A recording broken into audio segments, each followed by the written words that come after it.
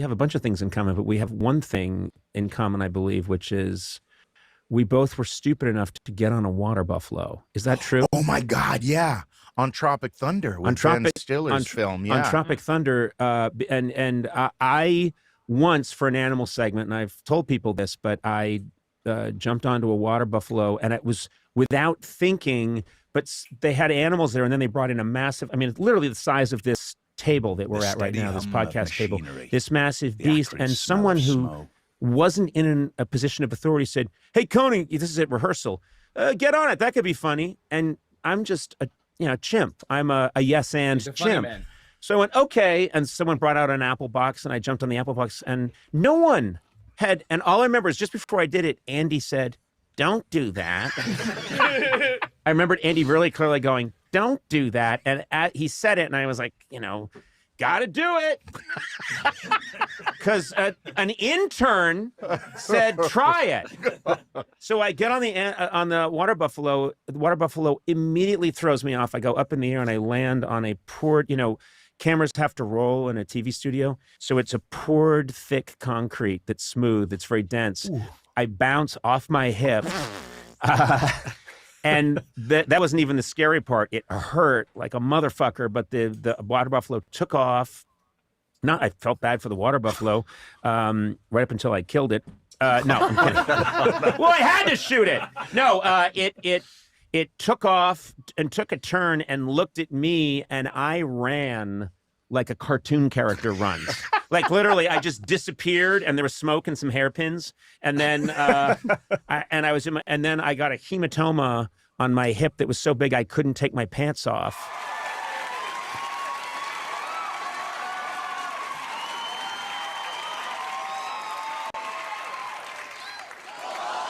Holy shit! And I thought, well, I think I'm probably the only person in comedy dumb enough to get on a water buffalo, and then I find out. Tropic Thunder? Yeah. Did you end up doing it? Very similar circumstance. But I have to ask, I wasn't listening to the premise. Why was there a water buffalo on the set? Animal segment. We did them all the time. It's a talk show staple. So they bring in like, here's a cobra, here's a this, here's a that. And no one had ever brought in a water buffalo. And this is just rehearsal. This is rehearsal. Cameras are not rolling. No. And so they brought this thing in, and I just was intrigued. Like, well, I've been doing this for 28 years. Never seen a water buffalo. Get on it. I feel like there is footage of this. Someone was taping. No one. Are you sure? I think we might have had a camera there. It's a camera rehearsal. There's a camera, but you know what the problem is? I think we've looked at the footage and you can't really tell what's happening. You can just see the very beginning as you're getting on it. You can see as I'm getting on it, and then because they weren't ready to shoot it yet, right? They weren't on me. You can kind of see. It's like if Abraham Zapruder had been shooting, in Dealey Plaza, had been like looking at a bird or something when Kennedy went by. And then you can kind of see a little piece of limousine. But the fact that there's footage of you just about to get on makes me feel like the cameraman maybe sensed this could go bad. I better not film this just in case this goes sideways. Which the instinct should have been the opposite. This could go bad. I'm gonna keep rolling on that. You know what I mean? Right. But I don't know what happened I think it's a humanity thing where the cameraman is like, I have to look away from this, and I'm turning it off. No one's going to see that. You know what I mean? Yeah, I mean, I wouldn't mind if it existed because I think I really bounced. This was in the era of America's Funniest Home Videos. Yeah, too, They could have put a boing on it, but before TikTok, so there's no money in keeping. But like, it's like, wait a second, Conan's about to get on a water buffalo, and you turn it off. So what was your experience? Here we go. I had a similar experience where. Say pause. So, Drew been doing some shit. Not sure if you've been saying. He doobie doobies. Mm-hmm. So, he made a statement about. He's like, some Christian bullshit. Like he's really sinking into this Christian fascist grift. But like, he made a statement. Let me find it. And it's like, he was advocating for people like to assault people. And I'm just like, you know what, Drew? I agree. You should assault people. Because what would be very funny is seeing Drew decked by a doll. I would love to see that. So I really hope that he does go around You think advocating he's for so assaulting jealous people. that a bomb wasn't thrown at him? As I said, I agree. You should definitely assault people with your pudgy little soft hands. Mostly because I want to see videos of you getting decked by dolls. And it's like, he was, it says, we should not even entertain these arguments anymore, just ruthlessly mock and spit on anyone making these kinds of claims. And it's talking about the worst diasporas. And the guy, he's like subtweeting. It says, people calling this racist when most of these groups are 1, white passing, a major source of their privilege, 2, extremely wealthy on median because of the money they stole from people with darker sin in their ancestral countries, right? So he's literally not understanding the argument here because it's Indian Canadians, Miami Cubans, Lebanese, French, Italian, New York, whatever, right? It was a shit post.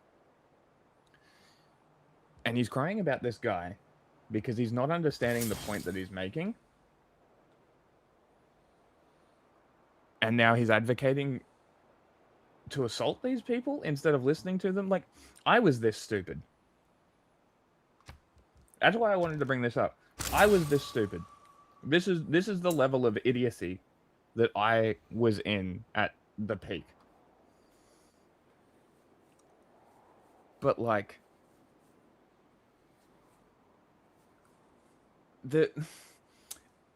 I'm trying to figure out what his narrative, like, rhetorical goal is, because none of what he's doing really makes any sense. And like, this is the other thing. Like, he seemed really passionate about China and the Chinese issue and the government and whatever.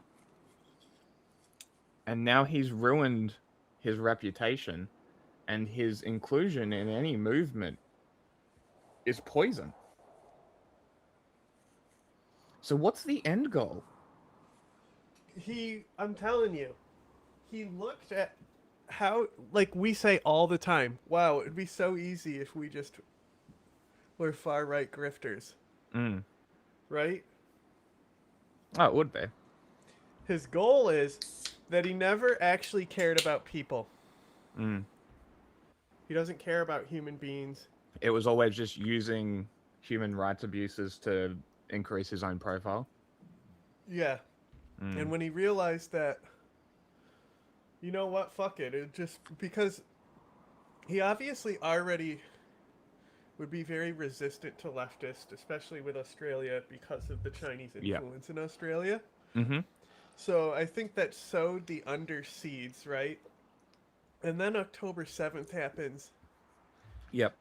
And like, even like, so like, I like only, like, I didn't really give opinions. The only thing that I really gave opinions on was that girl who was like killed and they were spitting on her corpse and stuff.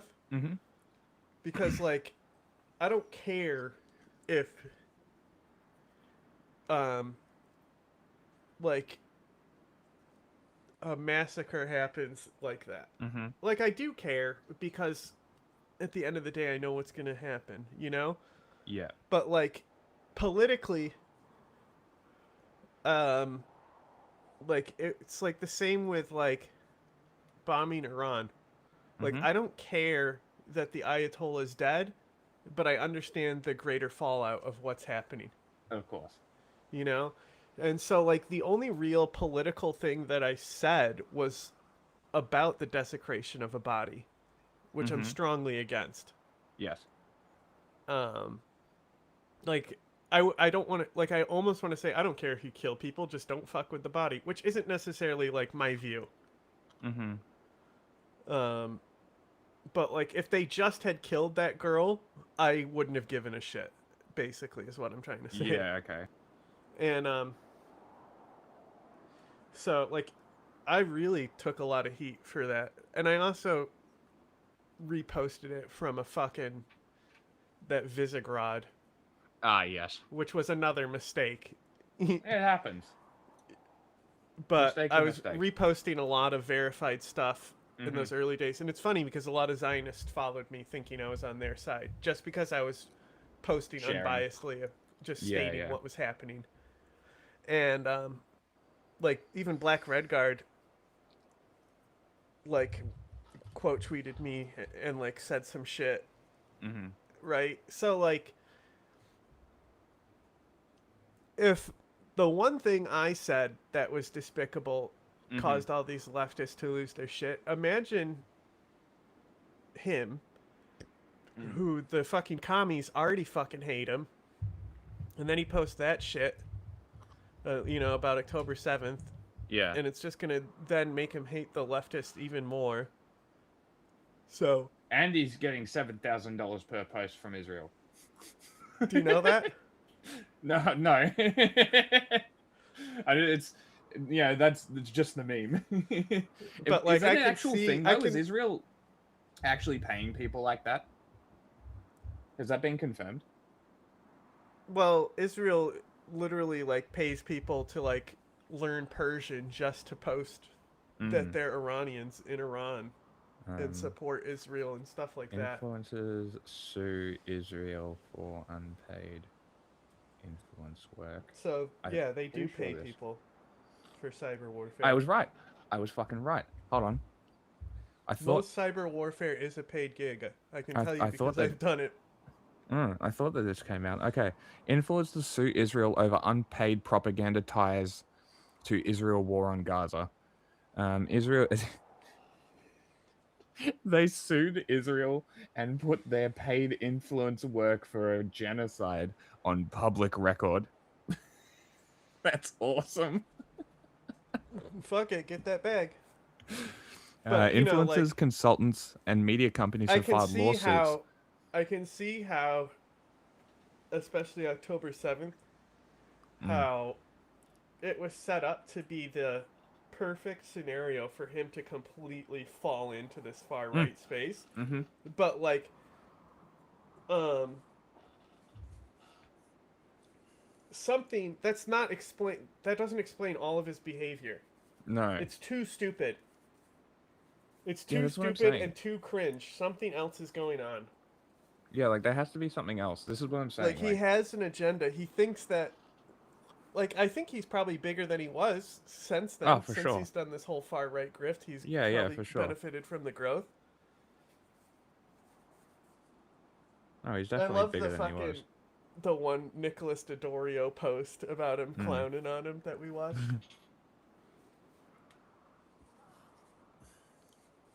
I know.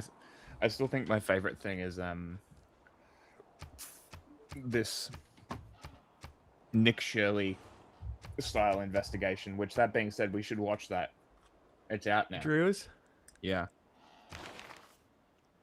Give me a second. You think it will be easily Googleable?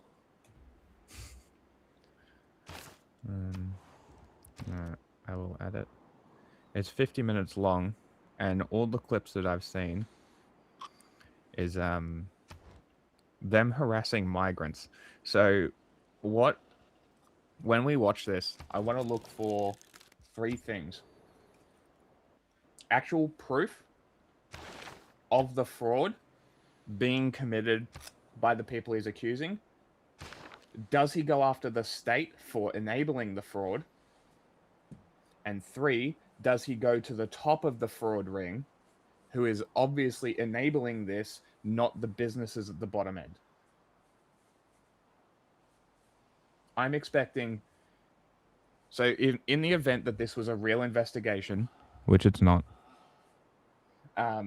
you would see multiple things.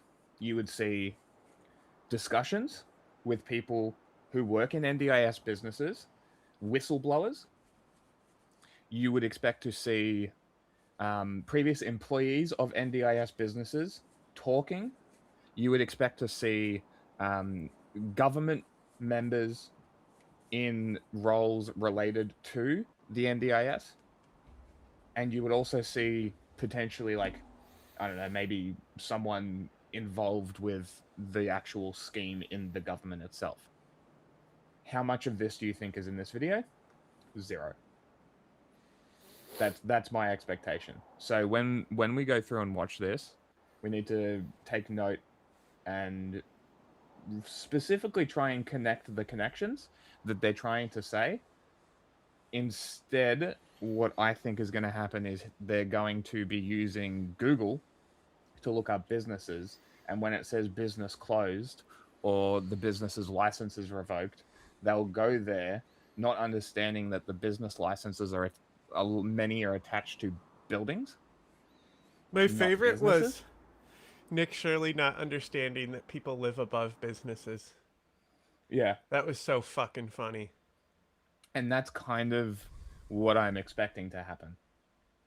And like, granted, like there is, The thing is that and this is not me. Drew isn't as dumb as Nick Shirley. That's the thing. It's like Nick Shirley is legitimately that stupid. Well, I don't know anything about this other guy that he's doing it with. And that guy could be incredibly stupid. And I feel like he's gone to Drew and said, hey, I got this grift. Your name, big profile. NDIS fraud, Nick Shirley just did this. Let's do another one. And immediately, right-wing media took it. Did no extra journalism, just reposting a YouTube video like it's fact. Very cool. Anyway, so this article, it says, I will screen share it so the nobody watching can read along with us. Okay. Influencers, consultants, and media companies have filed lawsuits against the... Oh my god. Lawsuit claims social media posts were valued up to $7,000 as a part of efforts of an influence global opinion. Amazing. So it's true. They were paying $7,000 per post. That's amazing. To $7,000 That's so much as a money. part of efforts of an influence global. Why can I hear myself? It's because I opened a new tab and it wasn't muted yet. Okay. Because I'm grabbing the links for the tweets. Influencers, consultants, and media companies have filed lawsuits against the government of Israel, alleging The they were YouTube not title fully didn't paid for update. work. YouTube title didn't update. No? Nope. Maybe they didn't like it.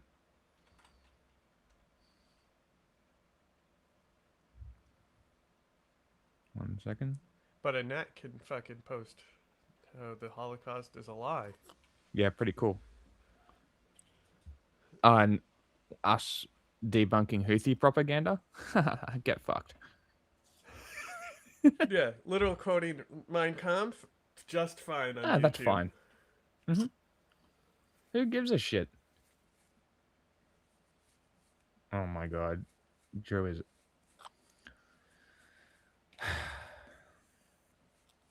I'm honestly tempted to use the hate speech laws to go after him. Because like, The thing is, I'm the not even last kidding. thing. Do you know how him being a martyr for the hate speech laws, how annoying that will be, and how much it will just benefit him? Oh, I'm aware. It would just be... I mostly just want to set precedent that Zionists painting all Muslims as terrorists is the exact same as anti-Semitic rhetoric that should be punished under the hate speech laws. If they have to exist, they should be equal and widespread across the ideological spectrum. So from Nazis to fucking Zionists, they should be punished under these laws if they have to exist. Like, it's that simple. What's the difference What's the difference of what? between a Nazi and a Zionist? Not much. Because like, $7,000. and tell me if I'm wrong here on any of Okay. my interpretations, right? But I So just made a great joke, and you just ignored me. I said the difference is $7,000. I didn't hear it. You gotta fix the YouTube title before you continue ranting. Yep. Already on it.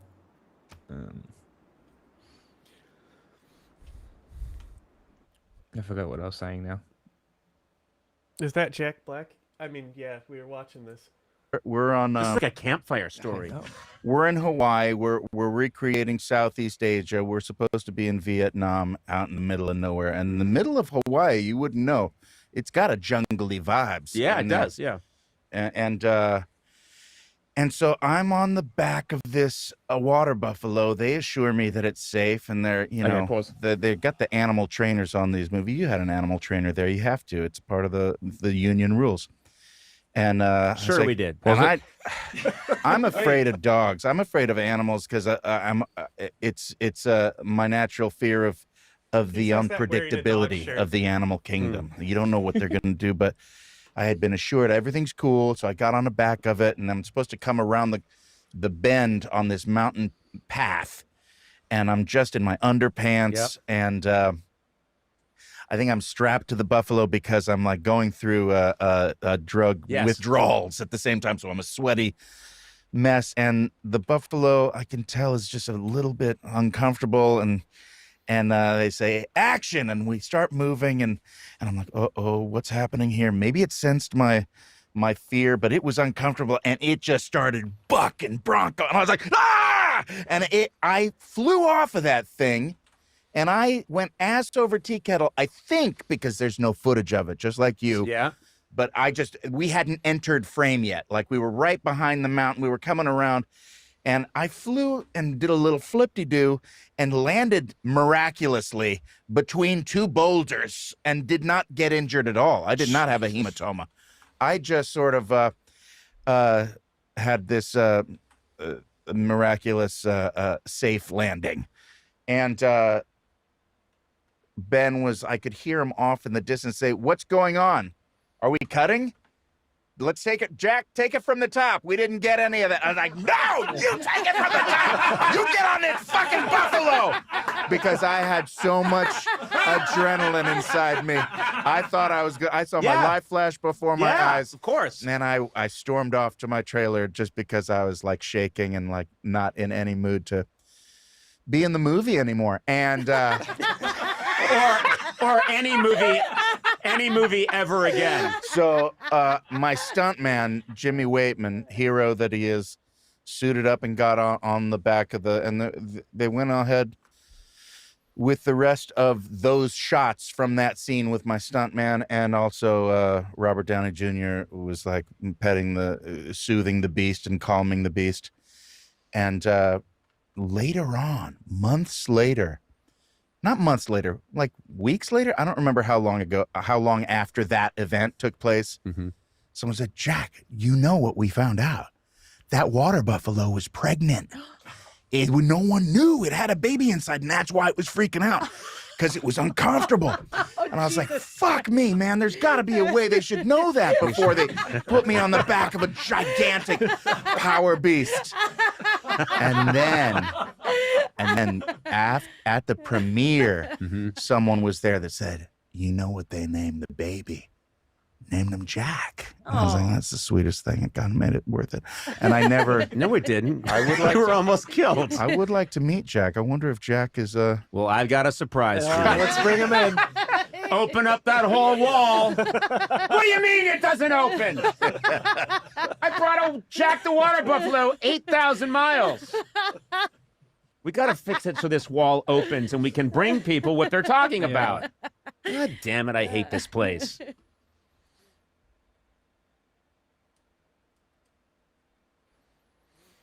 There. Now that short video we were opening with is done.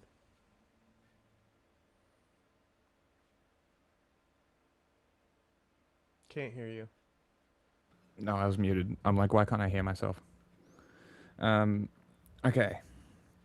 So the reason that I'm talking about, and it's not just Drew, right? It's literally not just Drew. Like this sentiment of like essentialist rhetoric aimed at Muslims is everywhere, from one nation through to the Zionists, right? And where the fuck is it? Maybe it was on my... Here it is. So this guy I've spoken about this guy a couple times, but he is extremely litigious and loves to sue people for anti-Semitic speech. Yet, all he does is paint Muslims with a broad brush. And I'm like, hold the fuck on. If you're setting precedent inside courtrooms over hate speech, and you're doing the same fucking thing, man, maybe someone should sue the fuck out of you. Right? But it's like, it's him, it's Drew, it's One Nation, it's Pauline Hanson, it's Monica Smith, it's Matt Canavan, it's all of these fucking right-wing politicians are just slandering all Muslims as terrorists. There was one guy yesterday that I saw. I ended up arguing with Grok and proving Grok was actually wrong, because I set it up because he was like crying about people using Grok and being wrong. And I'm like, I love doing this. I love using Grok against these fucking people because I know what I'm talking about.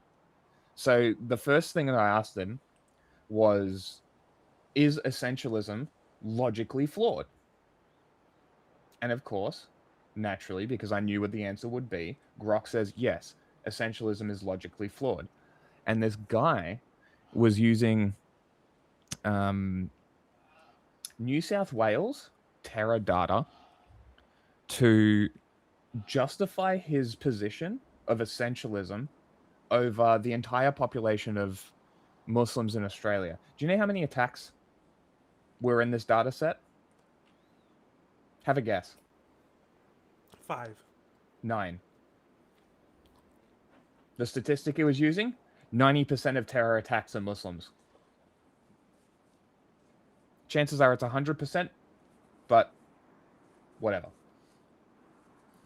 So they're using specifically a state data set to paint all Muslims in Australia as sympathetic and responsible for terrorism. And I'm like, okay. So then afterwards, I go to Grok, okay, hey, like essentialism, and it's arguing with me like, there's no contradiction here. I'm correct. And I'm like, but you're not. You're literally not. Like, this is a continuation post from something that was engaging in essentialism, painting all Muslims as terrorists. And just because it's a separate post doesn't mean that it's disconnected. And this is half the problem with fucking using AIs, right? Because I had to literally send all of the information to the fucking robot for it to comprehend that these are connected tweets. And this fucking thing is in the US military. We're fucked. Like, we are legitimately fucked. And it's like, if I can see it, how is an AI unable to see it? And subsequently, how is it justified being in the US military when it can't even see contradictions in its own responses? And then I even went into like the actual Grok part of Twitter, sent the tweet to them, and was like, hey, analyze this tweet. And I said to the stupid fucking robot, I'm like, if you analyze this guy's posts, you will see there is a pattern of essentialism towards Islamic populations without addressing the fact that they are different sects, and likely Salafi jihadism is responsible for all of it, not Islam. And this is the specifics that people like this don't get, don't care about, and don't want to care about. And this is why I want to try and utilize these hate speech laws, because if they have to fucking exist, then they should be weaponized against essentialism. That's the whole point that they want to try and convince us that they put it in there for. The High Court of Australia said that this exact kind of sentiment is anti-Semitic. So by that conclusion, is the same thing about Muslims not the same kind of crime? Don't you think? Good talk.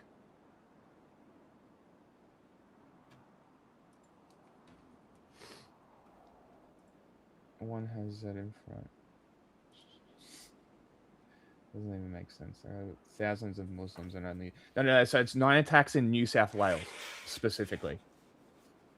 And he's not using the national data set, using the New South Wales data set to paint the country's Muslim population as sympathetic and responsible for terrorism. And this Menachem guy does it too. This guy. And he does it too. Drew does it. There's so many people who do it. And it's like, these people were the ones that were crying about the hate speech laws. I kind of want to make them cry. I kind of want to see them cry. And that's just sort of using what's there, you know? That's not me advocating for the existence of these hate speech laws. The laws themselves are fucking unnecessary. It doesn't need to be there. Like, you can target essentialism without making it hate speech, but because I just feel like hate speech should be very specific to, like, you know, a white guy going actively calls a black dude a slur. You know, probably a hate crime.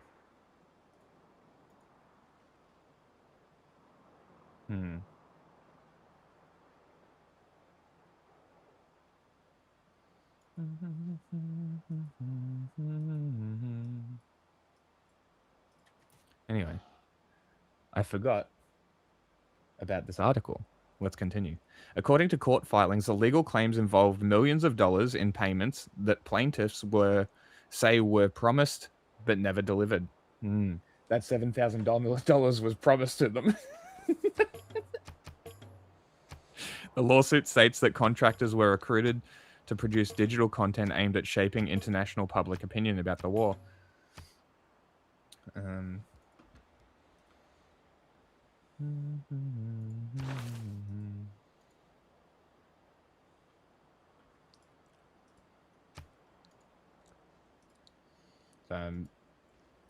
I just remembered that I was setting up a religious push towards Norway. Because I already converted one of his cities. That one.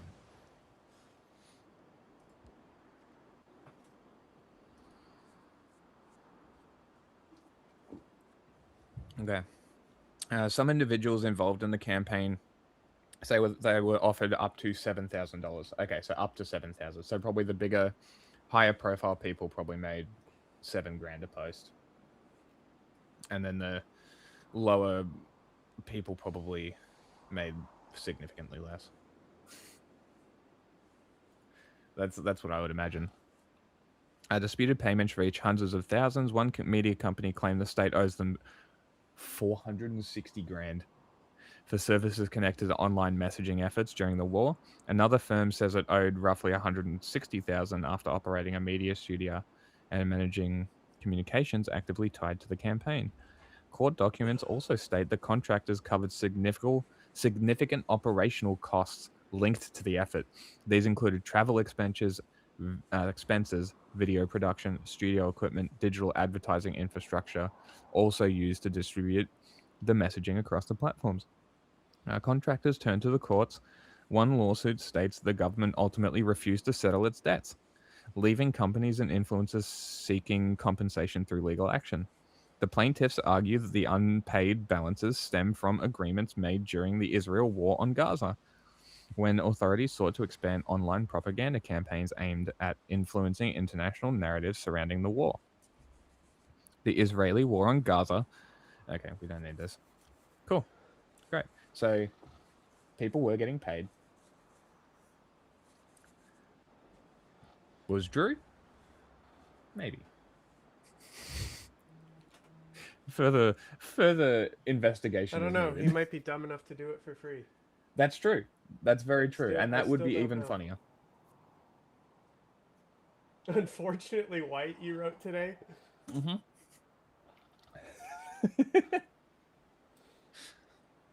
You can't be saying that. Who are you, JD Yeah. Vance? It's New pretty people funny, are though. gonna come in and get the wrong idea with that. You can't be putting that. What do you mean? New people are gonna come in and not fuck with us because of what your fucking sub thing is. It's like fucking putting Nazi in the tags. You can't do inside How jokes. so? I'm telling you to change it. I want an explanation. That doesn't make sense. I gave you one. It doesn't matter if it doesn't make sense.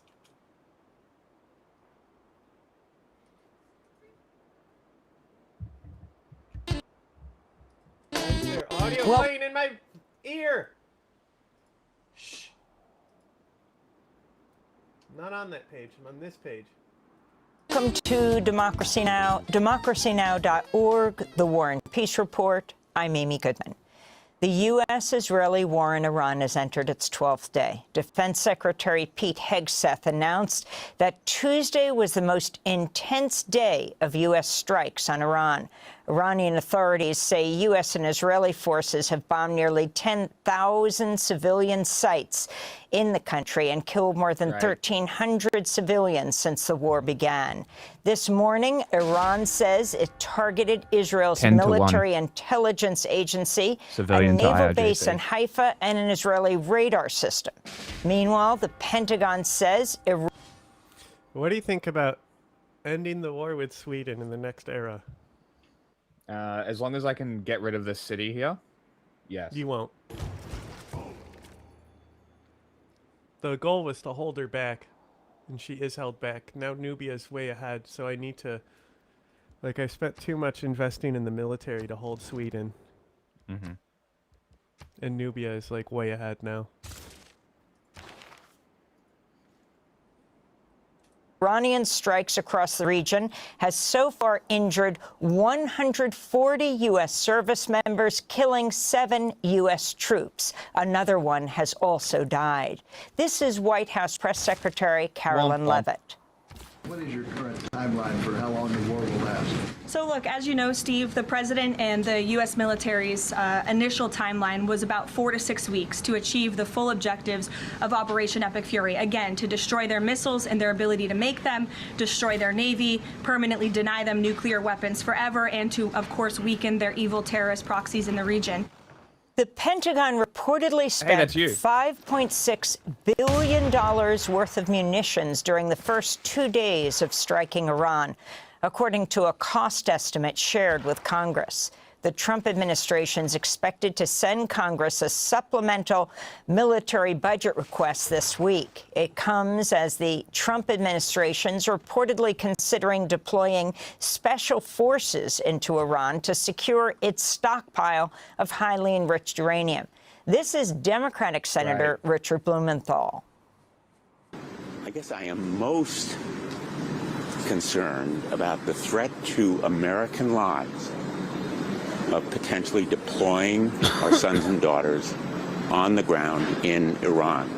We seem to be on a path toward deploying American troops on the ground in Iran to accomplish any of the potential objectives here. Meanwhile, a New York Times analysis of missile fragments from the site of the bombing of the girls' school in Manab in southern Iran on February 28th resemble the markings of a U.S.-made cruise missile. It adds to the mounting evidence that U.S. forces struck the girls' primary school. It comes as Iran's foreign minister, Abbas Araghchi, dismissed the Trump administration's claims Iran was planning a preemptive strike against the U.S. as a sheer and utter lie, unquote. It is. On X, Araghchi wrote, quote, "The sole purpose of that lie is to justify Operation Epic Mistake, a misadventure engineered by Israel and paid for by ordinary Americans," he wrote. This is Iran's ambassador to the UN, the Amir Iranian Sayed government Iravani. put out a thing saying they've destroyed all US radar systems, massacre and innocent people, and the cause maximum TSL destruction network and suffering. fucking ran. The world is witnessing how a rogue and irresponsible state, together with an illegitimate regime, is targeting Iranian schools, hospitals, residential building infrastructure, sports hall, and relief facilities. Hey, These didn't you guys attacks just kill have already 50,000 claimed people? the lives of hundreds of innocent civilians, including women Hey, aren't and you guys children. shooting at Israel people chanting from continues their its balcony? attacks Hey, in aren't you Lebanon, with the kidnapping war women expanding daily? to central Beirut. An Israeli strike play on a the victim? Ramada hotel killed at least 4 people. Israel claimed it was targeting commanders with Iran's Revolutionary isn't the Guard IRGC Corps. literally According to the moving into Lebanese schools government, because Israeli America and strikes have Israel killed have no qualms with 570 killing people children? in Lebanon, including over 80 children, while 750,000 people have been forced to flee their homes there. This is Basma Ramadan, who witnessed an Israeli strike on a building near her. Man. We were You know what's sleeping worse? at around The literal 5:30 a.m. apocalypse I over was Tehran right now. Like, that's going to kill way more people. Like, it's like the school is one thing, right? It's pretty much expected from America and Israel. The bombing of the refineries is probably the most Yeah, like who devastating. are you, Saddam? Yeah, like that's probably the most devastating thing the US has ever done, and it's literally poisoning Tehran. I've seen oil flowing, igniting in the sewers. Mm-hmm. Shit's crazy. Like, it's becoming very hard to be like, to justify. Look, no, it's not. But it's getting more and more difficult to be like, hey, we need to be against all of these because, like, yes, it's devastating. It's visually an affront to humanity, essentially. But the Iranian state suppresses the media so it can do this shit in silence. There is no good player here. If it wasn't America bombing the refineries, it would be the Basiji raping and murdering women. It would be the IRGC slaughtering civilians at protests. The Iranian people are literally facing fascists at home and fascists in the air. It is a fascist holy war that the Iranian people are fucking suffering because of. Oh, we're going in to save the Iranians. When? When? There's still an Ayatollah. The institutions are still there. When's the Iranian people getting saved? Because right now, at a 10-to-1 ratio of IRGC to Iranian civilians, sure seems like you're helping the regime kill them. Yay, holy war. Sleep with my husband. My son was still awake after coming back from work. The sound was indescribable. The fear is indescribable. Enough is enough. Enough. This is a nightmare. When will it end? We really can't endure it anymore.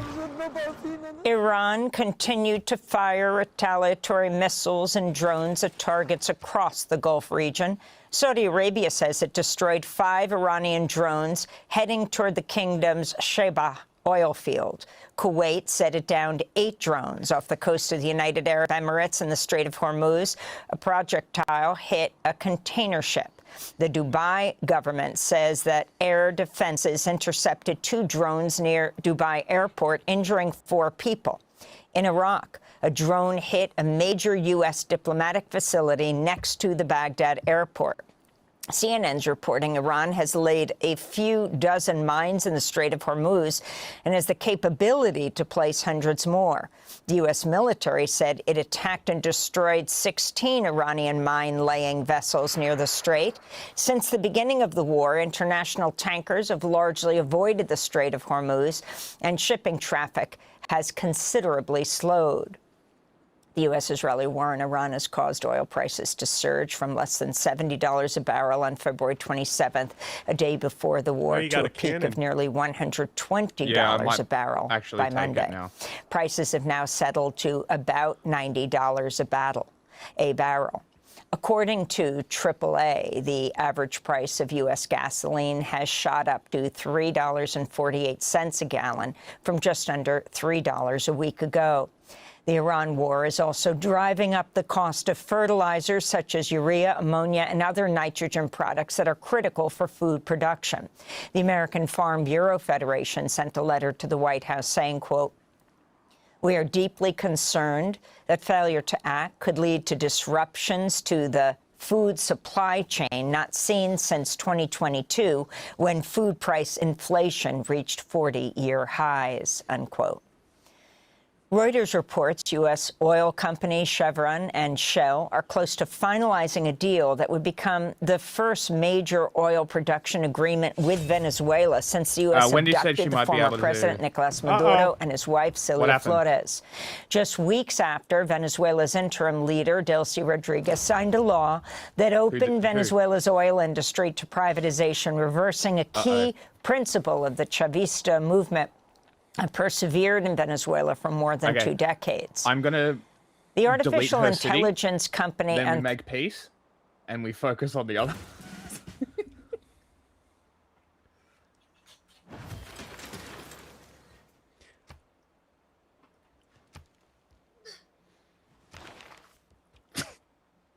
See, we took it too long. People are getting pissed at us. It's probably also because Norway is angry at me for converting his city to my religion. And I'm about to hit him with an apostle that's going to clear 75% of his England religion. Wouldn't even be involved with this if I didn't take the initiative to find them.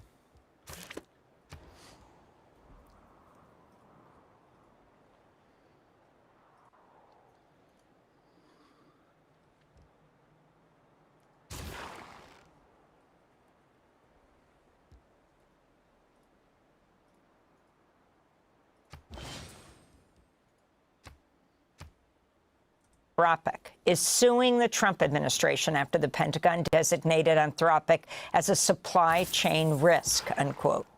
Nice. That's after Anthropic refused to lift restrictions on its AI tool Claude, prohibiting the military from using it for autonomous weapons or domestic surveillance. It comes amidst reports that the Pentagon relied on Anthropic's Claude tool to strike 1,000 targets in the first 24 hours of its attack on Iran. The Pentagon had also reportedly used Claude in the abduction of Venezuela's former president, Nicolas Maduro, and his wife. Meanwhile, a senior member of OpenAI's robotics team has resigned over the company's new partnership with the Pentagon. Caitlin Kalinowski said she was stepping down on principle after OpenAI agreed to make its AI systems available inside the Pentagon. A whistleblower complaint alleges a former worker with the so-called Department of Government Efficiency, or DOGE, accessed 2 restricted databases and planned to share the highly sensitive information with a private employer. That's according to the Washington Post, which reported the Social Security Administration's internal watchdog is now investigating the complaint. If the allegations are confirmed, it would constitute an unprecedented breach of security protocols at the agency. The 2 databases included the records of over 500 million people in the United States, living and dead. The former DOGE employee reportedly copied the data onto a personal thumb drive. This adds to the mounting reported violations of Elon Musk's DOGE as it slashed funding for federal agencies. Alabama's governor has commuted the death sentence of Charles Sonny Burton, a 75-year-old African-American man who spent 3 decades on death row for a killing he did not commit. Burton was convicted for the 1991 fatal shooting of Doug Battle during a store robbery. Burton participated in the robbery, but had already left when the person he was with shot and killed Battle. Republican Governor Kay Ivey's decision came 2 days before Burton was scheduled to be executed using nitrogen gas. The daughter of the victim, Tori Battle, had joined calls to commute Burton's death sentence, writing in an op-ed for the Montgomery Advisor, quote, "My love for my father does not require another death, especially one that defies reason," unquote. Burton uses a wheelchair due to his painful arthritis. He will now serve a life sentence without parole. Governor Ivey has presided over at least 25 executions in Alabama. Staff members at Columbia University and New York Presbyterian Hospital were discouraged from reporting abuse committed by convicted gynecologist Dr. Robert Haddon, who sexually assaulted hundreds of women over the span of more than 20 years while employed at both institutions. That's according to a new independent report, which blames the systemic abuses on Columbia's culture of silence as the university protected Dr. Haddon even after he was accused of assaulting a patient in 2012 and arrested. The external investigation says Haddon used his prestigious position to prey on women. Haddon was sentenced to 20 years in prison in 2023. A statement from the survivors of Haddon's abuse said, quote, "Survivors and the public at large have spent more than a decade rightfully demanding the truth about what happened at Columbia. We are still waiting," they said. To see our extensive coverage of this case and interviews with many survivors, go to our website at democracynow.org. The Justice Department has reached a major settlement with Live Nation, the parent company of Ticketmaster, avoiding a breakup of the world's largest live entertainment company. The Justice Department had accused Live Nation of operating an illegal monopoly on the concert business. According to the terms of the settlement, Live Nation agreed to change how it makes ticketing deals with venues and would also pay up to $280 million in damages. Dozens of states have vowed to continue legal action against Live Nation. New York Attorney General Letitia James said, quote, "We will keep fighting this case without the federal government so that we can secure justice for all those harmed by Live Nation's monopoly," unquote. In Oregon, a federal judge is continuing to restrict federal agents from using tear gas on protests outside an ICE building in Portland. The preliminary injunction comes as part of a lawsuit filed by the ACLU and testimony by several protesters, including a married couple in their 80s and freelance journalists who describe having chemical or projectile munitions used against them. Video footage cited in court reportedly showed masked DHS officers discharging tear gas and firing pepper ball munitions into crowds of peaceful protesters. U.S. District Judge Michael Simon described the aggressive tactics on nonviolent demonstrators as objectively chilling. And Chilean LGBTQ and women's rights activists are gearing up for the inauguration of José Antonio Kast today, the most right-wing president elected in Chile since the U.S.-backed Pinochet military dictatorship. Kast advocates for a total abortion ban in Chile and is a congressman. So was Pinochet elected? Can we, cause like she said, the most right-wing guy elected since Pinochet. I was under the impression he took power. He wasn't elected. I thought that as well, but he could have been elected. But because she added the word elected there.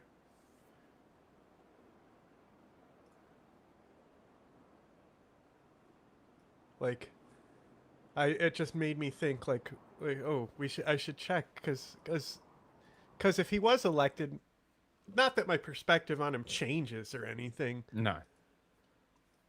I would have just been like, wow. Or I would just be like, wow.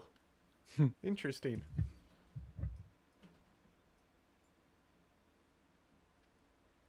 Voted against the right to a divorce in 2004. Cast is an unapologetic supporter of Pinochet, whose father was a member of the Nazi Party. Cast's party has announced plans to repeal Chile's current abortion law, which allows the procedure in cases of rape. And those are some of the headlines. This is Democracy Now! Great.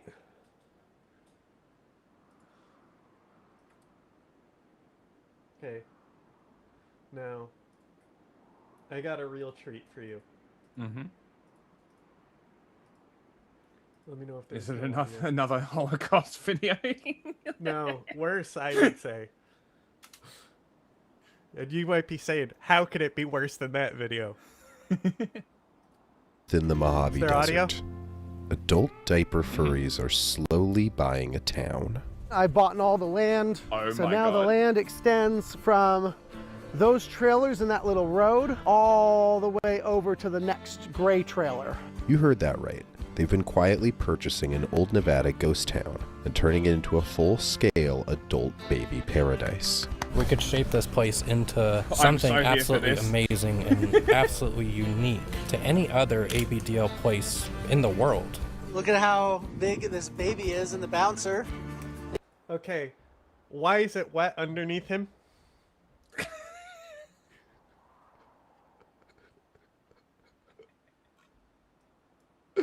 I love how they had to blur this because there was enough sticking out. Oh, Peter just declared war on Christina. I love that there's a baby in a fucking, like, dog crate next to him. And there's a dog. She just... Meanwhile, we got a kiddo in a cage here. And they're not just wanna make peace with renovating a few Christina? old houses. They're building the whole thing from scratch, including obtaining a working fire truck. The local fire chief Let her told me I make the could, deal. I She could offers use it the every ladders turn. and hoses and fill up within Oh, reason. hell yeah! They call themselves baby She was furs, giving me a niche 111 subsect gold. of the larger furry fandom. So that But should as make these peace with diaper-clad both of us. newcomers I'll have give you 60 gold because Sure. it's only going to one of us. Okay. Oh, here you go. I'm establishing a resident embassy. That's 50 gold right there. Great. I'm going to convert his capital. He's not going to be happy with me. And then I'll give you 1 gold per turn for 30 turns. Okay.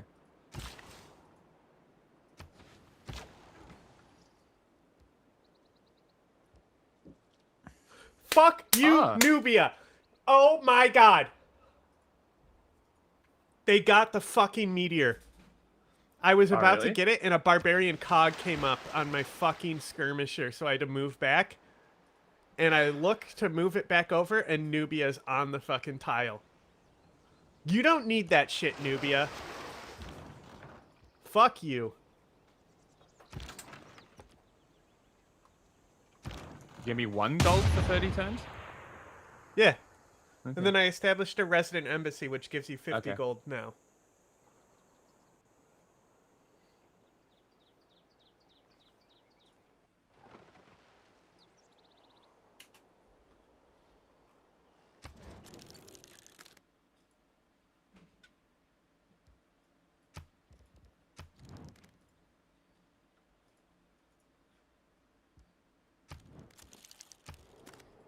flooded this deeply conservative desert town. Whenever they heard of like what was originally called the furry baby people were really off-put about it, and people were like really concerned. Over the years, it's sort of a thing of they can do whatever they want, they're not hurting anyone.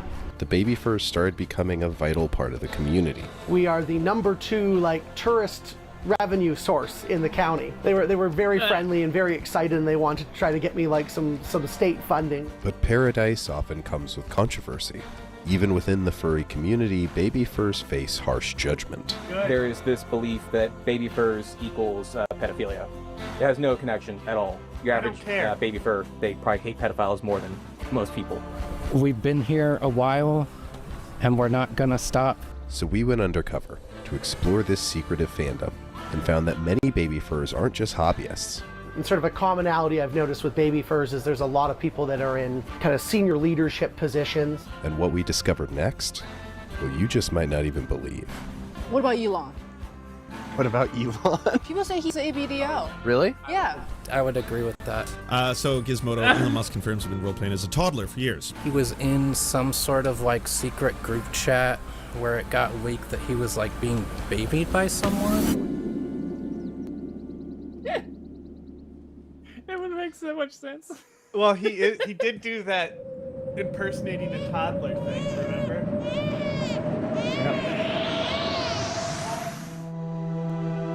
So the first thing I would emphasize is that it's a consensual activity with 18 plus. It's all adults. It's not actual children, and it's adults that often maybe didn't have the best childhood, or maybe just want to go back to their favorite time in life. They want to get away from all the stress and worry, and they just want to be a little kid again. So I'm a purple and green husky. I'm kind of cute and bouncy and full of life. Kind of a kid at heart. Well, a baby fur is a furry who enjoys ABDL, adult baby diaper lover. Basically a kink fetish community that enjoys dressing up either in little gear, so like onesies, or in diapers. Is the or some face people, moving? Like myself, I'm more of a diaper lover. Yeah. I just like being in diapers and just day drinking. And Amazing. Like I'm sure they'll get into it in this story. Also, I love the color of the room. I love the pillows. I love the fucking paint. I don't know what's going on behind him. It looks like a cork board. It might be a window that he just put cork on. That could be better. But lovely room. So the thing is, what's interesting is that he went primo on the head to get an articulating head, but the rest is just a hoodie. You know? But like Could be a onesie. the fucking like adult baby community are like millionaires. And like I guess that's Weird. why they can do it, is because when you have that kind of money, people get over it. Yeah. They are like basically everyone in AI development knows somebody or is Who's one. into this. Yeah. Like you Fascinating. can't work at a Silicon Valley job and not be working with somebody With someone who is like this? who is a crinkler, as they call themselves. Crinkle. Amazing. And like, you know, like if it was just pee, like I might be able to Excuse it. get over it. You know what I mean? Like if they have $1 million, I can deal with changing a pee-pee diaper if you got $1 million. You know what I mean? But a poopy diaper? Nope. Yeah, big no. I was a camp counselor for disabled kids, and I already like a kid who was bigger than me. I had to clean his ass, and he was not very participating in the ass cleaning. So that was enough Holy for me. shit, John. Armed clashes in Tehran. Apparently, armed clashes have occurred, coinciding with drone attacks on regime checkpoints. Kurds? Yeah. Interesting. So I want to say 5 Kurdish parties just made a coalition. Oh. I think Oh, there's fuck. 7 in Iran, and I think Okay. at least one of the ones that didn't join the coalition is the PUK affiliate in Iran. Ah, okay. So I don't know about the other one, but like Apparently, 100 Basiji and IRGC reportedly killed by drones. So go hard, Kurds. We love this. If it is them. I mean, that's the thing is like that's what I sent you the thing from our new favorite Nyack girl. Yes, I saw. Where I was like, how come she is criticizing them employing Kurds to fight ISIS, but not bringing up that the U.S. let them die? Yeah, against exactly. Saddam.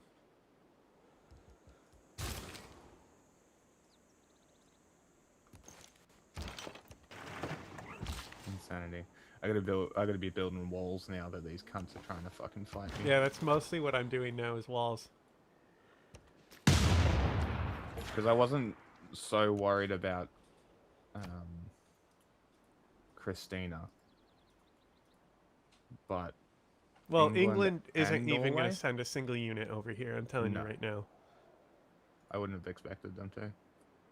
I don't know why they even started a war. For the lols. Also, Norway's military power is shit too. They're just so far away that it's not worth me trekking. Oh, they're units right on over my there. border, but they're not gonna do shit. I gotta. Yeah. The I only mean, you way. already- The only way he can get into my territory is through this city on a choke point, and I'm putting a bombard there.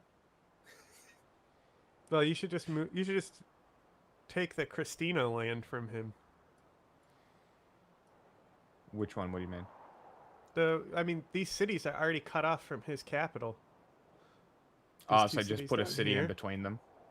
No, I mean just fucking move your bombard up and just start fucking shelling them. Could do that. I could put another city right here and add a bit of pressure on this city. We'll see. Like, why would you go to war with us and not Nubia, England, you idiot? Nubia has 900 military strength. For fuck's Damn. sake, Nubia is so far ahead. They're gonna win. That's crazy amount of strength. What the fuck? Yeah, I mean, look at how much science and culture they have too. Maybe Nubia is the big boss. Well, they aren't, because I made them strong because I minimized the amount of desert. So they probably spawned in an isolated position and have a massive empire now.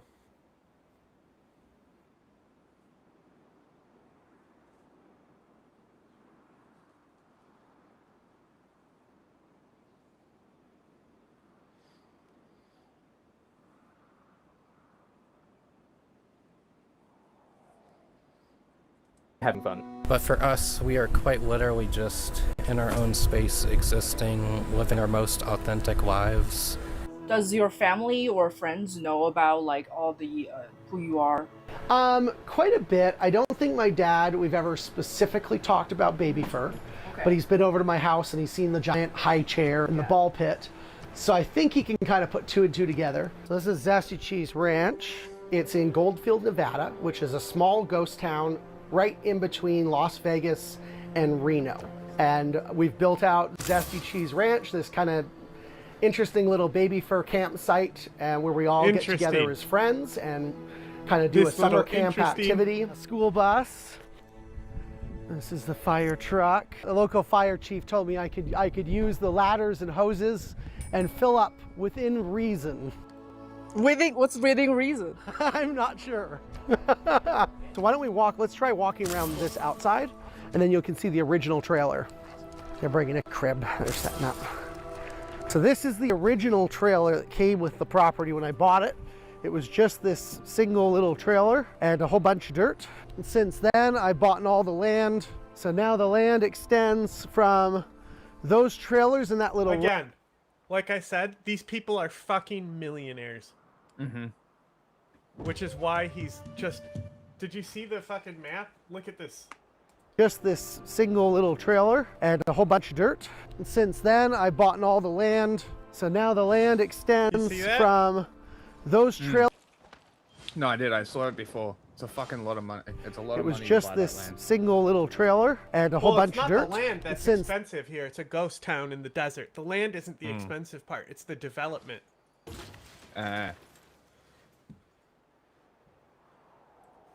Interesting. then I bought all the land. So now the land extends from those trailers and that little road all the way over to the next gray trailer. This is bought like slowly throughout the years. Yeah, over the last 4 years. Over the last 4 years. Yeah, so it started with this little hill. A person in town came and sold me the land for a couple $1,000s and said they thought I should have it so we could build a pirate ship on the top of the hill. A pirate ship? Yeah, that's one of the building projects. So I've been buying up lots kind of slowly over the years. They keep coming up for auction. And the interesting thing is I think all the people in town sort of know me. No one ever bids against me at the auction. I always get these things for minimum bid. So I think I have, I want to say maybe 20-ish lots. I only heard really ramblings of, oh, this guy is building this place in this remote little area in Nevada. Now seeing it in person, it's kind of mind-blowing. Just with the scenery, the weather, the people here, the sort of thing he's trying to shape is really, really, really interesting because it's just so different from really anything else you could do. Especially in a place like this, you really have no real boundaries. I don't even remember how long they've been here. I think it just sort of, they were here one year and I was just like, okay, this is a thing now. I'm the 4th generation to stand behind that grill. Goldfield's always just been odd, you know? There's a very big area of like purity culture and this and that. So people, like, whenever they heard of like the what was originally called the furry baby people. Baby furs, yeah. People were really off-put about it and people like really concerned. Over the years, it's sort of a thing of they can do whatever they want. They're not hurting anyone.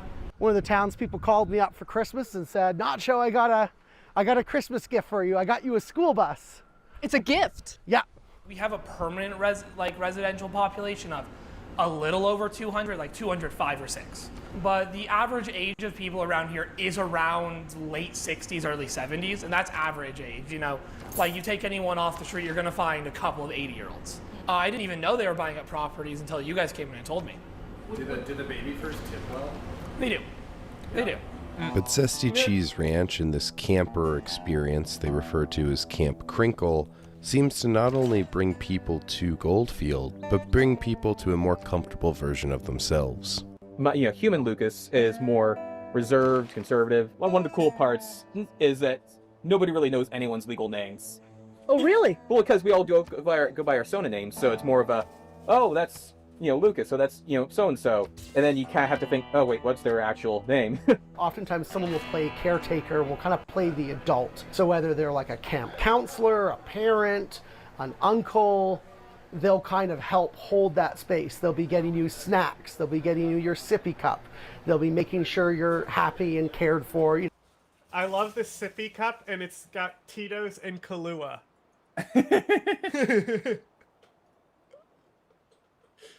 Just like a little kid growing up. The event we do here, a lot of the sort of caretakers will play like camp counselors. So we'll do we'll do an afternoon of role play. Most of the time people are just kind of hanging out, drinking, interacting with friends, but we will do an activity in the afternoon where we'll do a role play where it's like, imagine going back in time to summer camp. There's nap time and we're going to go for a little hike and everyone's going to hold the little leash, or water balloon fight. Is the diaper symbolic, or do you actually use the diaper? It's going to vary between people. Some people use it. There's actually a lot in our community that have legitimate medical needs, and so getting to sort of role play and kind of have fun with that is a healthy outlet. Yeah, sometimes it takes too long to soak your diaper, especially out here in the desert heat. You generally sweat out a lot of that liquid, so some people will just pour water and whatnot into their diaper just to puff it back up. So it's important that it's soaked. It helps for some people. Others, they just like the aesthetic, or they just like the feel of it, of a dry diaper. Right. Some people like it like a little moist to keep, to not dry out down there. Right. I've seen that term, stay soggy. Yeah. Yeah. It's kind of a halfway joke kind of thing. Yeah. I heard about like oatmeal too. Most people don't like to poof their diaper. Right. Because it's too messy. Yeah, the clamp is a pain in the ass. Literally. The swing set was another camper who randomly texted me and said, can I build a swing set? And I said, sure. And I came to the property one day and there was a swing set. And if you notice, there's an adult version of the baby harness. That's awesome. Oh, wow. Yeah. I like that your feet can't touch the ground. That's very childlike wonder. Has anyone ever done a full loop? Get you all in there. You're watching. Knowing that adults be pissing in that seat. Yeah. Nope. Not gonna go for a swing ride. That's where my journalism will end covering this one. I will take fucking what hooks in the knees, but sitting on a pissy swing is too much. Yeah. Norway is now Jacoba, strongly, prominently Jacoba. You are mine. And now he can only produce religious units that are mine. Hey, his city is already losing pressure to me. Yeah, I'm losing pressure because I'm in a dark age. Breaking stories. Look at this. Okay, I'm starting to get this. Yeah. Camp Crinkle. It was an IKEA chair that he reinforced, made it so it could hold several hundred pounds, and this is what it's all about. So this was sort of an impulse buy. I came out here, and there was a little trailer and a piece of land for sale, and it was $14,000.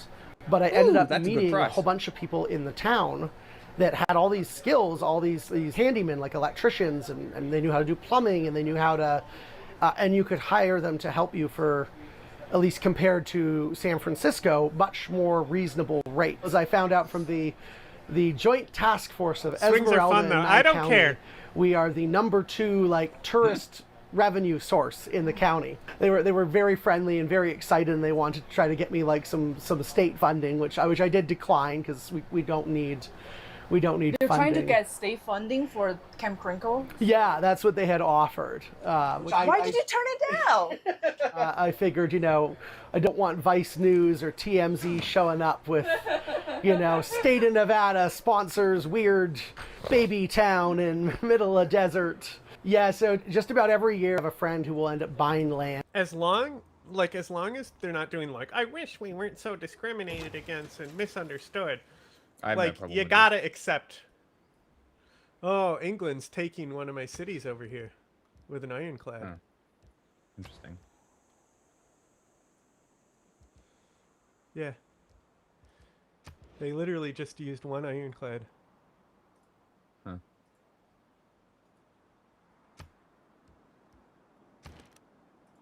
That's okay. It's a pretty shitty city. Was one of those satellite ones, right? Mm-hmm. Russia denounced me. I know.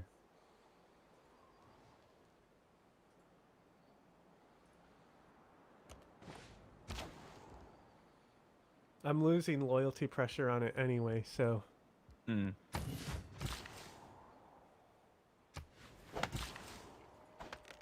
town.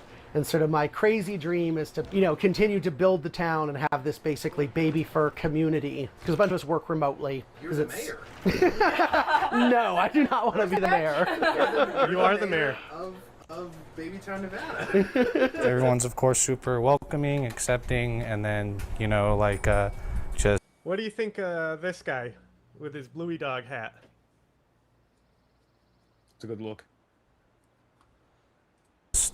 Zero The Bluey hat? judgment or worry, I come here to kind of forget about, adult worries and, stresses in life, so. So Camp Crinkle was sort of the sound the diapers make, kind of a crinkling sound as people walk. That's what he meant, crinkle. Yeah. Crinkling around. So it was sort of Vote a baby fur joke. People don't want to go across a room and be like, "Oh, you're in a diaper," right? Actually, They you don't know want to what? embarrass someone. I'm not party So what to they the might say is, emergency. "Oh, are you enough. crinkly?" Because the plastic They're gonna makes sort of pass a it. crinkling sound as you walk. What is it? So it's sort of the idea of Camp Religious Crinkle is sort of emergency? this camp where Emergency. everyone is crinkly, everyone's wearing diapers. I've Last got week, so Twitter much was a buzz, religion, or maybe I should could say a probably crinkle defend with a people religious coming fight. out as baby furs and diaper The furs. thing is that another thing is that they don't need the federal money because, like I said, these are all Silicon Valley guys. Yeah. Loaded. That's just how it is. November's been a pretty busy month in terms of baby fur drama. I know that some people have a disgust for baby furs, which is honestly kind of sad because baby furs are a sub-fandom of the furry fandom. We're all furries. It's fetish content is allowed on the home page of Twitch. It's not a coping mechanism. It's not this old cute thing. It is a fetish. I know what you're thinking. That sounds a little unusual. But hey, furries don't Peter exactly voted it win down. the most normal hobby award either. The truth is, Demonetore voted is for it. even more misunderstood than furries. But there is sort of like that stigma within the furry community, Bro, right? why is Especially your because they general find, on the barb diapers camp are weird. It's a little odd. But I think there's Mine? when you're in a community No. that is you already feel like you're an outsider and you're getting sort of picked on, then for some reason one of the responses they'll have is that they'll pick on the outsiders within the outsider community, because they'll be like, well, I'm weird, but at least I'm not that weird. I'm gay, but at least I'm not one of those furry gays. Yeah.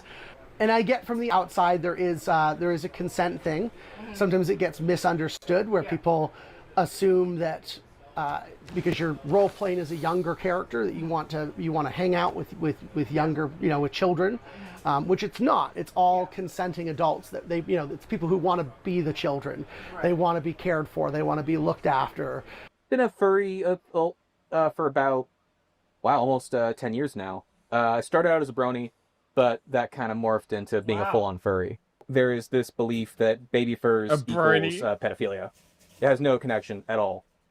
Your average baby fur, 1, not a pedophile. 2, they probably hate pedophiles more than most people. I do believe the whole thing of your favorite fursuiters wear diapers is very true. Is that a thing that people say? Yes, I've heard it said a lot, especially on like Twitter. Like I try not to focus on people who are like trying to be negative, but I mean, if you're not into something, just don't participate. It's not hard, so. But as we mentioned earlier, many baby furs are low-key ballin' and hold lucrative jobs in tech and cybersecurity. This is the penthouse suite. Cher was here last night, and last week Kamala Harris stayed here. Bill Clinton's been here. A very famous penthouse. Excuse me? Almost every president has stayed there, like Bill Clinton. They filmed The Rock with Sean Connery, where he gets pushed off the balcony. You've seen that scene where he's getting his hair cut, and he throws the guy off the balcony. That's that suite. And they signed the UN into existence on the desk in the suite. UN was formed. Yeah. So I got to be in my baby fur attire and my little kid outfit as I stayed over in the suite. And so the next morning, I'm like running around with my plushies and my short-alls, just... Sure. Yeah, this shit's weird, but yeah, go for it. Nobody's getting hurt. Actually, look at what's going on in this room, though. Is that a shahada? What the fuck is that? But it's still like Arabic script and stuff. Fascinating. Like this is some older, maybe even Persian. It's hard to tell. I'm not that good with ancient art, and it's not really ancient, but because Islam's not an ancient religion, but and it's also America, Yeah. So it's funny if this is in that penthouse. Like there's a prayer room or something. Yeah. How much is for a night? I think it's around $50,000 a night. And sort of a commonality I've noticed with baby furs is there's a lot of people that are in kind of senior leadership positions. In my case, I own a small business, so it's a lot of stress. I think the bullet holes on the Nice. router. Cybertruck spotted.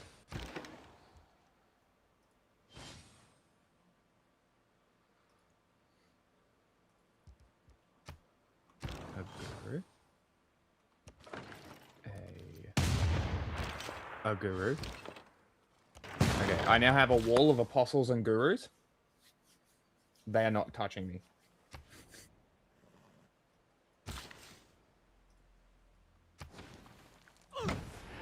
I shot a piece of networking equipment from my day job. And I think sort of one of the commonalities is a lot of people just sort of wanting to relive their childhood. Why is this blurred? So in my case, I really kind of grew up really rather fast, didn't have necessarily the most supportive parents. So baby fur was sort of the chance to get to like relive childhood, get to go to the summer camp I never got to as a kid. And the fire truck was from the county auction. It's a fully working fire truck that was $2,400. It's full of, Nice. diapers and fireworks. Yeah, so you can see that. some kind of takeables. Is that My Little Pony? This is like Temu My Little Pony. For me, it's more the sensation. I put one on, and it just kind of something clicked in the lizard brain that I went, oh, this is nice.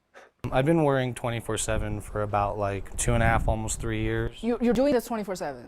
Yeah, I mean, I'm a baby here and I'm a baby at home. Gotcha. But, I mean, some people, I guess, just like to do it for a temporary period. I enjoy being a full-time baby. Maybe 2 years ago, like a case of 80 diapers was maybe like, I think it was like $260, like sometimes $260 to $280. And then now it's like I'm definitely paying over like $300 a month. My preferred brand is from a company called Pretend Again. They're called they're called Try Again diapers. They're a bit cool because they're just they're cloth back. They're a bit lighter, a bit more airy, and they're a bit lighter, but they can still have a lot larger capacity too. Who are you wearing? So right now this is a cloth back Cushies by ABU, medium size, a little bit big for me. I usually wear smalls. How many would you say you go through in like a weekend like this? Okay. I'd say probably 10 if we're going high. Probably 10. I don't need just in population, I case need of loyalty. Alright, I've more added accidents throughout the day or stuff like this or whatever. I mean, I love playing with dinos. I mean, I love just basically any like, baby toddler toys. I love Dublos. I love coloring. I love making Play-Doh animals. I thought you guys were rich. I was like, I had a lot of like, I guess I got a lot of little desires, and like, again, it's I used to think I was the only one weird enough, and then once I started meeting people, it was just, it felt like it was okay to start embracing it instead of like trying to suppress it and be normal or whatever normal is. But we've been here a while and we're not gonna stop. Yes, you can make it an entire lifestyle, which a lot of us here do. It's just part of us.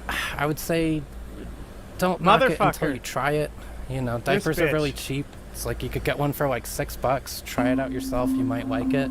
I can't help but admit that I was uncomfortable in Babytown. We kind of come back to this question that you and I have asked each other a lot during making this of like, what is weird? What is weird?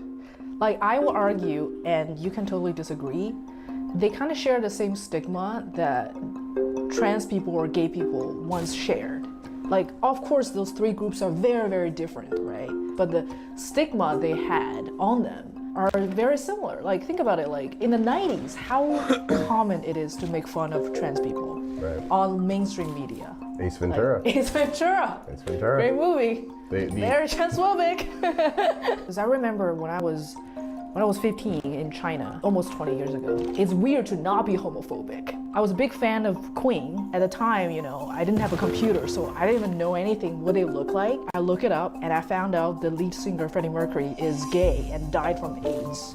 My initial reaction was I was disgusted. And then I kind of work, over it. And that's actually the first step for me to not be homophobic to the LGBTQ. Exposure may be the first step of acceptance or at least understanding. Like, you can see Goldfield as a you don't have to accept it. You just understand it and leave them the fuck alone. They're okay with the baby furs. I don't know if they're invited to the cookout. But here's the thing is like the baby furs came in, they employed people in the town. The baby furs have only done good in Goldfield.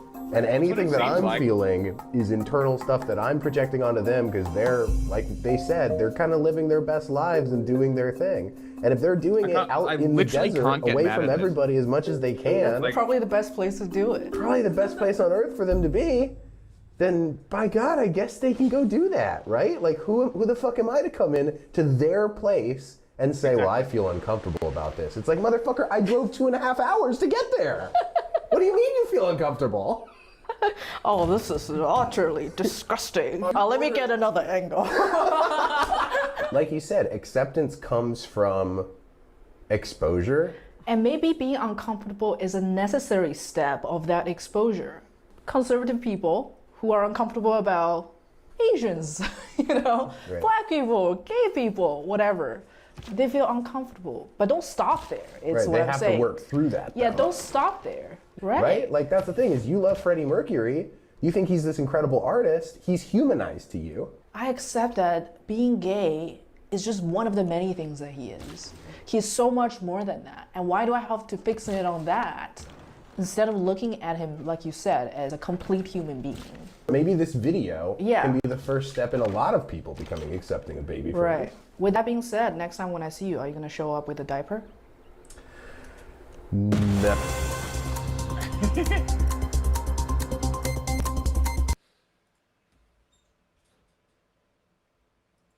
Okay, Christina, what do you want to give me? The Odyssey? Good deal. She's giving away great works for give me luxuries. that fucking book forever. Fucking mine now. Not interested in an embassy. That's sad. She's Yeah, the it's only 'cause one they all not hate angry us. With some at me. guts. There's They all hate nothing to us be 'cause we were at afraid war of. so long. They have no navy. We sunk all their ships. I'm your host, Sal Mercogliano, and welcome to today's episode. So that was President of the United States, Donald J. Trump, on Fox News on Sunday, Brian Kilmeade, talking about, hey, commercial ships, show some guts and sail through the... Great. Made peace with England. All she wanted to do was have me cede a city that I would have lost to loyalty pressure anyway. That's great. So we're still at war with Peter. No. Yeah, well, I didn't look at him Norway. because... Yeah, don't worry about Norway. If he comes near me, I'll fuck his shit up. So don't stress. I'm gonna make him. He'll want peace after the city falls to me. Well, you should take also behind it too. He's already losing it. He's gonna. He's literally flipping. You could make peace with him too.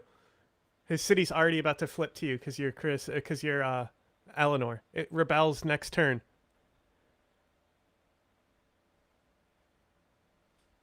So you can just move right to Osel, which has no walls, and grab that too. And then this Gothenburg by Christina will fall to you pretty quick too.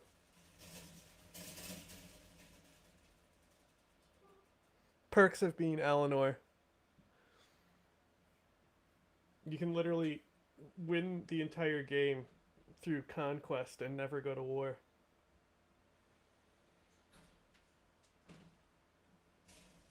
Strait of Hormuz. All right, we're going to break that down and talk about why ships are probably not sailing through the Strait of Hormuz, and also ask the question, where's the U.S. Navy? Because there is no U.S. Navy in the Persian Gulf. First, let's go to the new data being put out by the Joint Maritime Information Center. They are tracking vessel transits through the Strait of Hormuz. So back on 28 February, we had 98 a Thai vessel ships got hit going in the through strait. the Strait of Hormuz. On 8 March, we had 1. You see that precipitous drop there that took place. It also shows you the number See what of I said? tankers segregated out there. It also has for you the Bab el-Mandeb. That information is from the Automated Identification System. In other words, the transponders. Ships that are not running transponders are not showing up on that list. I think that's a really key thing. We then have this chart showing you Strait of Hormuz transits. This goes all the way back to the beginning of the year. You'll see that normally somewhere between 120 to 140 ships are typically going through. I think you can see here where that drop takes place back on February 28th when the U.S. initiated offensive capabilities against Iran alongside Israel. And then they have a great recap here showing you the attacks perpetrated by the Iranians against shipping. You'll see attacks initiated back on 1 March, series of attacks. We had a U.S. tanker, the Stena Imperative, hit in the shipyard over in Bahrain. 1 shipyard worker was hit. The Skylight, this was a container ship that was hit in the very southern end of the Strait of Hormuz. 4 crew members on board were injured. You got the MKD Viam that was hit by a unmanned surface vessel. 1 member of the engine crew was hit. And then you see from 3 to 4 March, ships hit. The Golden Oak and Libra Trader were victims of unmanned surface vessel attacks. The Safine Prestige was hit on the stern of the ship.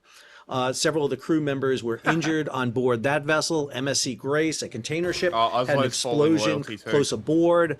The Senegal Namib was a tanker hit by an unmanned surface vessel like I off said, just a the fucking coast of run a unit Kuwait over there. and You have Iraq. Cav right here. Then we have an attack Just on the- 5 to 6 March. what This is the Germande, Musafa 2. what are This they is called? the most egregious.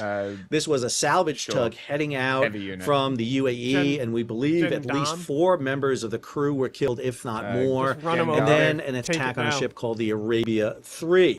So if you want a little bit more granular detail on this, let me point you over to the Washington Institute for Near East Policies, their interactive map here that allows you to kind of hit every incident that has taken place. So for example, here, there is the MKD Viam. You get a description on it. They talk about the description of the incident, who the owner and operator is, gives you tons of details down to the granular level of all these attacks. Let's head over to marine traffic. Again, here is the live AIS data as broadcast. Again, you can see the massive ocean ship traffic coming out of the Strait of Malacca, kind of segueing here. Half of it, the red dots, those are tankers still heading up toward the Persian Gulf in the Middle East. Green ships are freighters, container ships, bulkers heading to that Cape route around Africa. And when we come up here to the Strait of Hormuz, you see basically no traffic whatsoever. Still have that big anchorages forming here east of and south of Hormuz. West of Hormuz, not as many ships showing up here, maybe kind of hiding themselves, turning off their AIS. Big anchorage off of El Jebel and Ras Tananura here, the Saudi Arabian facilities, and then up here around Kuwait. And all right, let's address the president's comments here. Okay, show some guts and basically run the straits. There's a problem with that, Mr. President. Number one, it's not really up to the crews and the ships to do that. The companies make the orders. And right now, the companies are not doing it, largely because of insurance issues and the risk associated with it. Even if you have insurance, you want some sort of guarantee that the area is safe. And I got to say, they aren't getting that from the United States government. For example, I give you Exhibit A. This is the United States Maritime Administration, a part of the Department of Transportation. This is their shipping arm. They have issued this alert, active as of March 6th. It replaces one that was issued on March 1st. On the Strait of Hormuz, the Persian Gulf, the Gulf of Oman, and the Arabian Sea. I read verbatim to you. Significant military activity continues in the geographic areas listed above. It is recommended that vessels keep clear of this area if possible. Your administration, the Maritime Administration, is telling ships, avoid this area. Don't go near it. That's not a question of guts. That's a question of the United States government is saying to avoid this area. That is going to cause insurance rates to escalate. And that's exactly what we're seeing. I should also note it says this. Any U.S. flagged owned or crewed commercial vessels that are operating in these areas should maintain a minimum standoff of 30 nautical miles from U.S. military vessels to reduce the risk of being mistaken as a threat. Well, I will tell you this, Mr. President. There are 5 U.S. flagged commercial ships in the Persian Gulf. No worries about being within 30 miles of Navy vessels because there's none in the Persian Gulf. Hello. 0. My question is, if you want commercial ships to run the Strait of Hormuz and sail in the Persian Gulf, you've got to move U.S. naval vessels into that area and demonstrate that it is safe for commercial vessels to do it. He goes on to sit there and say he's destroyed the Navy offensive capabilities. Okay, that's great. You got to move then naval forces in. The problem is reduce really risk, right? the lack of requisite naval forces to do it. This is the chart put together by Ian Ellis Jones. There are 2 carrier strike groups in and around the area. Out in the Indian Ocean, you have the Abraham Lincoln Strike Group. Lincoln was recently photographed with about 4 Arleigh Burke-class destroyers around it operating in the Arabian Sea. That leaves maybe about 4 Arleigh Burke destroyers remaining to conduct a escort operation along with 3 littoral combat ships configured for minesweeping. You have the USS Gerald R. Ford, which just came through the Red Sea, through the Suez Canal into the Red Sea. It has a couple of Arleigh Burke destroyers with them, along with a replenishment vessel. And then you're having the USS George H.W. Bush steaming across the Atlantic right now, heading into the Mediterranean. The French have just moved their carrier strike group, the Charles de Gaulle, into the region. this is all a problem because It's friendly commercial with me. ships view risk Yeah, they'll still differently than explore, military ships. That's You can sit there hilarious. and say, listen, there's very little chance that the enemy is going to shoot at you. That's not the way insurance companies see it. If you have a 99% chance of surviving a missile attack, as the Navy probably does, that's great odds. I take those odds any day of the week. If I'm a commercial vessel, it is a bit different. For example, this is a speeded up image of the anchorage off Fujairah. Fujairah is at the tail end of the UAE pipeline. This is tankers can come into this pipeline and get oil and move cargo out of it. But because of attacks on the Fujairah pipeline, what you see here is ships moved away from Fujairah off to the area. Now, I will admit, there is some spoofing that's going on there that's clustering the ships together. This map shows you that UAE pipeline right here that comes out here. This is the Hasban Fujairah pipeline. That pipeline is absolutely essential, but we've just had an attack on the terminal there. And the attack on the terminal drove the ships away. There's a Saudi Arabian pipeline that comes out in Yanbu. If Yanbu gets hit, you're not going to be able to move cargo. I should also note that the other problem with hitting Fujairah is this. Fujairah is a major fueling port for all the world's ships. This is the price right now per ton for very low sulfur fuel Honestly, oil. by the time that I Problem is, get if you there, can't it's get gonna into fold me Fujairah anyway. to fuel, this is going to create a massive disruption. Same thing for marine gas oil. Same thing for the high sulfur fuel that's out there. And as this chart shows you, look what has happened Let to me Brent reconvert oil. his city. And now it's pinging. It's over this. It's over. What? I can still do religious stuff if we make peace, right? Yes. Okay. But the more we're at war, the longer it will hurt us. Okay. He literally only has 25 gold. He has nothing to give you for peace, so. I'll give him something. How about that? Yeah, this is... Don't do it again. This is my only charity.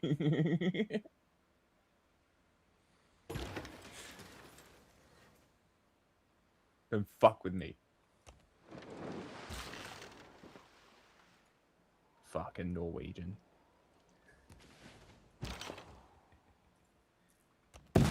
Make peace. How about I give you some Diplo favor as well? He's not going to take it. What an asshole. He literally doesn't want to make peace. I got to hurt him. Okay. Didn't care with me. Oh, you did He it? was just like, yep, I just went in Okay. and made peace. And he said, okay. Sweet. I was going to give him Diplo favor too. What a doofus. Could have used it too. He only has 30. Fuck off, Christina. Why are you denouncing me? I just made peace. Fuck you.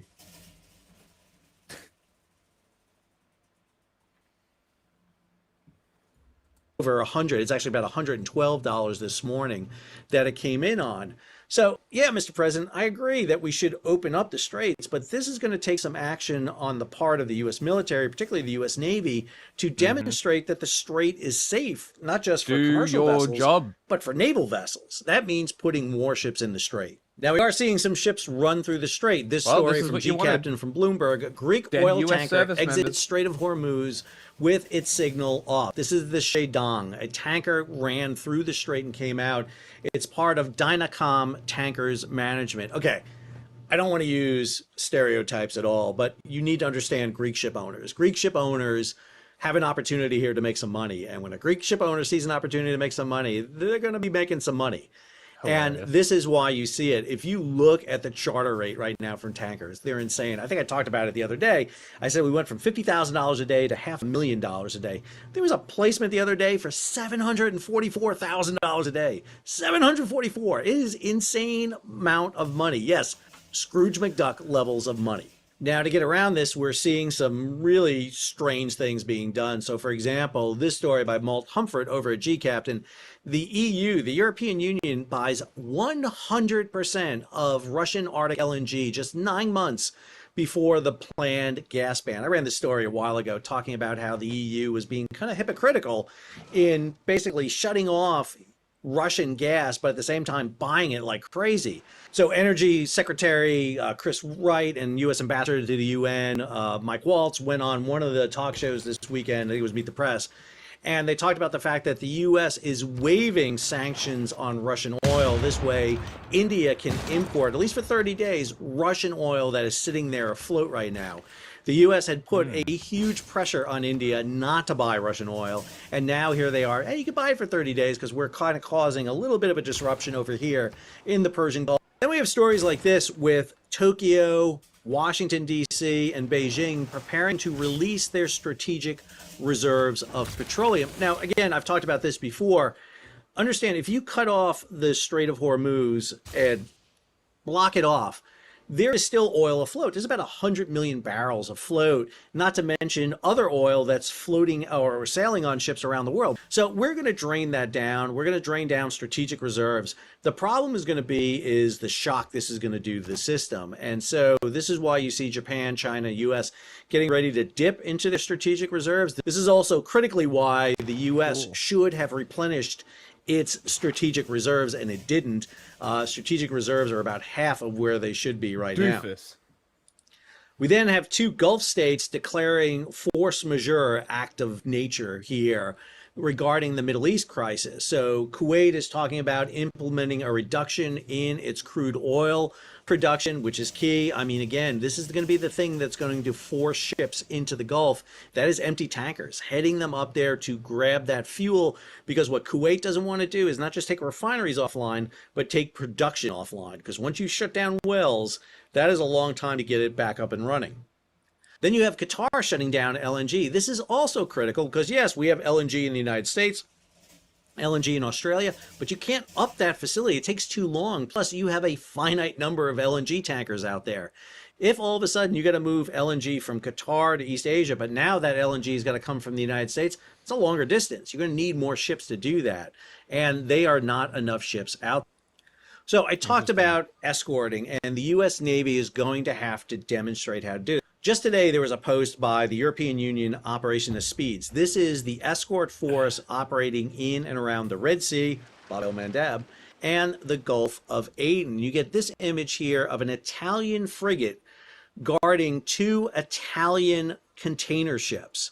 They are guarding their own ships heading through the straits. As I mentioned to you before, there are 5 U.S. ships stuck inside the Persian Gulf. The U.S. Navy should go in and get them and escort them out, demonstrate that they can run them out. Now, there is a danger to this. The Persian Back Navy. on January 9th of 2024, there was a massive convoy battle south of Yemen. And what happened was U.S. ships, 2 of them, 2 Maersk vessels, along with several others, were running through the Bab el-Mandab when they came under missile attack and drone attack. Now, the U.S. Navy defended them, fought them off. But what happened is the U.S. decided not to send any ships back through again. And from January of 2024 until September of 2025, no ships went through. Why? Because they can go around Africa. There's an alternative. There is no alternative to the Strait of Hormuz. You've got to get in there. And the United States is going to have to demonstrate that. We're going to need to see the U.S. Navy steam, flag flying through the Strait of Hormuz, fully visible and without getting whacked at by the Iranians. And then we're going to have to see a demonstration of commercial ships. I would envision some empty tankers being escorted in to get to Kuwait, to get to Saudi Arabia, maybe some LNG tankers to get to Qatar and start loading. That's going to be the next element. But again, the difficulty with this is you have 500 miles from Kuwait down to the Strait of Hormuz. There is not enough U.S. ships to escort that entire distance. That's the only way to get this done, and it's really on the United States. I am not a big endorser of the United States being the world policeman, escorting the world shipping everywhere. However, it is the U.S. and Israel that initiated the attacks on Iran. Arguably in defense of issues that Iran have done. Unquestionably, Iran is not the greatest nation on the planet and have done horrible things, including against people I know who was over in Iraq and Afghanistan over the past 20 years. But the U.S. needs to bear this along with potential allies. Now, there are other escort forces available. There are the Gulf states, Bahrain, Kuwait, Saudi Arabia, the UAE. They have naval forces, small naval forces that can be used in this. Allied naval forces, Asian naval forces, the Koreans are here. We know the Chinese are close by with a Type 55 and a Type 52D destroyer in and around the area. all of this is important. I'm not going to be surprised to start seeing Chinese ships ripping through this area, squawking Chinese vessel on their AIS, just like they did through the Strait of Hormuz. All of that is going to happen. And I think the question here is the U.S. has to develop a plan. It doesn't do any good for the president to go on Fox News and say, show some guts and run through. It has nothing to do with guts. Believe me, I know merchant mariners, they have no problem running through the Strait of Hormuz. What they want is some assurances. And the companies want insurance for it. The $20 billion that The was rest of it, allocated for oh this my God. should have been allocated the day of the attack. Holy Understand, shit. that's where you needed the $20 billion. You don't need the U.S. underwriting commercial insurance right now. The commercial insurance market is fine. Shipping will insure these vessels. Don't worry about that. They will pool money and get enough money to do it. You don't need it. What you needed was the $20 billion the day the attack started, when they had war risk insurance, but not enough. That's where the U.S. should have came in. Hey, we'll underwrite, we'll back up this with $20 billion in case there are attacks. You guys are good. That would have kept the ships flowing. Instead, what happened? Ships locked up. And now we're trying to overcome inertia and get ships going. Finally, I want to talk about one thing. So the other day I did a video where I talked about, did the U.S. Navy just torpedo shipping? In which I discussed the fact that the U.S. sank that Iranian frigate off the coast of Sri Lanka. That is giving pause to shipping firms and potentially could raise insurance rates in the Indian Ocean, which we're waiting to see if that materializes. The other thing I mentioned was a post from Ed Finley Richardson, who basically talked about the idea of targeting Iranian tankers and torpedoing them.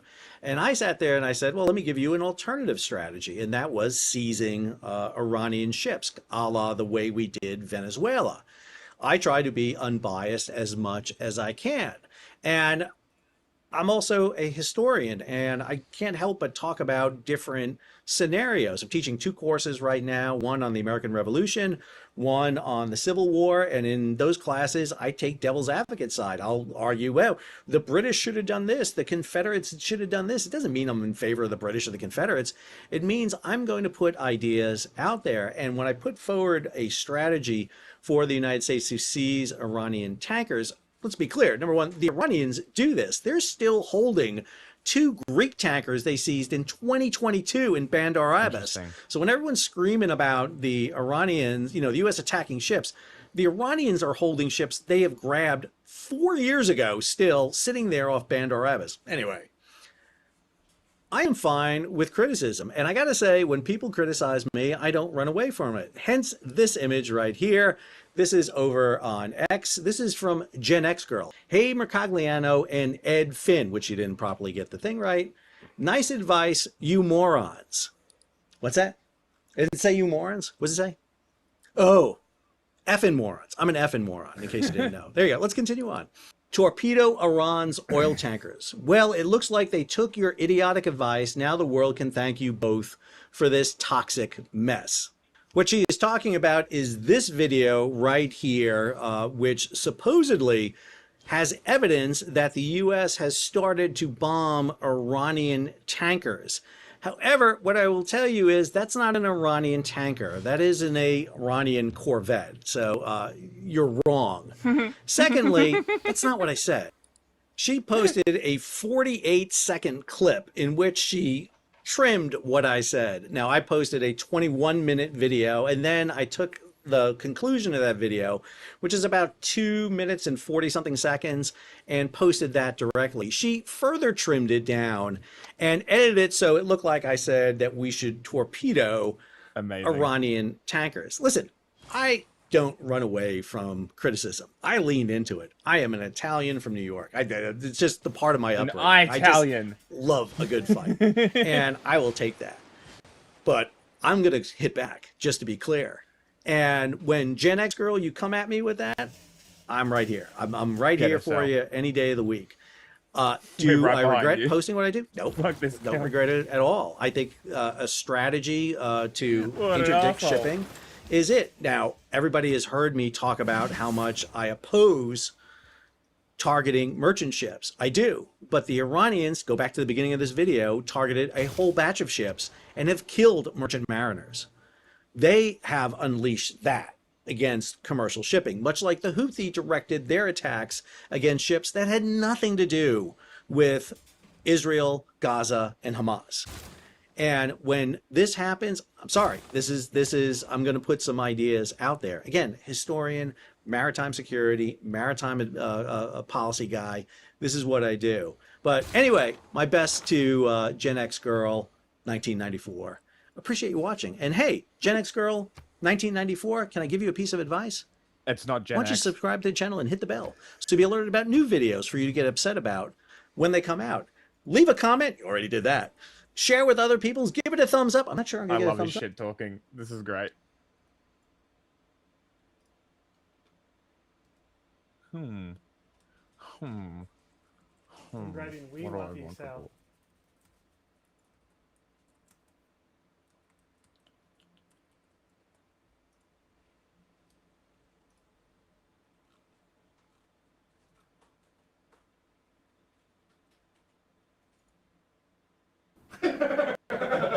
You need to be prepared Is there audio? to get the hell out of there, just in case the president starts to bomb. Okay? I mean, come on. I'm sure these nations love him saying this. Bring a go bag. Exactly. Here is last Friday, incidentally, responding to reports that tons of Americans, and I would imagine European, tons of people got stuck in these countries that were getting bombed because they got no advance warning that America and Israel were going to start bombing Iran and turn the entire region into a hellscape. That's on them. Do so much because you don't want to give away that we're going to attack Iran. The surprise was key, obviously. Number two is, where were you? Did you notice this unparalleled buildup of a armada at sea? The news that was everywhere in every language. So you do have to take some responsibility. And for Democrats that are outraged that the State Department hasn't done more, are you the same Democrats that watched the fall of Kabul and didn't care that we left thousands behind, our citizens and our allies, and we're left behind there? Okay, to pause it die? for 1 second. And I just got to drop in on we basically started to send back Afghani refugees that came here under the auspices of having worked with us there. So, I mean... Disgusting. Yeah. Just completely disgusting. And, hey, wait, why didn't those folks leave Kabul? I mean, we had already said we were going to be exiting, right? I mean, don't you have the PJ on call? It's you're kind of a if loser. you see this armada building up, guys, that's the key that the attack is coming, even though we have to keep it quiet. We don't want the Iranians to know. We don't want the Iranian military is not going to figure out that armada is there, but you as a citizen or a business person, you should figure it out. Mm-hmm. Are you the same Democrats that watched the fall of Kabul and didn't care that we left thousands behind, our citizens and our allies, and we're left behind there to die? And Allies is a fancy word for asylum seekers. Took Green Beret and Special Forces to combine on their money, cashing in their 401ks to get them out. And you're critical of Marco Rubio for not getting all these people out of the Middle East. You do have personal responsibility to a degree. Some people had to travel for work reasons, or they're contract employees in other countries, and they're stuck and they just want to get home and get to safety. So they're still Americans, no matter what. We'll do whatever it takes to get them home. And yes, it might take some time. And Marco Rubio, to his credit, you normally would have to pay for your way home, and he said, no, we'll pay to get you home. Yeah. I did all that work, laying that groundwork there, and you just shot me back. Even in their defenses. Oh, wait, what? Oh, I'm missing something. Go ahead. What the fuck? No, go ahead. He's doing a kill me now. Damn. Fuck it. That's great by decoding Fox News. That's zoom in. Yeah, she zoomed right in. That was very funny. Even in their defense of this action, they're Oh, you gotta go. You gotta keep talking. Oh, Come on, Ainsley. I'm sorry. I guess I'm slow. All right. Not so easy to be a Fox. I forget what I was saying. Yeah. It's like, I got to say, that was sort of like when Marin and I were doing the Break Room I'm Live. sorry. When Marin and I were doing a Break Room Live, in the end, he was so mad at me. That I could just hear him going.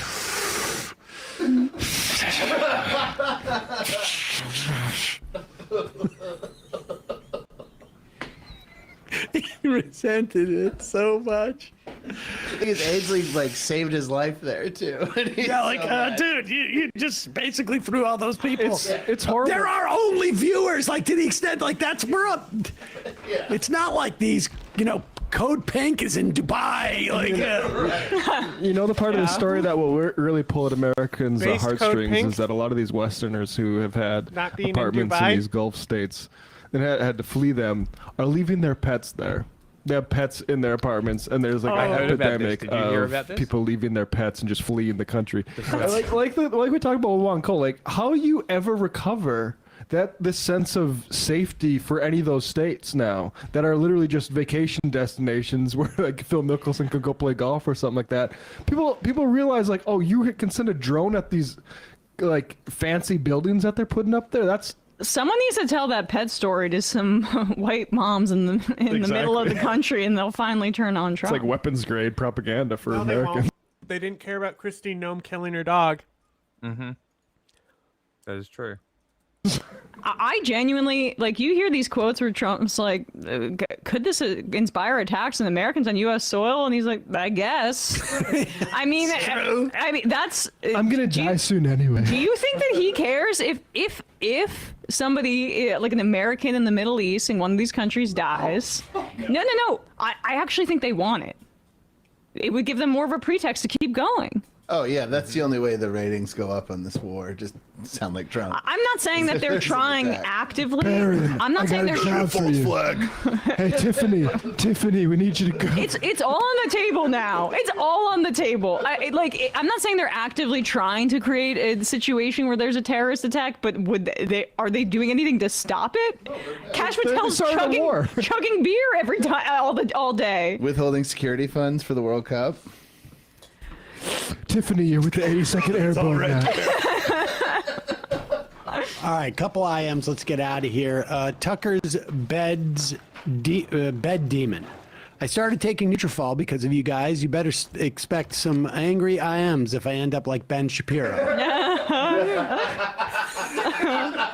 mean, it's possible. He's without a doubt taking something that is making his hair grow. You will never have sweat in your eyes and ever it's just again. like there must be some thing where like some people, the first hair to grow in your body, like some people like you take Nutrafol, I'm getting like hair, ear hair. Some people, maybe there's people who just like the first hair that grows is their eyebrows. Priority follicle. It's called hypertrichosis, or more commonly werewolf syndrome, where people get like the hair all over us. No matter what you hear, do not open this door.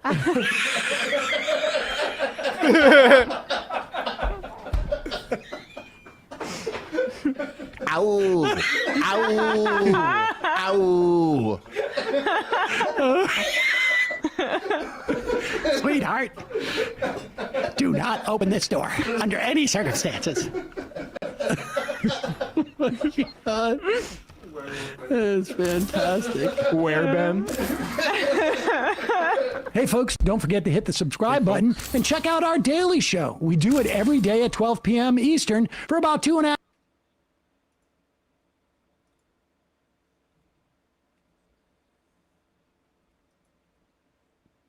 You've said the war is, quote, very complete, but your defense secretary says this is just the beginning. So which is it, and how long should Americans be prepared I think for you could this say will last both. for? It's Schrodinger's war, and we're the cat in the box.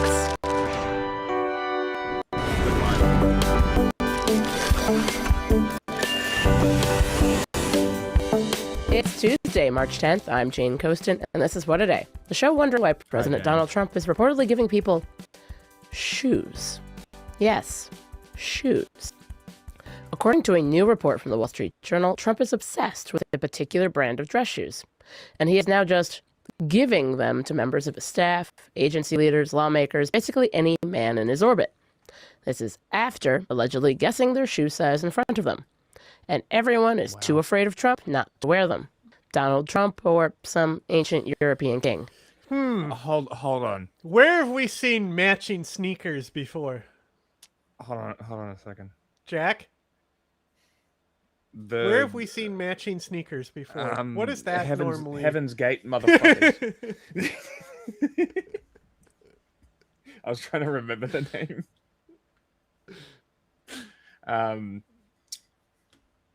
Did she just say that Trump gave people matching Norway shoes loves me. after guessing their shoe size? Is that what she said? Did I hear that correctly? Because, oh my god.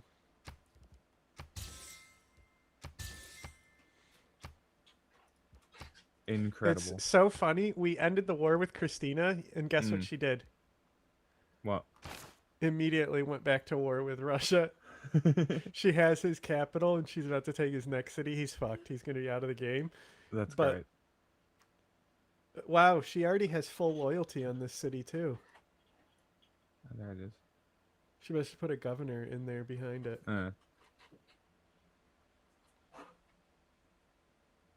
I took this city for a second. And I was going to follow up by taking St. Petersburg when it rebelled. Yeah. Didn't happen. Well, she's got full loyalty on it now.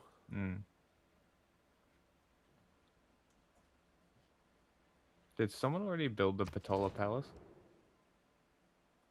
I haven't built a single wonder, I think, so. Because I want those extra card slots.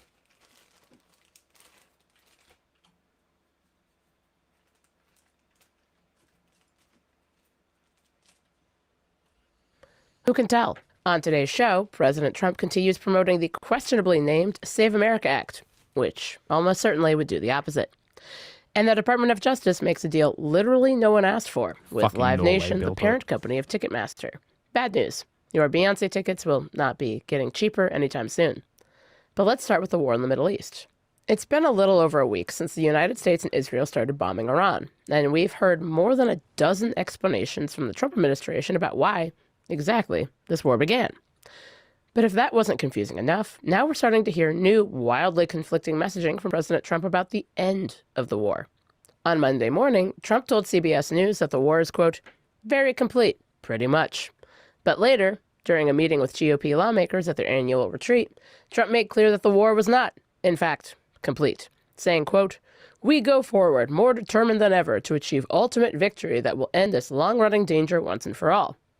Then, even later in the day, he told reporters that the war will be over, quote, very soon. So, on Monday alone, Trump said that the war is over, that the war is not over, and that the war, which is not over, will be over very soon.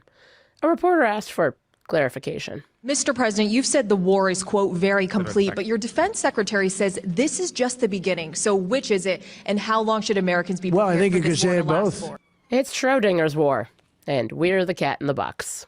But don't worry, because whatever the U.S. is doing in Iran, it's all going great. Here's Trump at that GOP retreat on Monday. You know, Iran was supposed to be this big, powerful country. We wrapped the hell out of them. And, you know, I don't know when they cry uncle, but they should have cried it 2 days ago, right? But as we've mentioned on the show, Iran has a new supreme leader, Mujtaba Khamenei, the son of the late Ayatollah Ali Khamenei, who was killed in airstrikes on February 28th. This is not what the U.S. or Israel wants. According to the Wall Street Journal, Trump is reportedly on board with assassinating the new supreme leader if he doesn't give in to U.S. demands. So, where does the war go from here? Nice. To find out, I spoke with Robin Wright, a contributing writer and columnist for The New Yorker who covers U.S. foreign policy in Iran and the Middle East. Robin, welcome to What A Day. Thanks so much. I'm really thrilled to be doing this. Mujtaba Khamenei, the son of Iran's late supreme leader, has been selected to replace his father. What message do you think that sends to the U.S. and Israel that the clerical council chose him? Well, it's clearly kind of sticking it to the Trump administration as well as Israeli Prime Minister Benjamin Netanyahu. This is, in effect, creating a new dynasty. And Moshtaba is only 56 years old. He could be around, if he survives, for a long time. And he will have ultimate veto power over political, economic, and military policy, potentially for decades to come. As you just mentioned, he's got ultimate power in Iran right now. Is there any chance that he might create a more politically moderate Iran, or is that just not, that's just not in the cards? Well, one of the most interesting things about Moshtaba Khamenei is that he has been rarely photographed, really not spoken in public. He teaches classes at home seminary, but he's been his father's closest advisor. And the idea that he would dramatically shift from his father's very militant and rigid commitment to the principles of the 1979 revolution is highly unlikely. I think he's going to follow his father's path, on every issue. How much damage have the U.S. and Israel inflicted on Iran's military capabilities? Oh, I think enormous damage has been done by the Operation Epic Fury by the United States and Operation Roaring Lion by the Israelis on Iran's, particularly its ballistic missiles, and most recently its oil facilities, as we've seen, which caused the rise of the barrel of oil to over $100. Iran has built up a huge arsenal of ballistic missiles, which after its controversial nuclear program was its most important asset. And the U.S. goal is to eliminate the missiles, but most particularly the launchers, because you can't fire missiles without launchers. So that's where, during the first week, we saw so much focus. You mentioned that we're focused on their ballistic missile launchers. I know that they had a underground facility for their munitions stockpile, but clearly they are still posing a massive risk to countries in the region. We've seen Dubai get hit, by example. So what risk do they pose to the region, and what risk do they pose more broadly? So Iran has always been a risk since the 1979 revolution. I mean, I lived in Beirut for many years, and I remember the bombings that went off at 2 U.S. embassies, and of course the Marine compound of Peacekeepers, which was the largest non-nuclear bomb on Earth since World War II. And so Iran has covert operations that could continue after a war. So even after the U.S. decides, as Trump is trying to indicate now, that the war is complete or nearly complete, the Iranians could continue to target American interests, not just in the Gulf, but across the Middle East and even beyond. The Wall Street Journal reported last week that the U.S. may not have a deep enough munitions stockpile for a prolonged war. And as we were just talking about, Trump basically wants this to be kind of wrapped up fairly soon. When it comes to weaponry, how sustainable is this military campaign? Well, that's, I think, a great question. And the administration keeps saying, oh, yes, we have enough, not to worry. But remember, we're also supposed to be providing or selling to NATO the munitions needed for Ukraine to fight the war against Russia. And so I think there are big questions. Plus, we're providing the interceptors for our Gulf allies to prevent Iranian missiles and drones from attacking them. So, you just hope that somebody over at the Pentagon has calculated what the United States might need. And of course, this war can be fought in ways that are asymmetric, that aren't necessarily big bombs against each other. I think my next question is one that I'm sure you've been thinking a lot about, and basically everyone watching this has been wondering. On Sunday, President Trump said that deciding when and how to end the war will be a, quote, mutual decision with Israeli Prime Minister Benjamin Netanyahu. But their goals do not seem entirely aligned to me at all. And we've seen that with the bombing of Iranian oil facilities, which reportedly Trump and the Trump administration have not been happy about. That's coming from Israel. Who would you say has more power in this relationship with regard to this war, Trump or Netanyahu? Well, in different ways, each of them. Netanyahu really drew Trump into this war. This is something he's acknowledged that he had dreamt about for 40 years. He has wanted to eliminate the Islamic Republic. He's wanted to make sure that Israel has the kind of relationship. Hot take. Hello.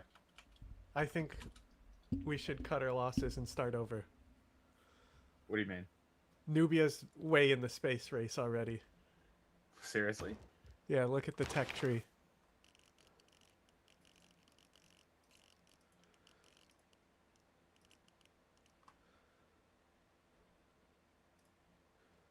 There's just no catching up with it. She's so far out ahead. What do you think? It's up to you. Okay. You could. I don't know why you don't turn off Science Victory. Maybe we will. Because, like, if we're playing religious culture at the moment, we should just turn off Science Victory. Because it's too easy to just win. Well, I think actually culture is one of the ones where you can win the quickest. If you Also know what Wendy's, you're doing. And if you have to get lucky. And that's another thing is I think Nubia did get lucky here because they were isolated. I tried to give him a handicap by making a low desert map. Didn't work. Nope. Did not. With Iran that it had before the revolution when they were. Wendy is in the lobby now as well. Oh, I thought we weren't. No, she got home, so I'm like, fuck it, we're just gonna be like, hey, this is the shit you missed, and just go over like crazy shit. Or I think we were gonna talk about Puerto Rico sustainability projects as well. So thought we might as well do it anyway, and then we can start this game back up after we're done. Oh, I'm gonna do all the settings now and shit. Yeah. See if she's ready. Hello, are you ready?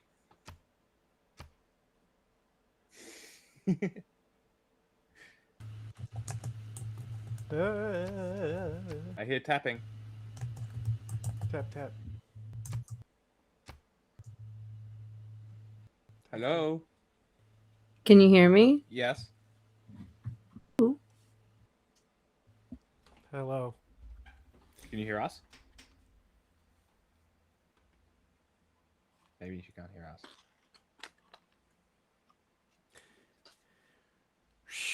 Okay. Can you hear us?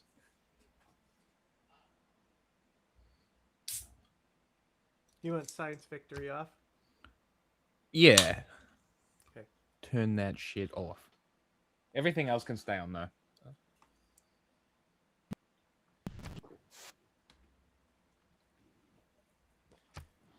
There's a pirate in Civ 7. Don't you have Civ 7? Not you, John. I know. Don't know if she can hear us yet.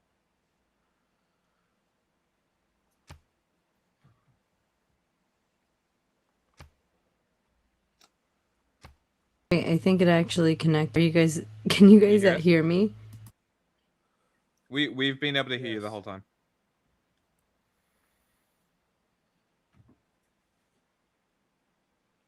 This has gone well. We love technical issues. Oh no.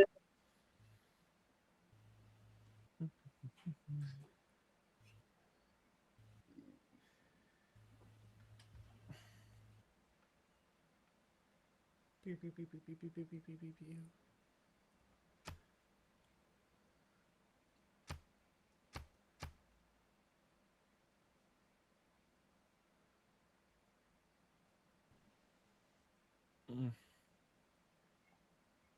Mm-hmm.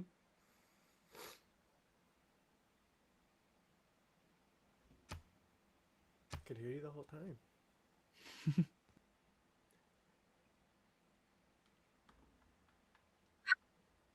Motherfucker, it keeps saying reconnecting.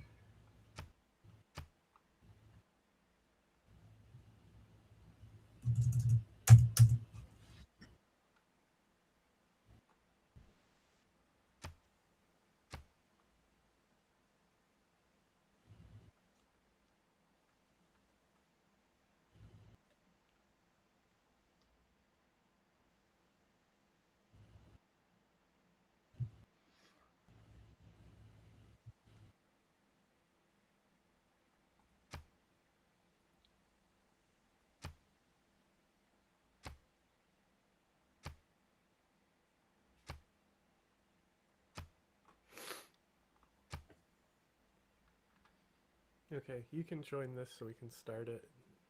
Make sure we get a good map. We still doing the same map type? Yeah. Okay. Did she drop out? Reconnecting.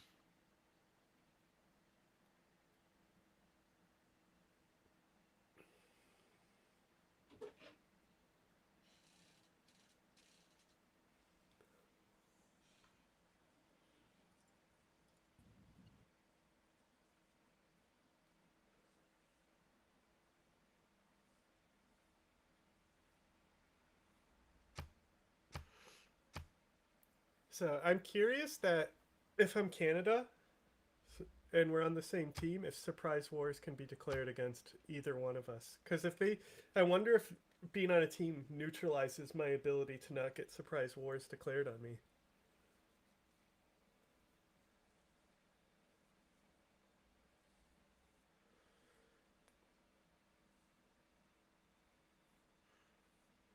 Yeah, I'm not sure if that's the case.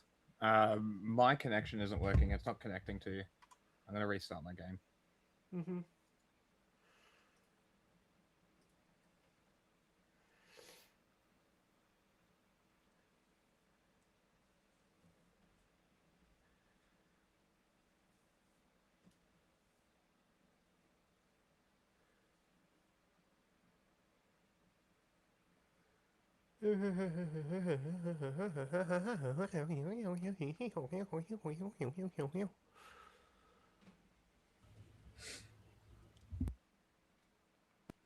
Yo, can you guys hear me? Yep. How's it going? Sorry about that. Apparently my internet sucks.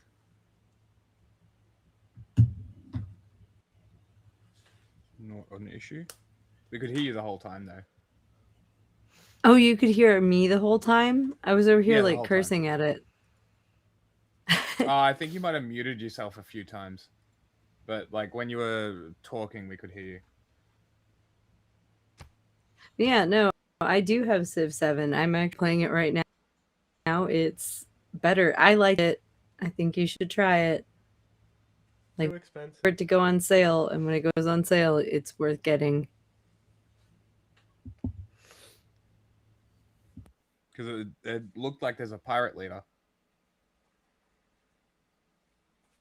Butt pirate. There is, oh my god, I was playing the pirate earlier today. So I didn't smoke the entire time I was on vacation. Came back, got real baked this afternoon when all the kids were taking a nap, and was like, and I started a game as a pirate. One of the things is like it allows you to through other people's waters even if you don't have open borders with them. Like, oh cool, what a cool I can do like one of the maps that like has a ton of little islands, and I'll get to just explore earlier than everyone else. This will be great. And then very quickly, like before the first stage was even over, like 60 turns in, I have like 4 people declaring war on me. Turns out just because you can sail through there doesn't mean that they like it, so I had to restart. So just, I don't know, I guess keep in mind, funny. people don't like it when pirates just sail by. That is very funny. That is a very funny But side no, effect it's But I guess it yeah, makes like sense. I was like, oh, I did settle really close to Napoleon. Mm. All right, but then like I was like, why are are you fucking declaring war on me? Like, I was even helping you fight, barbarians over there, and it turns out it's because I sailed through them because I could. It didn't ask me like, oh, are you sure you want to do this? It was like, just yeah, sail on by. I can't connect to you. It's not working. It says network connection. If you guys get Civ 7, I can play with you. I don't think I can fix. I set invite. You tell me. Like, I have Civ 6, but it's on Swing that it can connect with other platforms. Yeah, I don't think It's funny because it advertises it as being cross-platform, but what they actually mean is the Epic game browser and the Steam browser. Great. No. Network connection to host has been All right. lost. Interesting. It's just broken. Sounds like everyone's having connection problems today. No, it's John's end. He needs to restart the game. I got it. So I left the country, the 8 states, not the country. I guess it's technically our territory. And then they I went started to a Puerto Rico for fucking a week. holy war. And I How left about my that? yeah, I left my home. I brought a travel phone with me and only put like my family members and a couple close friends like phone numbers in it. And like we didn't turn on TV in any of our hotels at all. We all that shit. We stayed away from the news. And yeah, by the way, we started World War III. It was quite a week to not be around last week. To be clear, it's been yeah. It's like whipping up on all the news from last week. Literally. Quite a lot happened. I mean, I sent you a message maybe 4 days before you got back. I'm like, boy, what a time to go on holiday. Yeah, right. It was actually one of the first messages opened when I opened my because I'm like, I knew shit. you were gone, and The I'm like, thing is, oh, like- she's not gonna have a clue. Like, oh my god. I didn't have a single. I was already worried enough, right? Like, because we were starting with Cuba and all. I don't know. Fuck. So yeah, I'm still catching up on news. It seems like we hit a girls' school, and then did you guys see? I did see Zed come out and like make insinuations that they were hiding weapons there. Israel does with Hamas, right?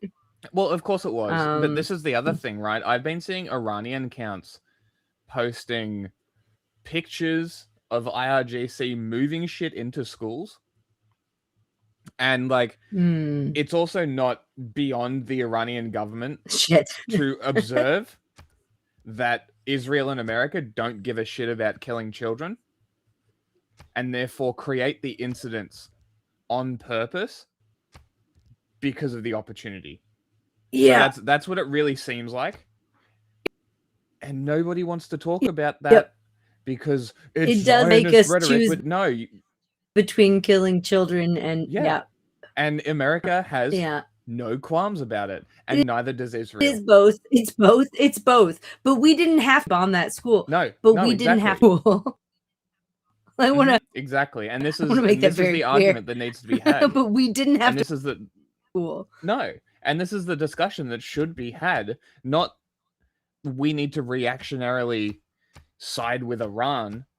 We need to accurately observe the fact that the Iranian government has no problem with using their people as human shields, considering that they charge their family members for the bullets that killed their sons, daughters, husbands, wives, whatever. Yeah, no. The Iranian government here's the has thing. no problem Here's the doing question. this. Here's a rumor that I heard, and the person that I heard it from, I'm not sure how much I need you guys to help me fact check this. It's a Kurdish friend of mine, but it's like an online friend, so I don't know this person personally. And some other things that they've said have a little bit off. So like, I don't, this is just propaganda where they are current online versus reality. And I have not checked any of it, but they were saying that much like, so I guess I heard it came out that Maduro's second in command, a journalist, released like texts or like messages between her and the United States. Like, yeah, we can help you do that if we get Maduro out of it. And her being like, cool. I don't know. I haven't actually looked that up, but I heard that. And then this friend meant that it has been going around the news where they are. His son was also at one point with the United States about getting rid of his father. But I want to fact check. I mean, like, because I'm like, is why that not? true? Why wouldn't Because you want to big fucking if true, be put in power of an sounds like authoritarian propaganda. regime? I mean, so what I know, but also I know it sounds like it could be true, but that's guys, did this happen? Can we Yes. fact Bit of check this? scrutiny. I don't know if it's true. I heard it and I don't want to just believe things. Does that make Yeah. sense? I haven't heard that. Yeah, is personally. that true? Is that a thing that happened? Maduro. I haven't heard anything about it. Okay. Command. Dang.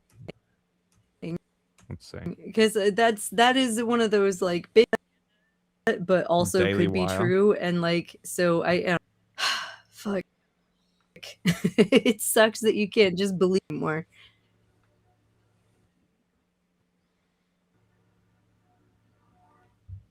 Yeah, it kind of be like that. It's better to be overly scrutinous though. Before.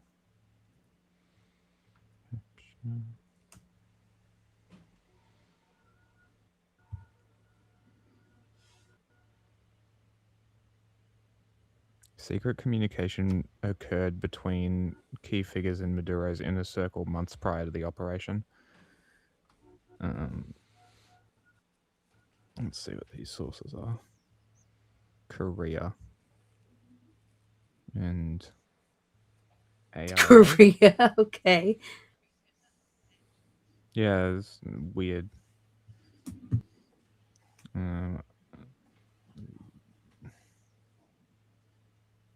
Yeah. According to Reuters. I'm not sure how much of this is, like I said, I want this could all be like, you know, bunk.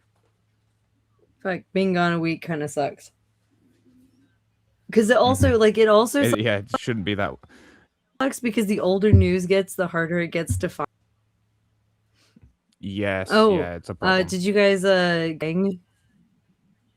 no, did you guys go over Talking- the newest thing with Jake Lang? No. With the bombing, we yeah. didn't. Okay. Oh, is there been stuff since the Oh, bombing? nope, no. the newest thing with Jake Lang. This happened. I got back. Because last stream we were covering the bombing. Yeah. There was that. I saw a couple hours tonight because I wasn't. Lang I was messaging a teenage girl. Not surprised. still at work. Yep. He did the old Yep. Dr. Disrespect. Well, okay, let's be factual about it. It was not a teenage girl. He believed it was a teenage girl. It was an adult pretending to be a teenage girl. And his messages Girl. are sus as fuck. About that, but also he thought it was a teenage girl. Yeah, it's one of them. It says Trump administration officials have been in discussions with hardline minister for months before U.S. operation to seize Yep. Maduro. They have been in communication with him since then. Officials warned Cabello 62 against using the security services or military ruling party supporters he oversees to target the country's opposition. 4 sources said. that the security apparatus, which includes the intelligence services, police, and armed forces, remains largely intact after the U.S. raid. He is named in the U.S. drug trafficking indictment that the administration used as justification. Communication with Cabello, which has touched on sanctions of the U.S. imposed upon him in his indictment he faces, dates back to the early days of the current administration and continued in the weeks just before the ouster of Maduro. Two sources familiar with said.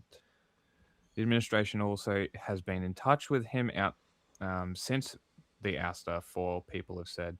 The communication, which had not been previously reported, are critical to the Trump administration's effort to control the situation inside Venezuela. So it sounds somewhat plausible.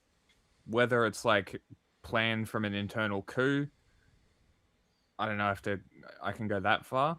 There's not much information on it.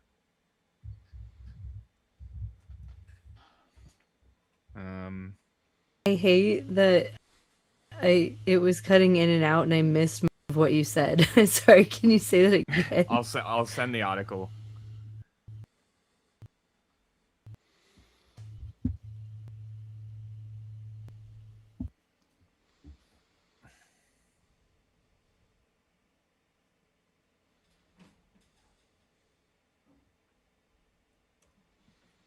There you go.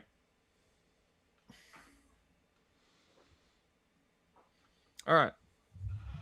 I still can't connect, by the way.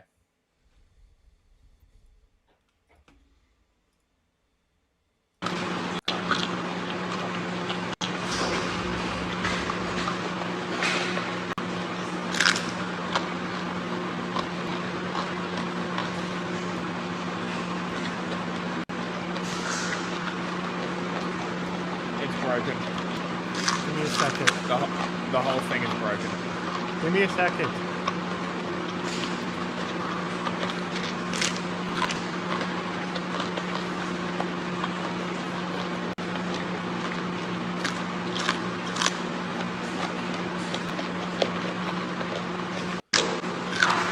I love how they always got to be sure to frame it correctly because their dick is always out.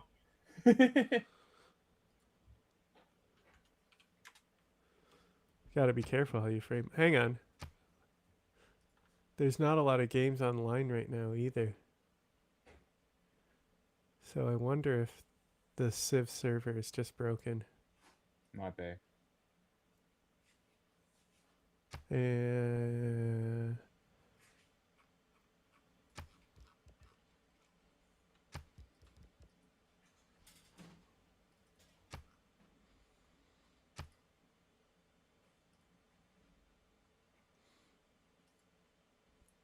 Go ahead and join now. See if anything happens. I don't have any slots open. See if it says the same thing.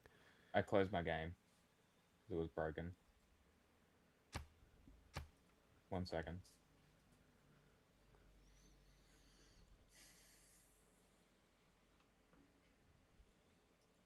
Let me in.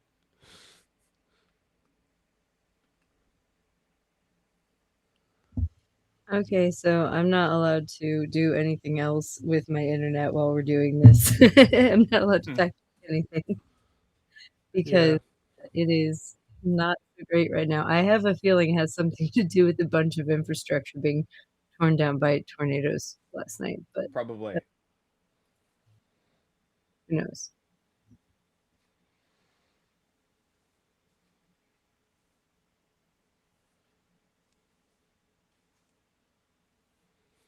I wanted to look at something real quick. I just wanted to see how silly it was. It's obviously an old video. Can you guys go over for me like how the countries highest have all reacted to us bombing Iran? Because I'm not quite sure where everyone stands. I just have some assumptions and I've heard little snippets from certain countries. Like, Australia those are my other said, things. I was "Fuck like, yeah." Australia Most said countries fuck don't yeah, care. and then sent the Iranian soccer team home after they protested at the soccer in Australia. So Oh, no, Australia that's basically really killed fucked those up. women. Yep, Australia basically. Oh, killed that's those fucked women. up. And the best part is Drew Pavlu is grifting off it. And instead of talking about how the women were sent home and he didn't save anybody, he's gloating about Donald Trump using his tweet to berate the Australian Prime Minister. That's what Drew cares more about. Isn't that cool? Really upsetting. Isn't it? Cool. I'm not mad at all. Cool. I do. It's funny Yeah, because that's and- one of the and- few and- things that I and- did hear was about the and- women not singing the anthem, and This is the best and- part. yeah, I did this on Twitter. I can't believe you guys sent them back. My connection's fucked. Yeah. And the best part about this, and the whole thing is fucking broken. I'm not trying to join the game anymore. Just close it. Did you try to join it and it still said no? Yes, it's all broken. Yeah, I think the whole servers are down Um, because look at how many games are. Mm. And I posted this on Twitter as well on the 5th Gen account because I'm like, Let's see if I can join some random game. Here, I'll get it up and read it specifically. As I said,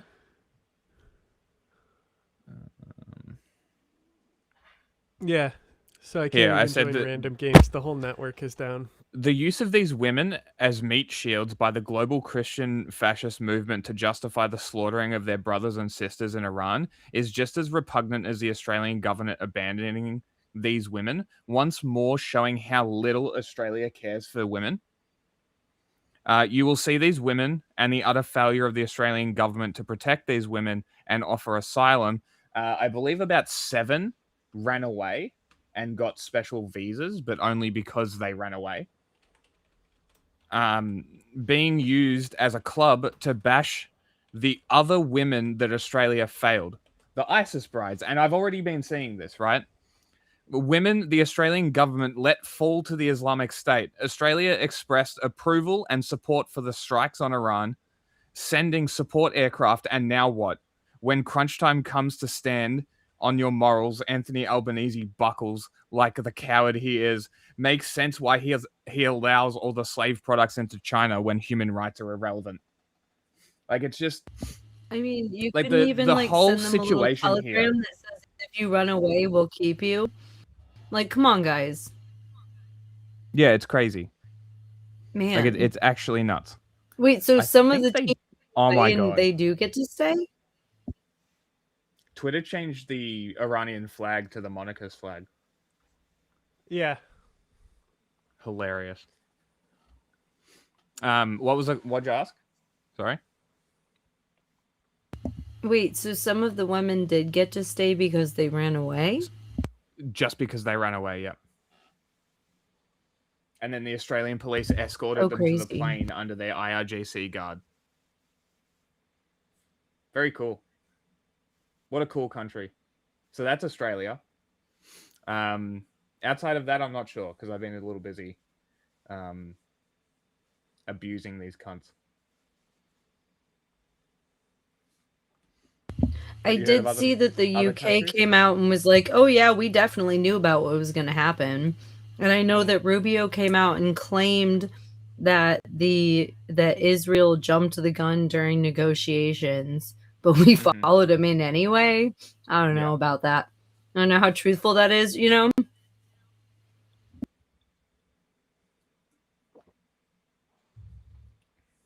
Well, this is what doesn't make sense, right? Is all the nationalists are sitting here cheering this on while also crying about like internationalism and like global markets, but they're cheering on the US dragging us into another war. And it's like I keep saying this. It's like, if you're nationalist, why are you supporting an American war? Why are you pushing American politics? And why are you flying the flag of a British colony?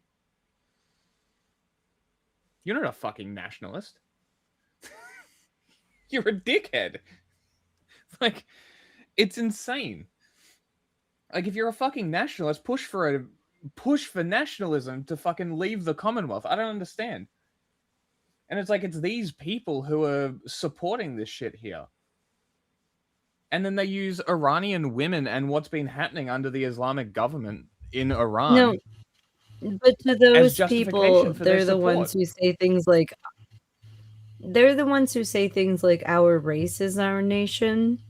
So when Yes, another they're blood country and that soil they types. view as a white country, you know, Big Brother too, quite literally in Yeah. multiple ways, you know.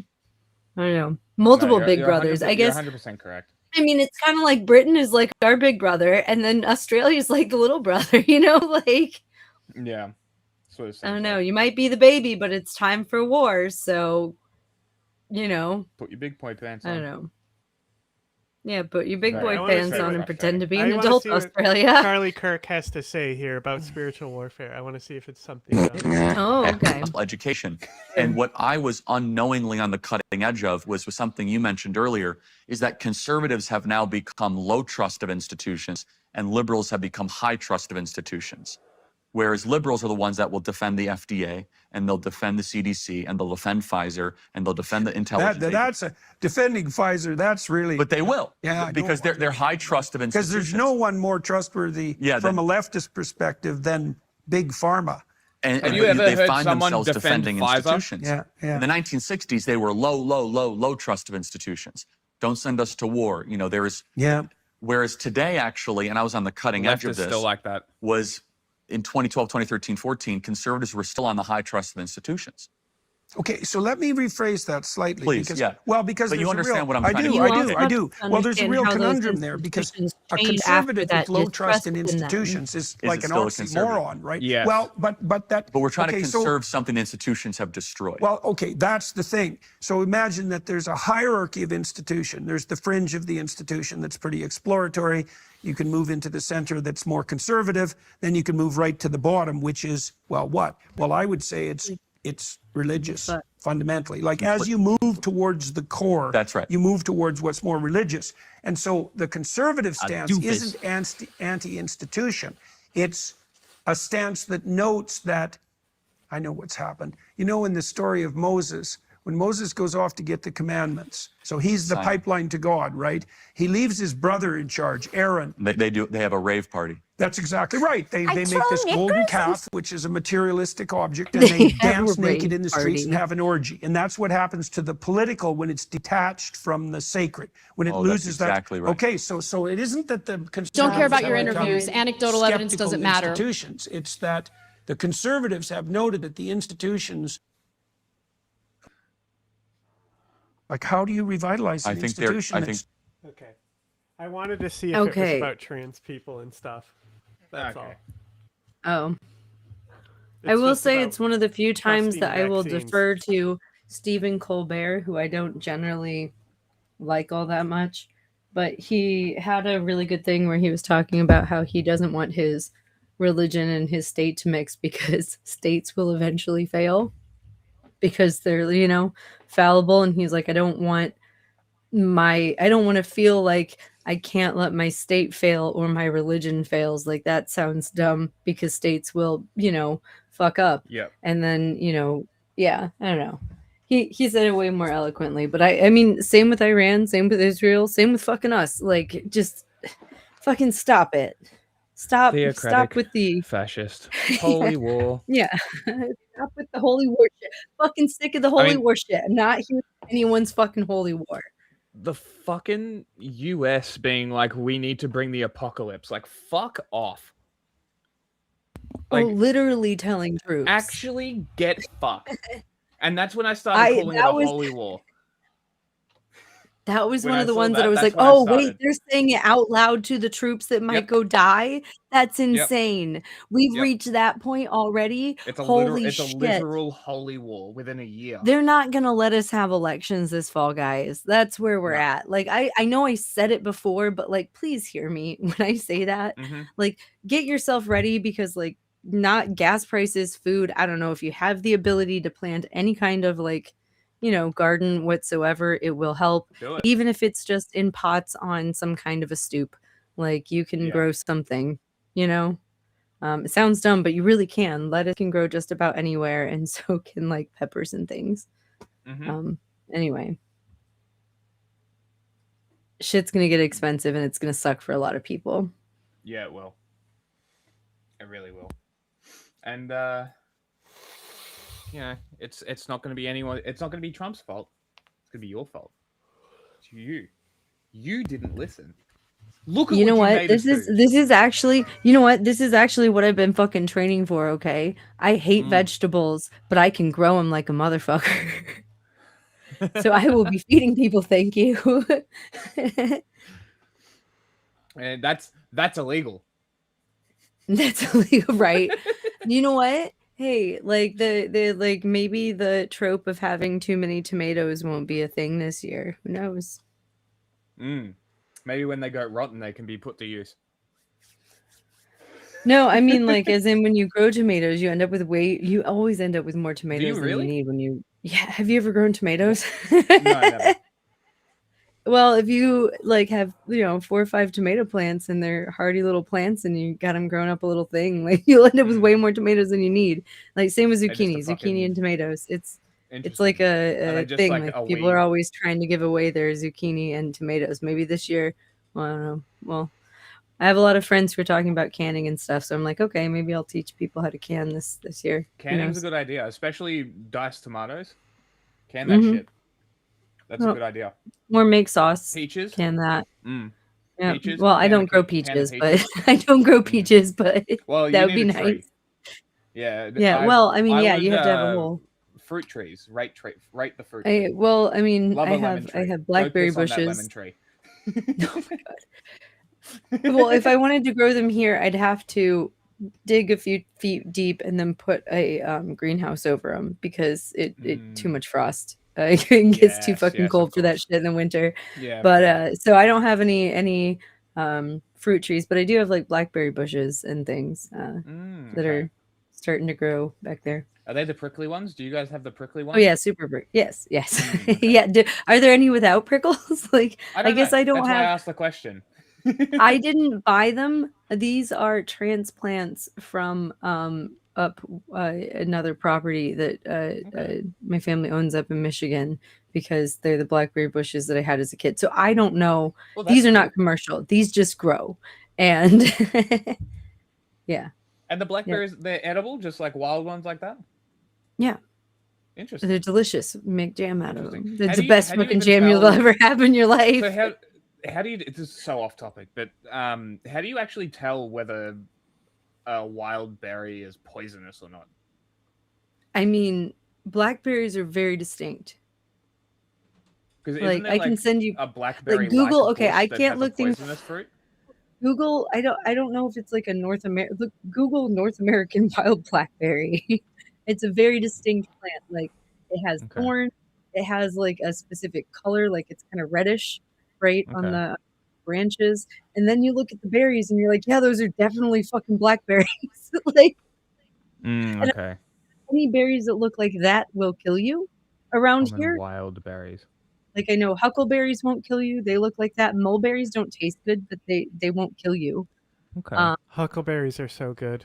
Huckleberries are great, but they're out west. I think that huckleberries are essentially their version of these wild blackberries that are just slightly different because they grow across the country. But I'm not Are they 100% sure. red and black? Well, they are red as they're like turning into Ripening. fruit, but they turn black. Like they're blackberries. Okay, so this Um, is look how thick the branches It's not a are. raspberry, it's a blackberry. That's fucking crazy. Yeah, and Fuck they're this plant. brambly. They're super brambly. So these used to grow. So my family, ever since like the 1920s, has property up on a little lake in Michigan because there's a bunch of little lakes up there, and along one whole side of like where it gets shady, one whole side of the lake. So like a whole half mile of the lake, just into the woods is brambles of these things. And so every year when they would get ripe, ever since my great grandma or my grandma and my mom, and since we were kids, we would go and pick these berries and make some jam and make some pies and shit out of them, and put them on our breakfast cereal and stuff. So yeah, now I have them in my backyard. They're delicious. They also, birds like them. Feed And the it's the local. same. It's the same and tree. and That's it's fucking cool. I'm putting them there to help choke out some invasive mulberry plants that I do not fucking want back there anymore. And also to take the place of some other things. I need them there to choke some other things out, and they belong here. So, and they're delicious. So, yep. Fair enough. Yeah. Very interesting. You wanted to talk about sustainability projects in Puerto Rico? Oh, well, I don't know if Was it sustainability projects What would was be. it actually? It's more like forgot what it was. colonization, like problems okay. with colonization and It was people. okay. I Because guess- I swear you said something about talking about something else as well, but I could be misremembering. There were two things. I was like, "Hey, can you guys fill me in on the news that I missed?" Yes. And like, I guess I can talk a little bit about Puerto Rico. Like, Yeah. colonization sucks. That's the take-home message here, just up front. 'Cause what But was the Puerto actual Rico is message you a sent me? beautiful place. So I went down there with a friend of mine who's a botanist and another friend of mine, and the two of us just kind of bumbled along with our botanist friend, and we went hiking. We went hiking all over the island and explored and like went looking for plants and things. And I took a bunch of pictures. They're not nearly as good as the pictures that my friend took because they have a really nice camera and like, our photographer and stuff. But anyway, it was a good time. We got to see a lot of wildlife, got to like learn a lot about like the ecosystem and like what's invasive and what's like natural there. But also because we traveled like all over the island, we got to see colonization and like its effects all over the island. And holy shit, y'all, like if you guys don't know how bad we fucked up Puerto Rico, it's so bad. And even to the point where like we went to like Isla de las Cabras, this one little island, because they have 143 islands and islets. It's not just one island, right? And so we went to this one island, and there is a public beach there, and there is like the ruins of this old fort, and there's also the ruins of this leper colony that like we went to poke around those. But like the thing that it didn't really tell you about to pay attention to was like, oh yeah, like the US started building something there and then abandoned the structure, and because it is a big solid concrete structure, it has turned into a police shooting range. So we're like just hanging out on the beach, and then all of a sudden there's gunfire, and we didn't know that there was a police shooting range over there. That was very concerning actually for like 30 seconds before we figured out what was going on. But like, yeah, so anyway, there's that. There's also like when we went over to Rincon, my friend showed us the like remnants of this nuclear like energy project that the United States put down there at one point, and she didn't tell me all the details about it, so I need to look it up. But she was like, yeah, so they like decided to try a new kind of nuclear energy, found out very quickly that it was unsafe, decommissioned it, and we're pretty sure that that thing is just not safe still. But that's where it is. Look at that big old building over there that's being terrific. retaken by the rainforest. Wow. Then yeah, and when we were in Cabo Rojo, so we went to the one wildlife reserve, which was really like, so it includes like I think it's 120 something kilometers of salt flats, where neat. they used to produce salt. Well, yeah, it's neat. It really, okay, so it was really neat because they also abandoned all of their like old wooden like machinery and shit, and it's just still sitting there. Like literally everything shit that gets abandoned there, they're like, yeah, at your own risk, go fucking poke around at it. So I did a lot of poking around. And so because if I die, who cares? Anyway, the salt flats were really interesting. So there's multiple miles of these salt flats, and like very smelly. It's actually quite dirty, which is very sad, but it's also a bird reserve because on the other side there's like this narrow peninsula that goes out a couple miles, and like on the other side of the peninsula is a bunch of mangroves, and those mangroves host a lot of life. So I got to like hang out underneath mangroves and watch pelicans like diving for food and stuff. It was really cool. And then like we kept going, and there's all kinds of other seabirds that I don't fucking remember the names of, but they were really neat. And then we get to the end, and there's this beach that was named Playa Sucia, which means the dirty beach. And we had assumed after walking past like multiple miles of very smelly, I don't know if you've ever been out to Utah or any other salt flats. They smell bad, right? Like salt flats are fucking smelly, and not in a good way. And so like after walking past a couple miles of that shit, like to a beach that's called like Dirty Beach with like a lighthouse up there, it was a beautiful beach because it was like on the other side of like the thing from the salt flats, and there were a bunch of locals there, and apparently that's one of the places they go to like hang out. And they just call it the Dirty Beach to keep people away from it. That's awesome. Yeah. Also, like there were apparently manatees are there. We didn't get to see any. But there was also a I'd lighthouse. imagine they're still protected there. Yes. They are. They're protected everywhere. They're very protected. And like and there's a bunch of there's also some places we got to do all the land-based stuff. If I go back, I want to do all the aquatic stuff because I didn't get to go like snorkeling or scuba diving, see the coral reefs, or like, you know, actually get to see the sea turtles. I just got to hear about the sea turtles, and then man, we got to Rincon like 2 hours after apparently a pod of whales passed and we missed it. Like, but whatever, that's fine. We got to see a bunch of cool shit in the rainforest. They also have a rainforest. They have like a bunch of other things we got to hike through. But anyway, when we were in Cabo Rojo, salt flats are like, I don't know, 20-minute drive away, was where we were staying in Boquerón. And when we were there, like there were a bunch of these like flyers that were all stylized similarly. They were all about like this one mega project that they're bringing in. So like if you go there, there was a hurricane in 2017 that was really fucking bad. Really, really awful. Tore a lot of the island up. Really horrible stuff.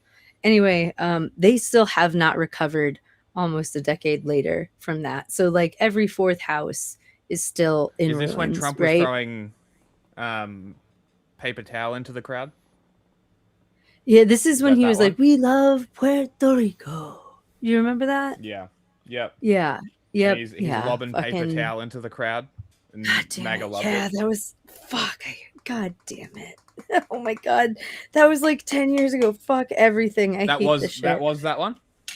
Yeah, I think so. Right. I think so, dude. I don't remember. It was a long. Fantastic. It's hard to remember an exact timeline. Love I'm Donald pretty Trump. sure that was the what a same character. one. Because it was in 2017 after he got elected that this hurricane hit, right? And it was still like when he was still pretending to give a fuck a decade ago. Anyway, we still didn't fucking fix anything, right? So to stimulate the economy, a bunch of like investment bros and like also like think, you know, real estate investment like firms and things that are buying up all the property here. Yeah, parasites are down there trying to buy up every ounce of property that they can, and it's actually pushing people off the island that are from there. I'm not which surprised. and they're definitely not safe here, right? Yeah. And so like there's like this project in Cabo Rojo where like it's this beautiful fucking like this little beach town that we stayed in, and it's actually where they have the biggest Puerto Rico Pride every year. And like we stayed in like a queer friendly hotel when we were there and stuff like that. It was a great little place. But like there's a mega resort they're trying to build there that's like an $880 million all-inclusive. Like, don't worry, you don't even have to leave our land or contribute to the local economy in any way. So we ran into Disney style. Yeah, exactly. So we ran into that, and like talked to some of the locals about how like they're fighting back against that. And then when we went over to Rincon, my friend told us about how like she and a bunch of other people from the area had spent the vast majority of the previous year camping on the beach. Like we got down there and I was like, is that a sign that like is like a super like anti-fucking government sign? And my friend was like, yeah. And I was like, let me go check that out. And I was like, hey, there's like a camp down here. And I'm like, oh, that's really neat. But we had to like walk up the road to meet my friend. And we went to meet her and I was like, do you know about this camp? And she was like, oh yeah, let me tell you about that. I spent like 8 months down there, but like that's nothing compared to what it used to be. And it turns out, so like I need to do a little bit more like poking into details of this, but turns out like their mayor, who has been mayor for like 25 years, like been mayor for a long ass time. Because he's good or because he's corrupt? Because he's the mayor. Because he's the mayor. Because he's the mayor. Here's a question. Here's a question. If he was replaced by a golden retriever, would it matter? Not much, probably. No. Great. I don't know him. Look, I don't know this mayor that well. I'm gonna have to like. I probably not. That's most mayors, though. Yeah. But like, anyway, apparently, like 20 years ago, he made these promises about like making these bike paths and took this federal money for it, right? And I'm gonna have to check into this. I'm assuming this is Doge related, right? Because they started asking for like proof of like projects that federal funds went to, right? Well, the way my friend put it was like, well, and then the federal fucking government eventually was like, apparently 20 years later, they're like, okay, so send the proof that you took this money and made these bike paths with it. And the mayor flipped out and sent a bunch of construction equipment down to the beach to immediately start tearing up wetlands and like their forest and their beach area, and people got pissed. So they went down there and started camping on the beach and being like, no, you fucking don't. And they had like hundreds of people camping on the beach being like, you're not gonna fucking destroy our beach or the fucking like, you know, area behind it, like because they have their like frogs that are protected in that area, as well as like a couple other things. And the thing is, they're like, the problem isn't even that you want a bike path, it's that like you came down here and started tearing shit out in a way that's like not okay with the community at all. And like apparently he got the plans approved like 20 years ago, but the people, as they were like trying to figure out how they could stop it as they were camping out on the beach, found out that like because of climate change, the beach has moved and you're only allowed to like build things within so many feet of the beach. And so now his plans are technically illegal. And so they're fighting it in court. So by the time we went down there, she was like, yeah, the like, you know, 8 tents you see over there is like base camp. And like those people are like always there, and like that tends to be smaller. The bigger camp was like the secondary camp was here, but we had 8 of them all down the beach with like hundreds of people in shifts and things throughout the week. So that there were always people like for miles down this beach, like making sure they weren't fucking up the forest or like the wetlands or the beach. Some Lisa the tree hugger shit. And so, yeah, right. But like the whole community, because they're like, dude, that's our public beach and you're fucking it up. Stop it. Like I went down to this beach and had empanadillas with them on the beach. It was great. So like, anyway, she like showed me around, not base camp, but like the secondary camp that was closer to where we had food. And like, yeah, was telling me a little bit about that. And she was like, it's calmed down a lot because like we have agreed that they finish, but like that this camp is still here and base camp is still here is because they're like, and she put like these little, you know, like the portable office building things. She's like, that's where they are. So we have people here watching them all the time. So they know they're being watched. And so like, so like, yeah, so it was kind of cool to get to hear about that. I'm curious because I want to look into like what project this was, a little bit more about the mayor, like, and maybe ask my friend a few more questions because we were like drinking on the beach. It's not like I got like, you know, I don't know. And she got like, oh, let me show you around our encampment. Now, like, you know, I don't know. I didn't get like an in-depth interview or anything, but it was really cool to hear a little bit about that, and to see that like absolutely everywhere we went, there was anarchist graffiti like all over that fucking island in like the best kind of way. We also found a cat sanctuary. And when I was telling my friend about this cat sanctuary in Old San Juan, she was like, "Oh my God, I know them." And she lives on the opposite end of the island.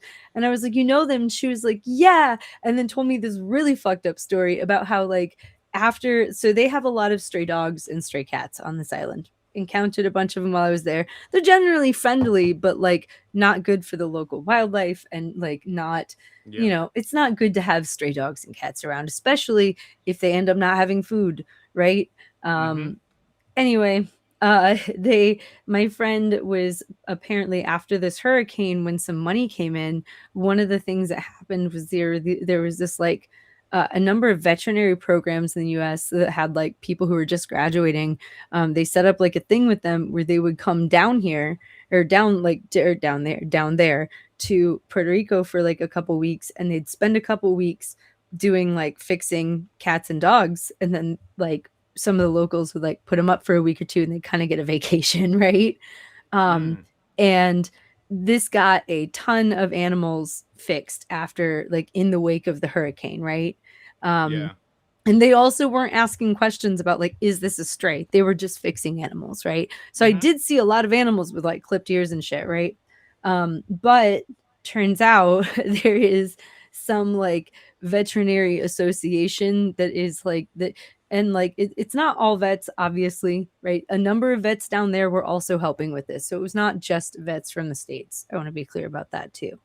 But this small handful of vets that like was in charge of this veterinary association down there, like lobbied their government to be like, no, you cannot just come down here and fix cats and dogs without this special license that we won't give you, and put all of that to an end.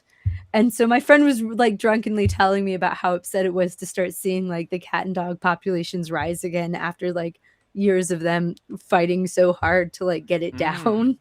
So that was kind of mainland US that did this. Came in and said, you need licenses, fuck off. No, it was not mainland. It was more like the capitalist class of there's shitty rich people there too. Yep. Right. Okay. And they were like saying like, oh, this is like cutting into our business, but it's also like, guys, people are still gonna bring their fucking pets to you when we fix all the strays. Like, you know. I don't know. Exactly. You shouldn't so be. It was like private vets being like, we charge money for this.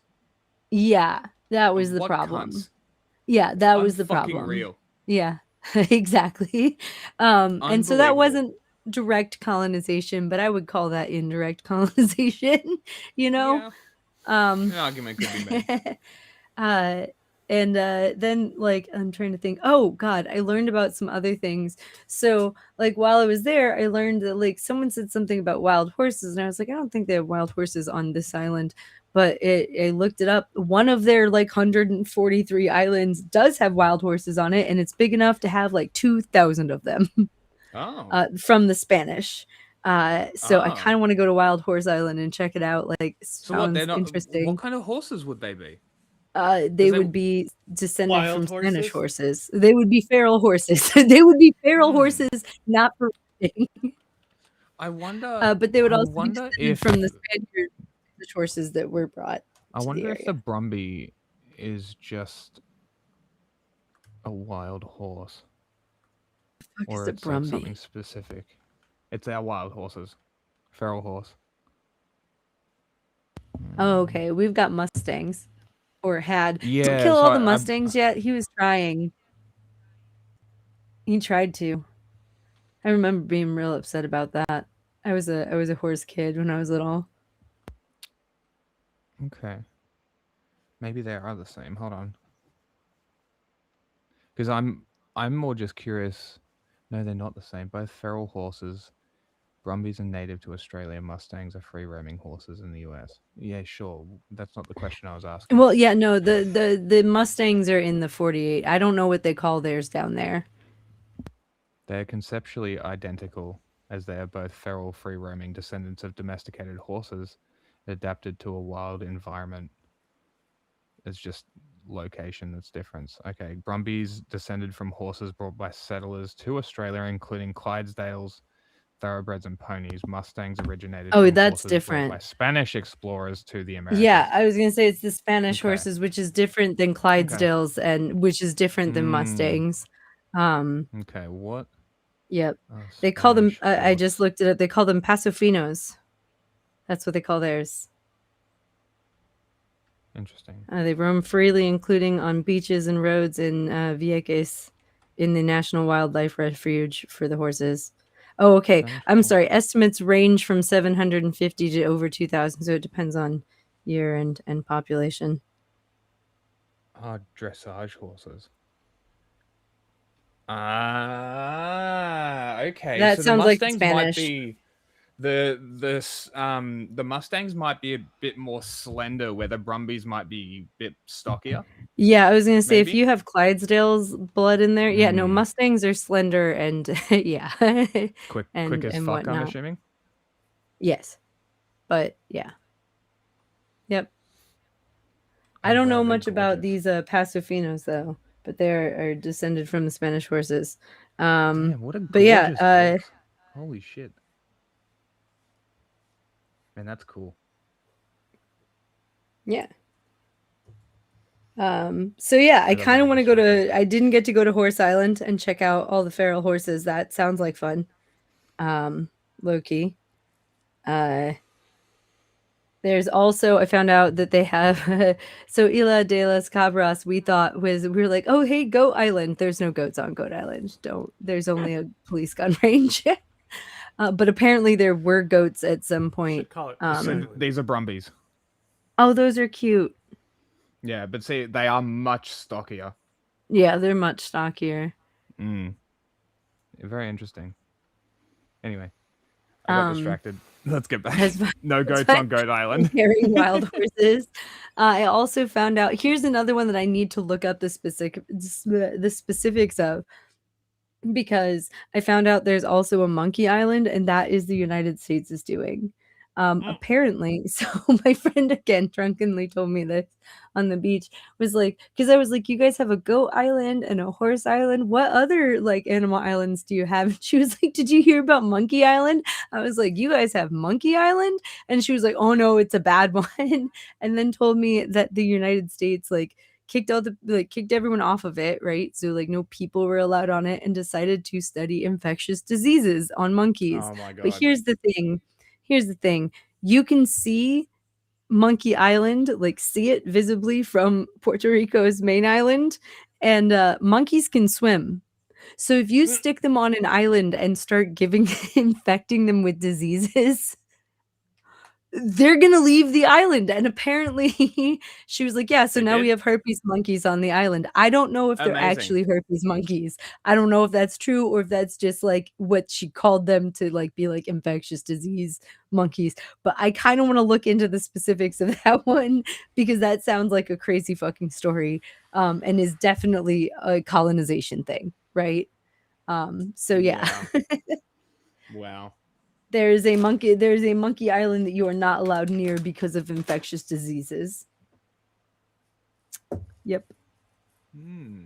There's also Bioluminescent Bay, but I didn't get to go see that because we were too tired from hiking every day by the time it was time to do that.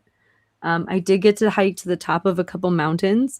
I hiked to the top of Mount Britain, which is beautiful, and there's this really cool old lookout tower up there that looks like a rook from a chess set, right on top of the mountain.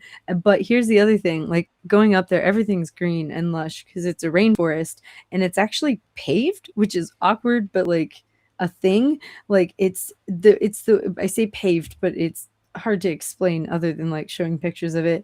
But anyway, while you're walking up there, you get to the top, and then this tower is bright fucking orange, and it's not painted orange. It has this specific lichen just growing all over it that you have not seen anywhere on the way up, that just loves this fucking tower, and the whole thing is just orange. It's kind of cool. That was really neat. And then we also hiked to the top of a mountain in an observation spot in the dry desert. That was kind of hell, if I'm being honest, because it's the dry forest, but it's like a desert and it's like full of cacti, and it was like it's on the other side of the mountain that doesn't get all the rain. And we almost gave up and went home. And there was this really adorable marine biologist dude who was like, no, here's what you guys don't get. Like, I know that you're tired, but I have cold water for you. And you guys were talking about going down by like the cliffs and down by like, you know, the water. And it's way cooler down there because there's actually a breeze down there. And then you don't know this, but you see those clouds way over there? We're about to get some of the only rain we get all year. And when that rain comes in, the frogs are going to come out, and you want to hear those while you're here. So you guys are going to go down to the beach, and I know it's going to suck while it's raining, but I promise it won't rain for more than 20 minutes. So we went down there, and then it immediately started pouring. And like we put on our like, you know, our rain gear and waited it out, and it was like he was right, it was like 25 minutes of like a downpour, and then it was perfect, and all of the frogs came out, and it was beautiful. We got to see all the cacti in bloom and stuff. It was really cool. So I don't know, I highly recommend, if you like to hike, to go to Puerto Rico. There's a lot of beautiful places to go see while you're there. Yep. It does sound like a pretty cool place. Yeah. Yep.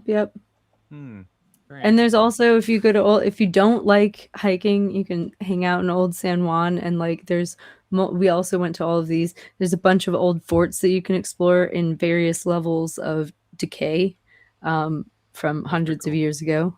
Yeah, some of them are well maintained and are like you got to pay $10 to get in, but like if you pay to get into one, they let you into all of them if you like within like 24 hours, so you can like go the next day too. Oh, cool. So yeah, I highly recommend that if you go too. But there's also a bunch of like things that are falling apart if you like to do urban exploring type stuff. It's an interesting place to go, but also be careful. Just be careful. Use your senses, because it's an interesting place. Okay. Yeah. So the world's at war. Yeah, so the world's at war. Yeah, fill me in on news. Where do we start? Ask questions. We can fill you in. Oh shit. Well, I guess I had those questions about Iran. I guess, how is everyone reacting? How's NATO reacting? I heard something. Okay, I heard a bunch of rumors about the Kurds and how true the shit that Trump said about the Kurds and a ground invasion and so. Can you guys fill me in on that? Like, what the fuck is going on with the Kurds and the ground invasion nonsense? Well, I saw at the start of the stream that IRGC and Besiege were hit by drones, and I can only assume that could be the Kurds. Yeah, and that was in Tehran. They just like a bunch of different Kurdish parties just formed a coalition of resistance To go fight Iran? Mm-hmm. Parties. I thought they were Iran. staying out of this. Wow. Okay. Holy shit, that's okay, mind-blowing. so I'm going to be real with the you. That's a little Kurds- mind-blowing. The Kurds have been getting hit pretty hard, so I imagine that it's probably got something to do with it. Yeah. Well, I There's was a told that Kurdish the source Kurds that were I follow. bombed. I was told that the Kurds were bombed before the Kurds actually like entered the like fight in any way. But I don't know. I don't actually know what's going on with any of it. So you said that they did form a coalition and they are going to do a ground invasion? I don't know. Like, all I saw was that 5 parties formed a coalition of resistance. Oh, well, I mean, that might also be to defend themselves in all of this. I'll have to look into that because I'm really curious what's going on with that, because I was told that they were like staying neutral in this, but like that could rapidly change, right? And then there was also, I guess I can also see why, look, I get why the United States would not want to send our own troops in for a ground invasion and why the Kurds would be a good choice, right? Because they fight in the mountains. They're good at that. But also, like, I'm surprised if they legitimately do that, because, like, we just fucked over the Kurds in Syria real hard. You think we're not going to do that to you? You know? Like, that's what surprises me. That's why I'm like, are you fucking kidding me? Really? Like, I understand that there's different Kurdish groups in different countries and they're all facing slightly different things, right? But like, they all saw that, like they all saw that happen. They did not see that. So I don't know. I guess I'm Here's surprised. an article. Yeah, so here's an article just talking about Kurdish cities in Iran since the war. So it says residents in Kurdish cities across western Iran say they are living in fear with uncertainty as bombardments continue, while emergency and civilian services are further hampered by Iranian authorities, as Iranian authorities have begun taking over civilian infrastructure for military use. In a number of interviews, and that's if we know how the Kurds operate, that's not good. In a number of interviews conducted by the Almagi on March 4th to 7th, the follow-up questions on March 9 and 10, residents in Sanandaj, I don't know, and Maravan described repeated strikes across Kurdish areas where military and security installations have been targeted. Civilians living nearby have also been killed and injured. Since March 9, the regime has begun using several civilian buildings, including sports centers, hospitals, and administrative offices, to carry out their day-to-day work. According to sources on the ground, many government buildings, checkpoints, and military bases have been largely deserted, and in some cases, only one soldier remains to stand guard. Residents say the Kurdish areas have been heavily affected. Strikes have also hit other cities across Iran. Tehran has experienced some of the most intense bombardments. It sounds like this might be bombs from the Americans dropping in Kurdistan, with major cities including Shiraz. I don't know if that's the case, but it could be. Who fucking knows? I honestly don't know. It sounds like it sounds like, because it sounds like they're coming from the sky. Oh shit. Okay. No, the So we're like, Iranians hey, you have want us to planes. stop bombing you? Do a ground invasion. Iran has Cool. planes. Still, do they? Yeah. Yeah. Um, And I think Iraq is also, and Turkey might. Who fucking knows? Azerbaijan is real pissed. I do know that Turkey. I knew someone said something about Turkey would be really mad if the Kurds invaded Iran on behalf of the U.S. Most likely outside forces to invade is the Azeri right now. I don't know who that is. Can you tell me who that is? Azerbaijan. Because oh shit! there's an I'm gonna have to there's call an my friend Azeri- who lives in Azerbaijan and ask them about that. There's an Azeri population in Iran. It's one of the Mhm. ethnic groups in the north. Yeah. And Azerbaijan was hit by Iran, so they mobilized their forces to the border. And the whole Armenian and Azerbaijan conflict, Iran were the ones who were the primary weapons dealers for Armenia. Oh, so there's okay. grievances there from Azerbaijan as well. Yep. That makes sense with their war with Armenia and that whole thing that they just won, but it was a whole mess, right? Yeah. Cool. I should call my friend and ask him what his opinion is on that. We don't usually talk about politics, but he's a friend of my cousin's. Like my cousin does streaming stuff, and like she has a friend who's who's Baha'i, who's over in Azerbaijan, and like that's how I started talking to him, was about his religion actually. And so I don't know. We don't normally talk about politics, but I'll have to ask him what he thinks about Iran. Interesting. He's Azeri, so it's probably aligned with Hitler. Huh? Nothing. What? No, that's what chat said. He's Azeri, so he's probably aligned with Hitler. Yeah, no, we don't really talk about politics very much, because my interest in talking to him was mostly about how religions present differently to different populations to get converts, and was talking to him about like what the general beliefs of like someone who holds his religion there are versus here, because it's actually quite interesting for the Baha'i faith specifically, because people in the US that hear like, you know, science-based religion take that very differently than like where the religion's actually from. If that makes sense. Anyway, I am now curious what his politics are surrounding the attack on Iran. I don't know.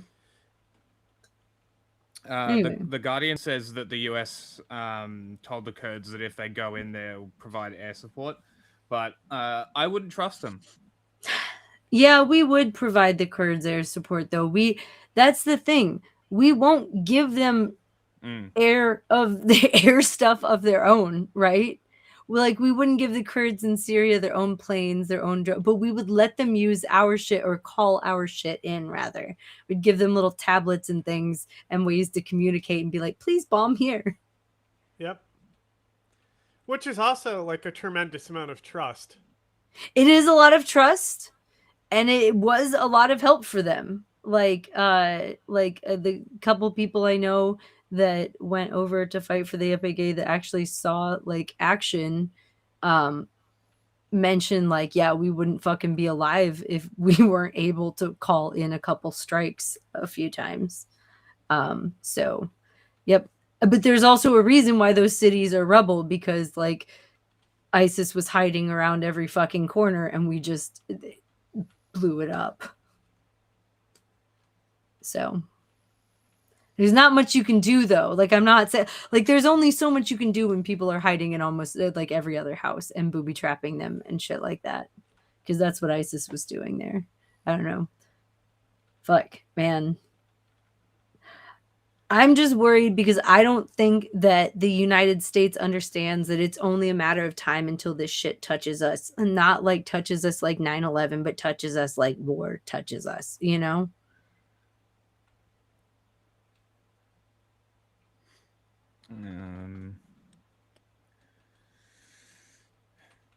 I also want to remind everyone that this whole escalation with Iran, like the first time we bombed them months ago, started after Iran said it contacted Israel, who has their super secret nuke program, right? Like during negotiations about their own nukes, like said, hey, we hacked you guys, and like sent them footage from their own surveillance cameras on their nuclear sites to be like, we know where all your nukes are. And that pissed off Israel, and then we bombed them. Like, I want to remind everyone that that happened months ago. Like, that's part of what started this escalation. I feel like we really are following Israel into something I don't think we should be. Yeah, I mean that was always the case, but when baby goes to war, gun daddy has to come. Gotta hold that hand. Yeah. You know? Can't have Israel sending people to die in a box. You gotta have Americans go in that box for them. Why does America have to be the middle child? It kind of sucks. I don't know. What can you do? I mean, everything's okay. So what's going on with the Strait of Hormuz? I heard that they were putting mines out there, and that they were using Russian and Chinese mines. A Thai tanker got hit, or a Thai shipping container, I think. Wait, what happened? Thailand Marines got sent out to rescue Thai sailors from a container ship. Got hit. Don't know by what. Oh shit. Yeah. So we'll see what happens with that. I saw that this morning. I didn't see that. I did see multiple reports of them putting out Russian and Chinese mines in the Strait of Hormuz. Like I saw the announcement that they're like, unless you are, you know, an Arab country that we approve of or whatever, you're not getting through here. So that's cool, I guess. Yeah, I don't know. very cool. Gonna make everything more expensive. I saw that Qatar was arresting people for posting about things on social media and, you know, inciting anxiety. That they Apparently, arrested like 300 and something people. and I saw that the United Arab Emirates is having all of their TikTokers be like, I feel so safe. Everything is fine in Dubai. It's fine. You should still come to Dubai, because they rely on like, you know, tourism. But at the same time, all of the rich people are like trying their damnedest to get out. And like, I saw, this is the weirdest thing, but like through veterinary reports, like, cause you know, vets have international friends too, right? We were just talking about that. Through veterinary reports, a bunch of rich people are trying to put their cats and dogs who are perfectly healthy down because they're fleeing the country and don't know when they'll be back. Yeah. So it's crazy to watch, like on TikTok, they're like, we're so safe, you should come visit, while their rich are fleeing. Insane. It is pretty cool. Israel is also killing hundreds of people in Lebanon. Oh, That's shit. also happening. No, really? Yeah, they're full on invaded Lebanon now, it seems. Oh my Special God. forces and airstrikes. Reports from the BBC were saying 2 Israeli soldiers killed, while 400 just happened to stop existing. What? Yeah, it's No. fucking Wait, what? moronic title, yeah. What do you mean Israel- stop existing? No, that's not the title. I can't remember the exact title, but that's essentially the vibe that it gave. Is 400 Lebanese died as 2 Israeli soldiers were killed. Oh, Fuck God the Israeli damn. soldiers. Israel Fuck. killed 400 Lebanese civilians. That's the headline, BBC. Holy shit. Holy shit. They really do mean it when they're saying they're trying to do the Armageddon thing. Mhm. How long until they say Jews come home and the US says, here, take ours? Isn't that part of their prophecy that all the Jews go back to the homeland Something like that. before it gets destroyed or something? Like, I know this is dumb, but I only know this from like white supremacist, like extremist bullshit. And I'm like, so how close to this are we talking? Because like, they're like, no, send all the Jews back and then nuke it, because that's how we get the end of days, like in the prophecy. They That's ship red cows to Israel. what? Okay, this is what it was. Okay, this isn't the same thing, but this is a part of the same. Dozens of people were killed in Lebanon in major Israeli air and ground operations as the war with Iran-backed group Hezbollah continues to escalate. Oh my God. This is BBC, by the way. One Israeli operation in a town in the eastern Bekaa Valley, a focal point of rising hostilities, saw at least 41 people killed and 40 injured, according to the health ministry. The Lebanese soldiers were among the dead. Locals listed the names of civilians, including children that had been killed. The forces in the operation were recovering the remains. This is the best part. This is why they did this. The focus of the operation was recovering the remains of an Israeli military airman who No. went missing in Lebanon 40 years ago. No. No. That's why they did this. No. They killed Are 41 you fucking people kidding me? to look for remains. Okay. So, you know what you want to know what really pisses me off about us going at Venezuela and then Iran? It's because both of these countries, like 60, 70 years ago, so like within the lifetimes of the old ass fucking geezers, right? They're running the show, the shit show, right? Within their lifetimes. Like Trump remembers this from when he was younger, right? He was alive when this happened. Like Iran and Venezuela both nationalized their fucking oil. And it's been a problem for us since in terms of capitalism. And it seems like, especially after, like, it's weird because I feel like our oil companies have adapted and understand how bad this is going to look for them, because like they, like with Venezuela, they were like, we don't actually want any part of that. That's how all of our infrastructure and anyone we hire gets like attacked, and it's a whole thing, you know? I think that the same thing is going to happen with Iran after we bomb the shit out of this country, because they've made it very clear that like all of their nuclear stuff is so far beneath ground that like we're going to have to go in for a ground invasion to fuck that up. And it's wild that we're trying to talk the Kurds into it. I hope they don't take that bait. Yeah. Don't take Well, that bait. That's my if they advice. want I to- mean, if they want to do, they can do whatever they want. they can do whatever they want, but damn, take care with that shit, because the US is not going to protect you as soon as they get what they want. You know? And they made that clear in Syria. We got what we wanted. People really, really, really want Kim Jong-un to nuke Palestine. You know what? I'm going to be real They with you. really I don't do. know much. I don't know much about the Kurds and their plight in Iran. I know much more about Syria. So like, and I know a lot more about like their history in Turkey than I do in like with Turkey than I do with their history in Iran. I know more about Iraq. The Iranian Kurds are the ones I know the least about. So like, I don't know, dude. I don't really have much of an opinion other than I hope that if they work with the US to get the gains that they're looking for, that they are prepared to hold them without the US as soon as the US gets what it wants. You know what I mean? Like that's because we will as soon as we get what we want, we'll be like, peace, good fucking luck, guys. Like that's our MO. That's our MO. We did that with the Mujahideen. We did that with the Kurds in Syria. Like, I don't know, man. All with the CIA fucking around somewhere the whole time. Yeah, pretty cool. That's what you think is cool? Very cool. What's wrong with you? I don't know.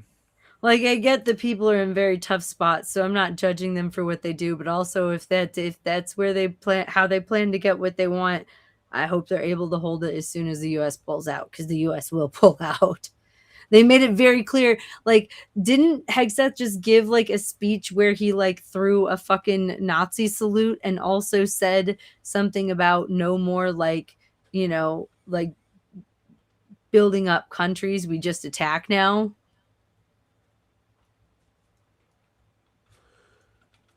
So much going on. Nazis. Okay, so on Nazis Saturday are fucking insane. Sorry. I'm like, hold on. I'm catching up on the last week of news, and these are the bits and pieces I've caught. I also found out that the Library of Congress wants to build a power plant and like turn over to AI a bunch of things. Yep. That's a bad choice. They have copies of every book that we have. Well, the ones that they haven't lost and destroyed. They don't like to talk about the flooding. Anyway, they want a power plant of their own, apparently. Just to power AI data centers. Well, to power AI, and then they talked about how they need to pay for their own AI, and like they talked about how they had 5,000 employees a few years ago, and now they have 1,600, and like the Republicans were asking them questions like, so how are we going to cut that number of employees in half? And he was like, we can't. We literally cannot. And they were getting upset at them, while the Democrats were like, wait, so when I ask Google's AI like a question, it often brings back your website as a source. And if your website is AI and I'm asking AI a question and it's asking your AI, how can I trust that? And they were like, fumbled. This is like a 55-year-old man who said that like the average age of their employees was in their 40s. Like, I don't know. We are so fucked, guys. Everything is fucked. Feels like I came back from vacation and everything is just super fucked, like extra fucked. They also got rid of Anthropic, didn't they? I don't know anything about that. I did see before I left that they were asking Anthropic AI the military was, for like off the chains AI that would like kill people without oversight, and and also surveil people. And they were like, no, those are two things that we did not agree to and will not agree to. And then the government like threatened them to say something about like, oh, to like label them as like a threat to a supply chain or something. And something about their contract getting canceled. Which means that it's only a matter of time until Palantir fills that space. Did you not hear about this? No, I don't know anything about it. Google Anthropic and see where they're at with that. I don't know what's going on with it now, but I know that they were last I saw, Trump was saying he was going to pull their contract and label them some supply chain risk, and they were saying, no, we will not give you like AI that surveils people and I just stuff. know that ICE is like trying to get voter records and shit. Oh, of course they are. I've been telling people not to vote for years. No, I'm just kidding. I mean, that's all I know, is that ICE is now trying to like shake people down to get voter rolls. oh yeah, no, Indiana just handed them over. I'm glad last time I voted, I was out in Washington, and they'll actually fight that shit.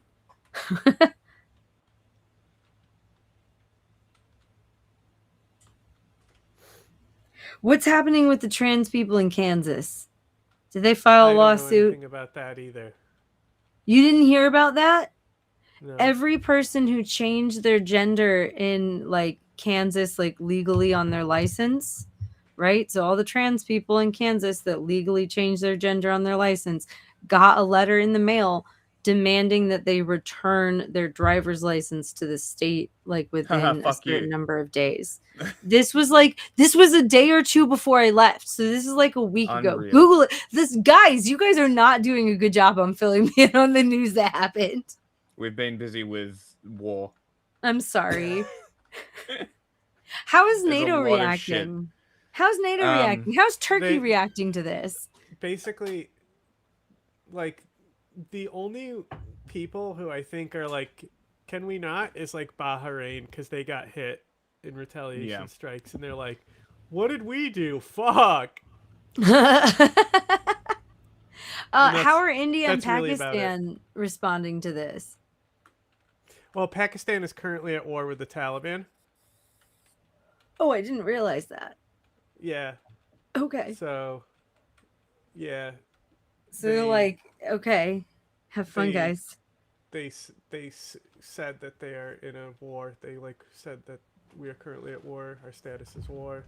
Wait, I saw that Iran, Who when said that? Khomeini died, Iran. hit like 10 different countries. What Yeah. countries did they strike? Like, I know that they struck not the U.S., but a U.S. base, right? Yeah, Turkey, Azerbaijan, and then all the Gulf states. Yeah.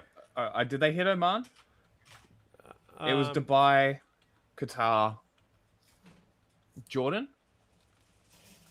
I'm not sure Did about Jordan get hit? Jordan. I'm not positive on that. So, like, everyone who pissed off Khomeini in the last couple decades. Pretty much anyone with U.S. connections. Okay. Yeah, any U.S. base around they. I don't think it was necessarily like an uncoordinated sort of shotgun blast. I think the targets were specifically chosen. I think. Oh, yeah. I think reducing the Islamic Republic to rabid dog is ignorant. I wouldn't say rabid And dog. No, foolish? I didn't say that. But like, No, it I'm not sounds saying like- you. I'm saying Oh. in general because I'm saying that this is a narrative that people have been saying is that Well, oh, the it's just shotgun Tehran blast was meant- scattergunning shots. Like it's not. No, that shotgun blast was meant to be in retaliation for Khomeini being killed. You don't just Mm-hmm. kill the leader of a country, right? What would the U.S. do if someone bombed Trump? Straight up, just Trump. Like boom, like a missile that's America is would probably targeted cheer. for him and it actually hits him. How would America would respond? Would we go, oh man, we should have new elections, or would we attack a bunch of countries because, like, you know, like in response? Yeah. Well, Like, the funny thing is about America is Like- they would attack a bunch of countries and they would overextend themselves and lose. well, I think that's Look what at- we're look at doing right 9/11. now. I think that's what we're doing right now. That's very Um, likely. Because I heard we're running out of munitions. I heard that as well. What?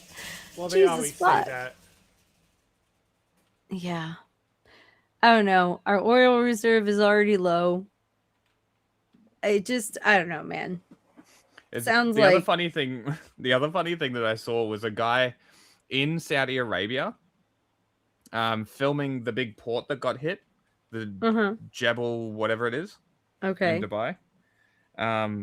And he was filming it with the burning port on his right hand side, and then he does Yeah. a 360. It's not a 360, a 180 with the camera, and says, "This was hit by Israel, not Iran." And I'm looking at the map and the direction that he's facing, and the way he's driving, and where the port is, and I'm examining the map of this port, and I'm like, "That's where Yemen is, you dickhead." Because he's like, if it's flying over land, it's coming from Israel. No, you idiot. No. It's coming from Yemen. And Yeah. that sound, and I can't confirm this at all because I haven't heard any reports of missiles coming from Yemen. But it would not surprise me. So did the new Syrian regime just give Israel the Golan Heights, or what's going on with that? Interesting question. I don't know. I mean, we just did a little Syria special, and that didn't come up. So Okay. Huh. What is going on with the Golan Heights? I know a lot of people focus on like northeastern Syria a lot, and I do Yeah. too. So sometimes I wonder because they do keep making grabs for it, you know? And they've been like I mean, talking a it's- lot about the it's Druze, the and whenever Greater they Israel politicize a group, like it's I found out for recently that Israel mandates Druze service in the IDF. yeah, Oh. And that makes me very, very, Ooh. very Uncomfortable. sus. That's sus as fuck. Look, that's why I was saying as soon as Israel starts talking about a local Mhm. ethnic group in like a land that they want, I'm like, what are they doing there? How's that going? Have they taken it yet? Has it been handed to them?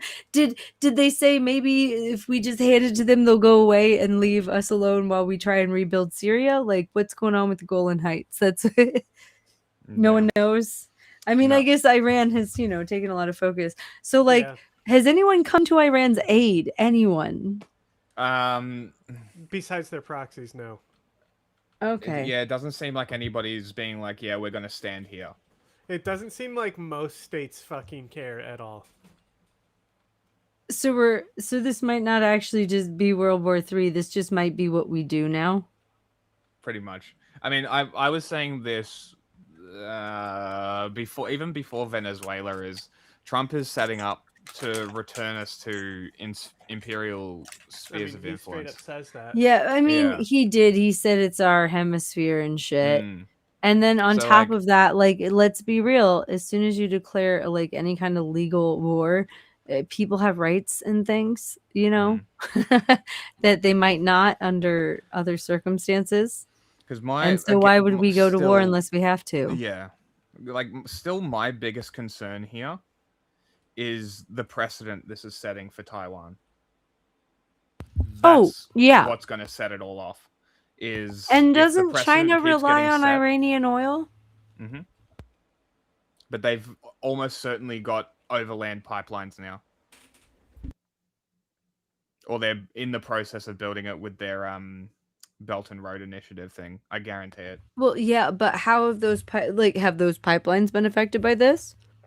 I don't know if they even exist yet. Hold on. China, Iran oil pipelines. Let's see if they exist. You guys are not doing a very good job of updating me on how this is affecting everything, guys. It Come says on stays now. open. Crude pipeline stays open. Iran has shipped 11.7 million barrels to China since the conflict began. Iran sends millions of oil barrels to China through Strait of Hormuz, even as China. war chokes the. Okay. China stockpiled more oil before war broke out. And Yes, it I has think been China knew about stockpiling as this well. too. Did China know about this too? There's no way China didn't know. I don't. Hmm. I don't know. They have been stockpiling for a while. Everyone was kind of theorizing that it was over a potential Taiwan thing. I'm seeing other headlines like China emerges as unlikely haven as oil price shock hits global markets, and China's art of war move is navigating oil crises. Iran has And continued to send China's large economic statecraft has been exposed by U.S. attacks on Iran and Venezuela. Oh wait, what's that one about? Okay, let's see. I was about to look at the more updates videos and stuff because like now Yeah. all I'm watching for is how likely Oh, they're by the way, gonna I gear saw up for a we ground invasion. blew up another boat down south in South America. Not that anyone's really paying Yeah, they're attention to still that striking anymore. boats down there too. We're still doing that. That's the thing. I did see that happened like within the last week. I'm not sure which day. Yep. But that did happen. We're still doing that. We said drugs again, but who knows? Okay, so coming from Science Direct, it says there are no active confirmed construction projects for the direct pipelines. But as I was saying with the Belt and Road Initiative, it seems like there have been long-term proposals and conceptual studies about extending the China-Myanmar pipeline. There's also, while pipelines are not currently feasible, a rail link exists with direct freight train services between Iran and China. So there are definitely overland routes that they can get oil still to China, but it also No, seems I like saw they're that still a sending China it through the tanker. Strait. Yeah, I saw a China tanker went through the strait, so they're allowing China through, just not us. Yeah. So what I was reading before is it says that Iran has said that they're not going to let a quote drop of oil to the US, Israel, or its allies. So I it's going to mean, freely let China Okay. and stuff through. We weren't But- buying and it that's anyway. like, of Goodbye. course. Yeah. yeah, yeah. Also, onto that that Lebanon thing, it says on Saturday a hole was dug in the ground in the corner of the town cemetery. They thought he was there, but there was nothing. So they killed 40 people for nothing. Holy shit, they went in to find. Okay, look, I understand like leave no man behind kind of stuff, but like the whole thing where it becomes a religious thing where you're not allowed to leave any part of the body, that's No, this is some Israeli cum brigade shit. yeah. It becomes an excuse. You know what I mean? Yeah, that's exactly It what this becomes an seems like. excuse. It also, by the way, it also means that when they say like it killed me during that whole like hostage situation thing, how many of those people they knew were dead for a long time and they kept just calling them hostages and like acting like the bodies, like I understand that body matters and that you want that body back. I get it. But also stop fucking acting like they're alive when you talk to the fucking international press when you know damn well a number of them are dead, because that just it conflates, it makes me not believe shit you say, you know? This is a cool headline. Oh wow. As first Israeli. That's like, oh, by the way, I also heard a rumor that there were more Americans dead than America was reporting. Have you heard anything about that, or is that just a rumor? Say that again. Because again, rumors. I heard that there were a few hundred American dead, not like 6 or 7 or whatever they're saying. I have not heard that. Oh, that's a pretty high number. I wouldn't say that is a much. high number. Okay, then it's I assumed it was bullshit. This is why I'm asking you. I assume that's bullshit because that's a lot to hide. Yes. Yeah, that's very high. The US did abandon everyone in the Middle East, though. They said, expect no help from us. I Get saw on that. yourself. Fuck you. I saw that, which is crazy. That's Yeah, wild. We were looking at What that the with fuck? the Fox News guys earlier, who was like, "You should have been ready." Should have been ready. Get fucked. They should have told people to be ready if they wanted people to be ready. Like that's Well, how that they works. needed it to be covert. Well, then they need to have a way to That's get what the people. Fox News guy was saying. Oh No, my don't God, worry. It fuck was that to guy. stop a preemptive strike from Iran. But yeah, we were about to look These at are more people who stuff would on never Iran. be in another country, though, right? You know, this is why the Golden Dome has to exist, because God. preemptive strikes from Iran, you see. Sure. It's so transparent. I don't understand how anybody falls for this shit. And again, it goes for the same thing about the Islamic Republic. Like, talking to any Iranian, literally ever, pretty much, and you're gonna get pretty much the same answer. Fuck the regime. But somehow people still support it. I don't understand. I don't get it. Well, that's Mossad telling us. Of the course, regime it's all is bad. Zionist rhetoric. Yeah, it's Mossad that says the regime is bad. The Iranian government is the true socialist revolution. Correct. Yeah, forced morality is socialist values. God damn Yeah, it. a specific police force designed to beat, rape, murder, and harass women is very socialist.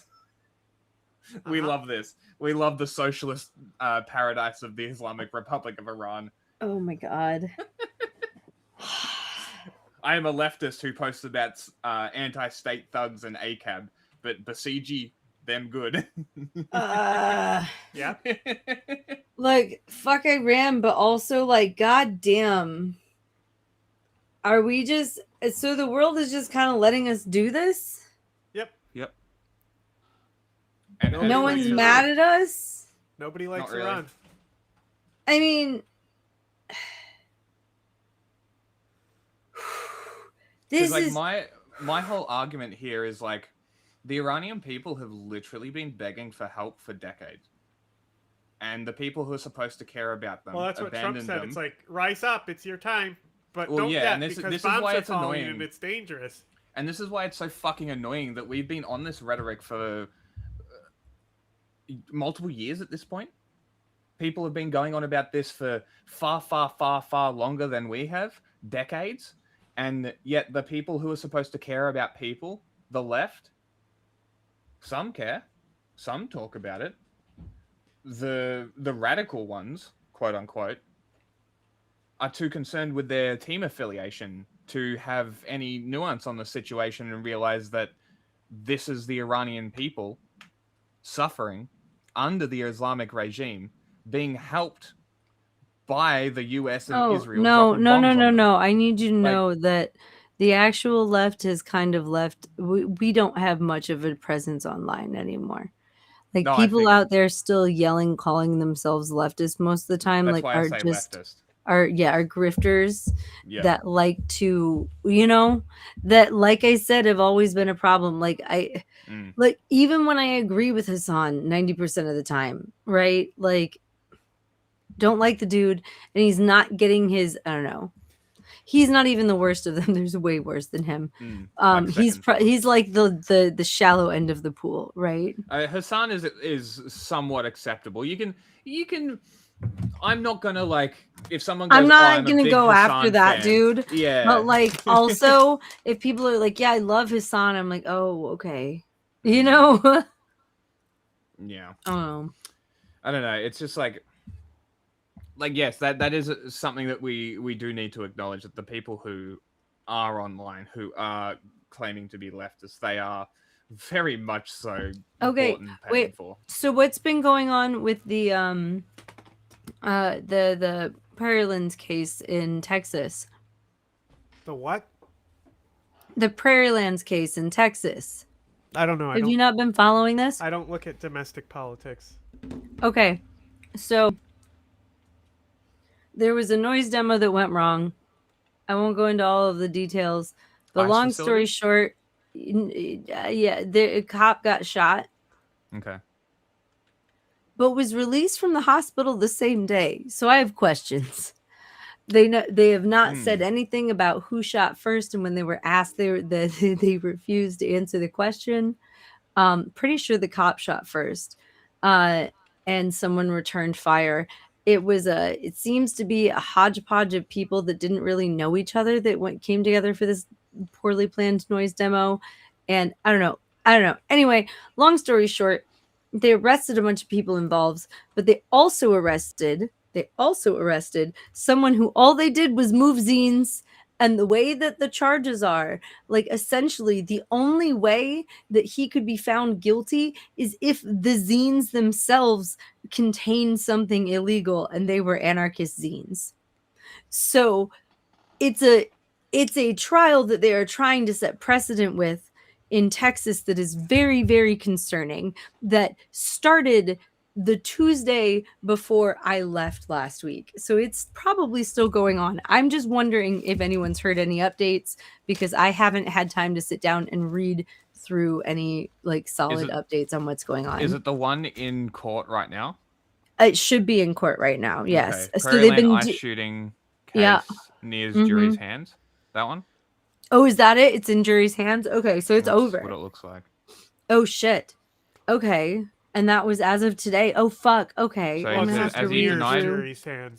denied a defense's motion for a directed verdict of not guilty, the Prairieland shooting trial, the judge on Tuesday mused whether it had been essential for prosecutors to offer evidence on Antifa, which the government describes as militarist anarchist enterprise. Sure. 9 defendants are jointly on trial in the U.S. District Court in Fort Worth in connection to the July 4 shooting outside ICE's Prairieland Detention Center, at which immigrants awaiting deportations are held. Antifa, in short, is anti-fascist, often used as an umbrella description for the left-leaning militant groups that take part in demonstrations. That's a good description. Prosecutors have called the North Texas case for the first indictment against alleged members since President Donald Trump issued an executive order last year designating a domestic terror organization. Defense attorneys have said Antifa is an ideology, not a formal organization to which defendants belong. Sure. I mean, that's true. I mean, how are they going to argue that it's an organized group when there's literally no organized group? That's why this trial is a big deal. What element of the offense in this indictment is proved by arguing the possible membership of the defendants in the Antifa group? The judge explored in a question after the jury had left for the day, and he asked of the case's lead prosecutor whether it was Antifa or the Methodist Women Auxiliary of Weatherford. What the fuck is that? What the fuck is that? Do you know what this is? No. What? We're gonna again. I was leaving, so I was like, I will catch up on this when I get back. I assumed it would still be going on, but I guess it's over now. I guess it's been like 2 weeks, so it's a 2-week trial. It's a pretty big trial. So like I guess it's been going on 2 weeks. Yeah. So I can find you. You know what? We can do a whole episode on Prairieland. Let me catch up on this because it's a huge deal. Let me catch up on this and we can do a whole episode on it because the verdict will be coming back soon and everything too. Because people were dealing with different things. It's a whole, and we can go through it from what we knew on July 4th and like what little information was given to us through some of the trial stuff because I need to like look through. I have not. Yeah. Yep. They went to do a noise demo outside of an ICE detention facility, and like according to the like state, like there were some like security guards or something, and they went and got one cop, and then it ended with a shooting and a bunch of people like arrested. So I'm assuming that cop shot first and someone returned fire because it like I think we talked about this, like it doesn't sound right to set up like they said it was an ambush, right? But it wasn't an ambush because you don't use your friends as live bait. You know what I mean? Like it sounds like a noise demo went wrong, way wrong, but it doesn't sound like people intentionally set up an ambush for police, if that makes sense. Which is what the police were initially claiming when this happened on July 4th last year. Okay, so it says about a dozen people gathered to make a display of noise and fireworks to express solidarity who faced deportation The state's narrative about what happened that night is dubious and full of inconsistencies. After the demonstration, police claim that 2 people exchanged gunfire with a correctional officer and 1 police officer on a nearby street. Mhm. Subsequently, police arrested everyone in the area and the state. They And said the feds have correctional charged officers 10 were wait. They said the correctional officers were unarmed, and that the cop was armed, I believe. But I'm gonna have to go over all this again. Anyway, keep going. 2 days later, an 11th person was arrested after receiving a phone call from a loved one in jail. Arrested by the FBI in Denton, Texas, with a box of zines in their car. FBI have turned him over to ICE in order to jeopardize his green card status. Great. Ongoing Mhm. raids of several other homes across Texas have created hardship for defendants' families, and family agents deployed flashbang grenades. Great. Causing extensive damage and detained spouses, family members, and housemates without cause. That was classic fascist shit. In Mhm. one instance, federal agents tackled the adult child of a defendant and put a bag over their head. Oh, cool, Nazi shit. Before arresting them and transporting them to jail. Quote, I was terrified. I had no idea what was going on. End quote, the child said. During the interrogation, agents offered this person monetary bribes in exchange for information, which of course were refused. Police were, never talk to cops. Ever. You're right. Especially now. Ever. Yeah, like If I a said, cop this is case talking is to so you- fucked up from Mhm. start to finish. Yeah. Right? Which is why I wanted to pay attention to it, because it's the closest I'm going to get to what fucking happened that night. So anyway, keep Yeah. going. So, like, if a cop is talking to you, I know everyone here probably understands this, but this is for anyone else that happens to stumble across this. Yeah. If a cop is talking to you, you're a suspect. Don't say a word to them. Yep. Not a single fucking word. You say, I don't talk to cops, and you leave. Yep. Yeah, say, right. That's the only word you I say don't to have them. to say what those two men say, and I don't have to answer questions about my day.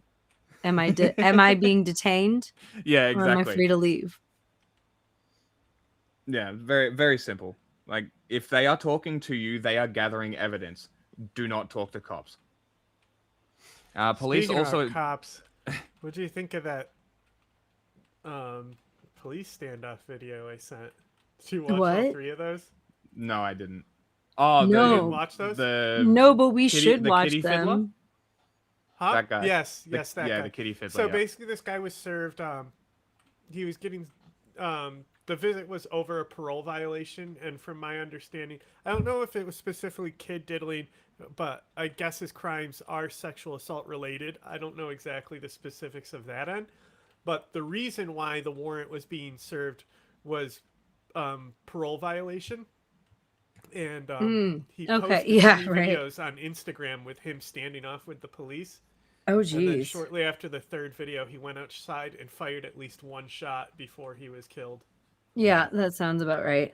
Literally suicided by cop. I mean, yeah. So, and, you know, I don't know if would a non-guilty person do that? Well, he was Yeah, also saying he was non-guilty a people do dumb shit revolutionary around and stuff. cops. Look, He's- look, he's the going, police "I'm a kill revolutionary." the police kill a lot of people that they are called to help in mental health crises. That is true, yeah. So yeah, like I mean, yeah, probably not that, but like I mean, look, not guilty people who don't want to be drug away by the cops for various reasons do That all is true. kinds of things. That is true. I will say say that from I an do not want to Australian be drug away by the perspective. cops. I might do things, you know. I'm just Yeah, and I've no, done that's nothing fair. wrong, you know. That's fair. Just saying. I am speaking from an Australian perspective here. It is Okay, not fair. that From bad an yet. American's perspective, yeah, people do that. People do all kinds of things, guilty or otherwise. All right, police. Fuck that guy, but also, But yeah, we'll look into that because that is an interesting one. I'll find some articles about. Police also attempted to extort them by offering to get rid of warrants if they cooperated with law enforcement. That's not What good. happened? And they will not give that to you. Do not cooperate. right? This is a lie.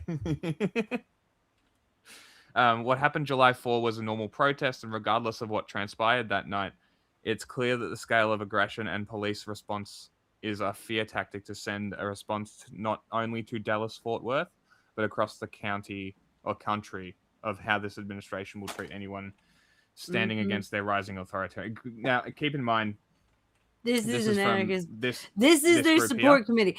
This is where I would get information on them. Yeah. I don't know these people, but their friends of friends are connected with them through like Anarchist Black Cross stuff. Yeah, okay. The people who write people in jail is what Anarchist Black Cross is. Cool. That's Yeah. cool. So like, so my friends in Anarchist Black Cross are the kind of people who send these folks letters to keep their spirits up while they're dealing with shit like this. So like that's my connection. Like I don't actually know any of these people. I'm just I know about the trial through those folks. Yeah. Okay, so at this point, 16 people have been arrested. This includes partners and roommates who likely never set foot in El Vado. Local legal experts explained that normally in this district, a defendant facing federal charges will receive a first court appearance within 1 to 3 days, whereupon appointment of court appointed counsel, release or bail condition. I'm not Englishing very well today. Release or bail conditions and next court dates are all addressed. There have been no explanation why these normal practices are not being followed regarding these defendants. Meanwhile, the legal proceedings have not progressed on either the state or federal charges, leaving the arrestee in ongoing detainment and deprivation of their constitutionally guaranteed legal representation. When was this posted? Is there a date at the top of this one? Yeah, it might be at the bottom. Dang it. Okay, they just haven't updated it. Okay, I guess they've been busy with the trial stuff. Yeah. Unless there's more after this. Possibly. 16 of our loved ones sit in jail, many of them struggling to obtain legal counsel because the public defender assignment process has continued to be obstructed by a seemingly deliberate and targeted array of red tape and outgoing You haven't denial. even gotten to the mistrial yet. The It looked like they were going to get let off because they got a sympathetic jury and the judge declared a mistrial. Oh. Yeah. Oh. Like it gets so much worse, dude. Like Wow. The glaring inconsistencies in the official narrative and the alarmist accusations are a clear attempt to bolster the Trump administration's claims that the United States is on the verge of chaos and to excuse a dramatic increase in militarized police action. This is in turn, will almost certainly be used to justify sweeping expansion of repression, not only of popular movements, but all political activity in opposition to Trump and his regime. I don't think that that's a very alarmist statement. No. It's not alarmist in the sense that like that person who was arrested with the zines, with the charges that they are levied against them, the only way that those charges like can like stick is if what's in those zines is illegal. And they're trying to argue that Antifa is an actual organization and that those zines are terrorist material. Oh my God. That's where we're at, dude. And it's like food not bomb zines, guys. Like so it's not, this is like, it sounds alarmist, but like we are living in times that are a little alarming. This trial matters. Because it really seems like it does. Like this is the fact that we hadn't heard about it until you told us is very interesting. I remember I guess I remember talking about it and saying like there's no way it was an ambush, but that was like when it came out on July 4th and like there has been very little this, actually. media attention. I remember you bringing this up actually. I explicitly remember you telling me about this. I remember reading the initial reports and going, there's no fucking way it was an ambush. And like, I have been hearing small updates, but like, it is best not to talk about your case, right? There are some people who pled out, like, this is not good for some of these people, right? Like, I think it's only 9 people versus the 16. They offered people like money and dropping charges and stuff to like talk. All kinds of stuff. Like there's all kinds of message. And then there was the mistrial before this trial. Like I thought this was going to get over with before I left, and it didn't happen because the judge declared a mistrial and they had to like start over. It's a whole thing. Anyway, I have been keeping up with it, but there hasn't been like new information until the trial started. And like I read the briefings on the first like couple days and the test, like the like witnesses that went through the first few days, but like then I left for 9 days. So like I don't know what happened the rest of the trial. It's even worse. The mistrial's even worse. Do you know why? Yes, I do. Keep reading. Yes, I do. I know why. The defense lawyer wore a T-shirt with images of civil rights leaders. Yep. Cool. Yep. And it might yeah. They were literally looking for an excuse because the jury was sympathetic that was getting picked, is what happened. Unreal. And they said, yeah, like this trial matters. It sounds ridiculous, but it is ridiculous. They went there for a noise demo. Somehow shots were fired. They claimed that a police officer was shot, but it was clearly not life-threatening. It seems to have been in response to that police officer shooting at people for no good reason. And then they're arresting people for having zines months later. Like, it's a whole, like, trying to make it a, like, Antifa thing. Like, it's a fucking mess. This is what they wanted Charlie Kirk's shooting to be, basically. Right? But no one's heard of this because it wasn't Charlie Kirk. It was some random fucking officer who didn't die because if he was shot, it was probably something that was not like, you know, like grazed or something. But also, like, I don't know. I have a feeling that cop shot first. I don't know yet. I haven't like read through the whole trial notes and stuff. So you're correct that it's only 9 people because the other 7 to make the 16 are family members. Oh, okay. So it says these 16 people are some of the first arrested under this narrative, but we should expect this sort of repression to spread further and wider. Trump doesn't distinguish between these defendants, Zoran Mamdani, the DSA, 5051, or anyone else standing against him. They are coming for undocumented migrants. They are coming for supporters of Palestine. They are coming for anyone who objects to ISIS violence. The first months of this administration have been a disaster. People being kidnapped in broad daylight by masked agents sent to hellish prison camps in other countries, with detention centers like Prairieland as stopping points along the way. Natural disasters killed hundreds with little warning or care from the government. I'm pretty sure Western... This was North around when North Carolina? Carolina, this was, keep in mind that this was probably written because North Carolina was last summer, right? And this was July 4th that this I've been happened. trying to, So this would have been written. I was trying So- to get Chelsea from Redneck Rising to come on to talk to us about the recovery efforts and stuff. But I have a friend who actually went to, he's from Indiana. I'm pretty sure he's still living in North Carolina because he stayed there to help with ongoing efforts. If you guys want to get an interview with him, I can always call up Happy. Yeah, because I have been wanting to get an update on it, and Chelsea's a bit busy. So But yeah, no, that's if you've got it's still a mess down there. So, and I believe that is what this is referring to. Yeah, so because of when it that was would be good written. if you could set that up. That would be fantastic. I've been willing to do that for a minute. Let me send him a message. Last time we talked, he and I had words last time we talked. So let me smooth that out with him. I'm sure I can. It'll be fine. All right. And it says, even now, we're still trying to count the losses from flooding in central Texas. Decades of advancement in public health have been eviscerated. Oh, this Measles is killed. when that camp with kids in it got hit in Texas. Do you remember that? Yeah, the whole place flooded. Yeah, and a bunch of little girls died. Yep. Sorry, I forgot about that. Shit.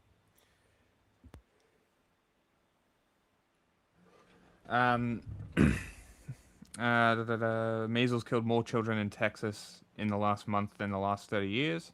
Transgender people are being erased from society. US-made bombs are slaughtering millions around the world.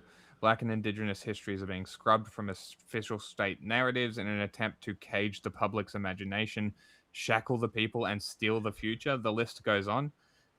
People see the nightmare that is unfolding, and the state is furiously looking for ways to distract, confuse, immobilize, and terrify. They aren't in wrong. This context, no, they're not. This is why I continued reading.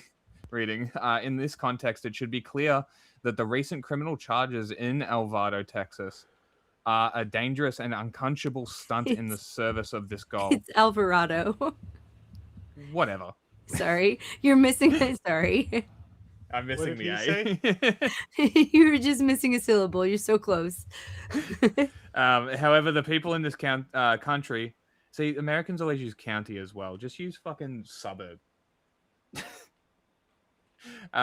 This country, I almost did it again, will not accept authoritarian rule. From the initial waves of protest, resistance, and antagonism have generalized and deepened. It has involved not only elected officials, but formal organizations, but more importantly, millions of ordinary people taking bold action to protect the community and reclaim their autonomy.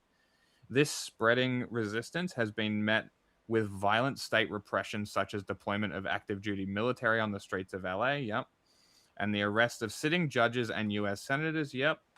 A sitting U.S. senator broke the arm of a Marine. Did you see that one? Yeah, I did. I saw that. I literally have the video up to watch.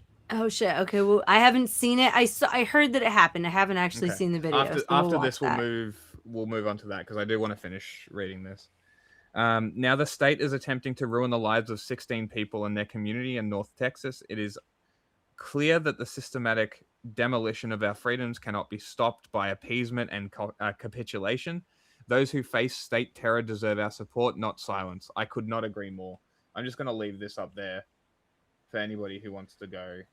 So yeah, the support committee also, I know that they have been keeping up both like this as well as an Instagram. I'm pretty sure Instagram is where they'll have most of their updates and things because that's where like the biggest like following is as far as I'm aware. But I'm going to have to look into it and ask people like for because sometimes I can get report backs that are not online, right? But I don't know about this one. We'll see. Because it depends on how the trial is. I also don't know how many trial documents are available. A lot of times these kind of groups will try and make any documents pertaining to like things available, as well as like make it so it's easy to write them while they're locked up. So those are things to keep in mind if anyone is interested in contacting or reaching out. Please do. Anyone they could use any help and support, I'm sure. Anyway, yeah. So that's an important case that I'm curious. I'll have to look into that. We can do. It might be a week or two for me to like really get back into the swing of things here because shit's going on with the data center stuff and like shit's going on with all sorts of things. Here's but some also fun information for you. They in Australia, it takes like a year to get approval to build a pergola in your backyard. 2 data centers took 2 months to get approval. One in Port Melbourne, one in Geelong. wait, can you say pergola again? Pergola. Okay. Do you know what that is? Yeah, it's pergola. You just say it wrong. What are you talking Pergola. about? Oh no, who's wrong? We gotta know who's actually wrong. Okay. If we say it pergola. Pergola. What are you Oh, saying? it's actually spelled like that. pagoda? That's hilarious. Are you all Like, saying no, no, pagoda? hang on. Stop. Are you saying pagoda? No, pergola. Okay. It means something very similar. There's no way. I've That's never wrong. heard of a pergola. That's so it's like you saying Nissan, man. It just catches me. Like I know what you're saying, but it's No, you're so- wrong. No, you know what's actually you're funny? wrong. I say it like Americans and you say it like the British. You are incorrect. I will Pergola? cede to the American English this time. No, but what? I've never heard of this word. Pergola. Google it. Pergola. Ready? It's like a little. It's kind of like. If you show me a pagoda, I'm gonna lose my shit. Right? American. Show me what it is. Hold on.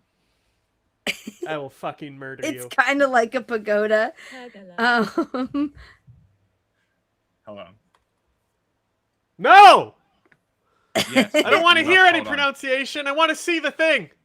It's like I've never heard of this word. It's a little bit like a gazebo, but it's more like it's like a Attached to a pagoda. house? It's kind of like a pagoda.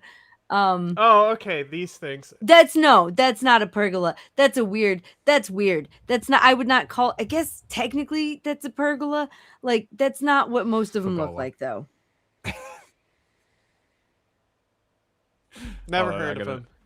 Yeah. Just There's Google some bougie, pergola and look at bougie shit. Google. Okay. That's not a pergola. That's a weird bougie thing. Google pergola and look at the That's a images. lean-to. Yeah, Are you talking about these? yeah, that's a pergola. No. They're always attached to houses. They're not always attached to houses. When I think pergola, I think freestanding. Like my friend, we built a pergola for her wedding and put a bunch of flowers and shit on it. I'm sorry, Like, but you're wrong. They can be.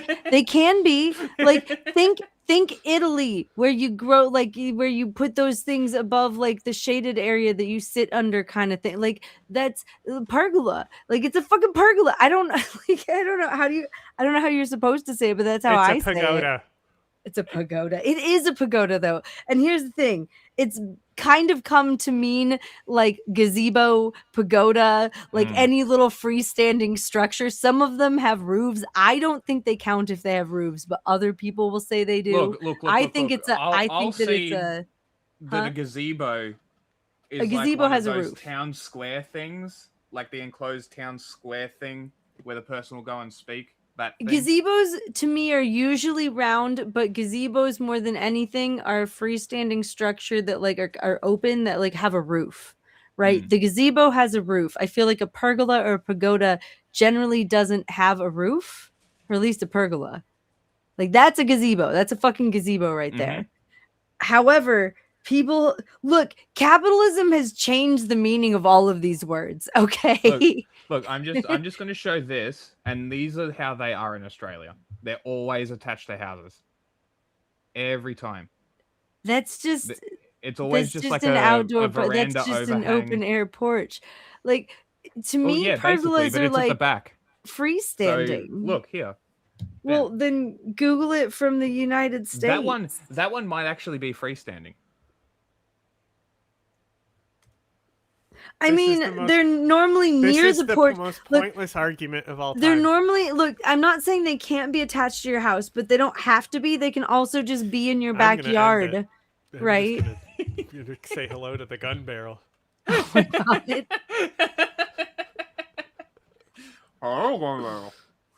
But wait, say it one more time. Pergola? Is that how you say it? Pagoda. Pagoda. See, Oh my I God. wasn't even aware that it was spelt P-E-R because we just say pagola. Oh my god, you don't even know how to spell it because you say it wrong. Oh no. Arnar.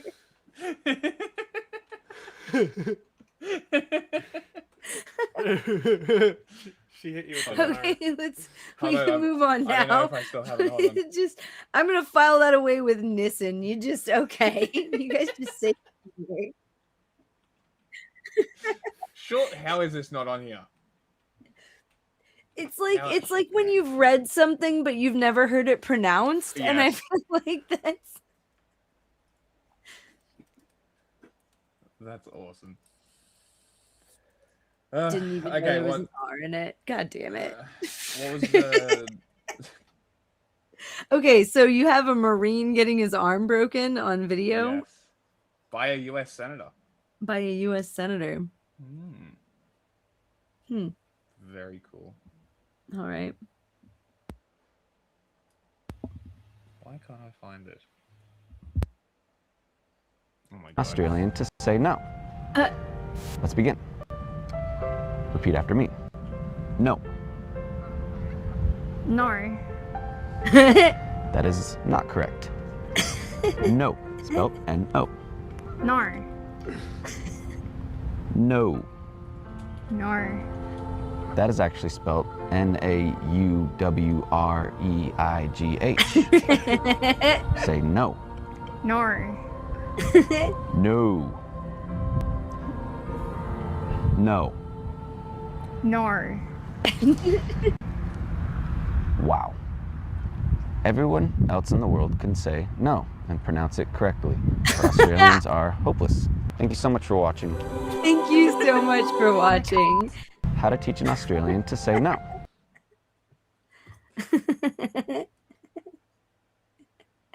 It's a great video. Capitol Hill last week, a Marine Corps veteran and candidate for Senate in North Carolina suffered a broken arm after he disrupted a Senate hearing to voice his opposition to the U.S.-Israeli war on Iran. The veteran, Wow. Brian McGinnis. What a great save, Amy. She's so good at that. Like earlier, we watched something where she actually did correct herself instead of rolling through it. Wait, what? What'd she Just- say wrong? No, she was like, she like had a stutter, like, Oh. and she just rolled through it. Hmm. But like earlier, she pronounced something, and she said a completely different word than the right word, so she actually did stop and say. I don't and know where the correct no herself. soundbite went. It's gone. Was forcefully pulled through a door by Capitol Police. His arm became stuck in the door and broke. Brian Oh, McGinnis no. interrupted the meeting while Oh, Senator no. Dan Sullivan was Oh, speaking. no. Sullivan's chair of the Armed Services Subcommittee. Our next witness is the Assistant That looks Commandant of the Marine painful. Corps, General Goering. Israel is the reason for this war. America does not want to fight this war for Israel. Come on, let's go. America does not want to send its sons and daughters to war for Israel. You're in. Just a reminder to all our witnesses, Stand up as a Marine. the Capitol Police will escort any protesters Oh shit, it out did. It got of the caught. hearing room. No one. You can see right there, because Yep, he he's- stumbled oh. and pushed the other door. Stand up Yep. as a Marine. The Capitol Oh, Police will shit. escort any protesters out of the Fuck. hearing room. No one wants to We ask for calm in these hearings. Okay, so it looks like the doors only open one direction as well. Yeah, right. Like so one goes. no matter in, one how goes- much they pull on him, his arm is not coming out of there. They would have Yep. to pull Unless they him back open the through. door. Oh, finger trap. Yeah. Oh man, so they just broke his fucking arm. Oh god. No, A sitting U.S. specifically- senator specifically. Specifically, the U.S. senator came up and pushed on him, breaking his arm. That's fucked up. It was not the police. It was the U.S. senator who came over. He's and gonna get did his it- ass sued. Put his He's gonna hands get his on ass an American sued. citizen, a veteran, a Marine in uniform, and broke his arm. He's The gonna fact get his that ass Americans sued. aren't furious over No, this. Here's the is thing. Veterans are. mind-boggling. I can guarantee I you bet the they are. veterans are.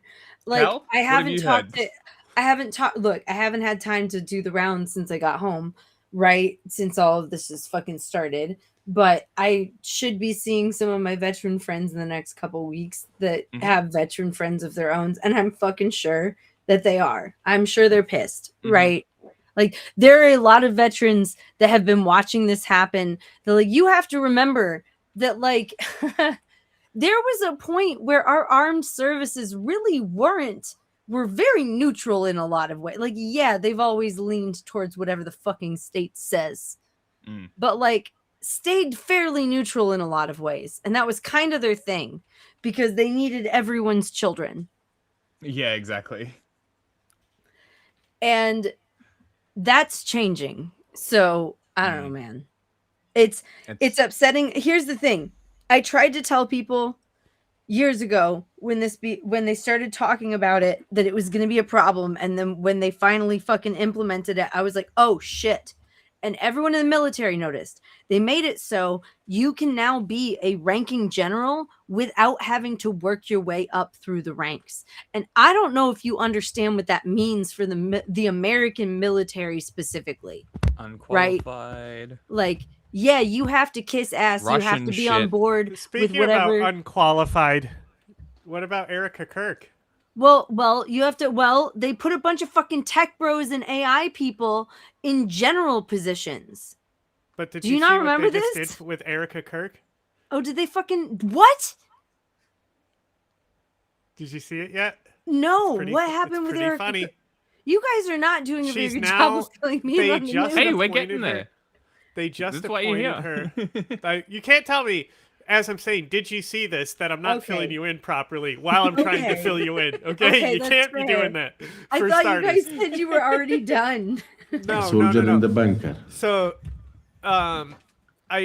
you'd have to look up the exact organization, but it's like the training academy for the Air Force. They put her in charge of. Fuck me, really? Yes, it's like something specific That's that they right. put her in charge of. A model and wife to Charlie Kirk is now in charge of training the Air Force. Let me see exactly what it is. Why? Air Force Academy Board. Because they think that the To youth will continue follow Charlie's her. legacy. So it's Because the Air they're Force gonna Academy. because they're gonna be recruiting via the organization that they have set up that's national, that goes out and fucking like uses apologetics to talk to young men. That's disgusting. Fuck, dude. This is so bad. We are so fucked. I hope that I hope these people actually have consequences by the end of all this. Like, I'm trying to be very careful with how I word this. I hope all of these people see their comeuppance and get their due consequences, because holy fuck, this is You know, bad. it kind of makes you hope that they're right about all the religion stuff, huh? What do you mean? Because they're definitely going to hell if that's the case. Right. Right? Maybe that's why Trump is like went on that kick where he's like, maybe I won't get into heaven. Realizes he's actually the Antichrist. Rash on his neck. Fuck, what's with that rash? Okay, yeah, what's with the rash? What is I it? don't Do know. we I know? haven't seen anything on it other than it appearing. Okay, pull it and add it to the list because I haven't actually seen it. I just heard it exists, and I heard like 3 different things it could be. So I'm like, I want to look at it. Someone said it was cancer. Someone said it was shingles. Someone said it was just a rash. I don't fucking know, dude. His ankles are swollen again too. I hope he fucking dies. Me too. Oh man, there's gonna be celebrations, and Gonna be I'm gonna go the get world's biggest Trump. party. No, here's the thing. I've talked to my friends. Formaldehyde and, face. And we've been like, we've decided that it's the one time we're gonna allow ourselves to be drunk around the kids if it comes to it, because we're not gonna Fair not enough. drink that day. That's fair. We're There it gonna is. call one of their parents and hope that they can take the kids. Oh my god, are you serious? Holy shit, that's gross. Yeah. So now that can we stop looking at it? I think we're good. Bro is a literal leper. Is it shingles? Maybe he should hopefully live it's in a terminal. leper colony. I haven't heard anything but that picture. That's all I know. Is there a doctor diagnosing him on YouTube yet? No, I'm just kidding. Don't do that. I heard that they haven't seen him for a minute. But that might have been a few days ago. Well, he did a speech. He did a speech the other day about how great the ops in Iran are going right now. Ugh, I haven't heard it. Oh, we watched it. So, and that's about it. Yeah, people are saying it might be shingles.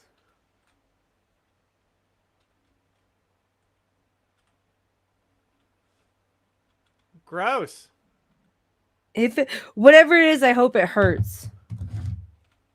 I hope it's painful. That shit looked gross. I hope you have AIDS. We going back to like South Park. Oh god. Why are you here? Oh man. Why are you Oh, getting and then in they're this? just moving his arms. From the halls of Montezuma to the shores of Tripoli, Palestine will be free. Oh my god, they broke his arm.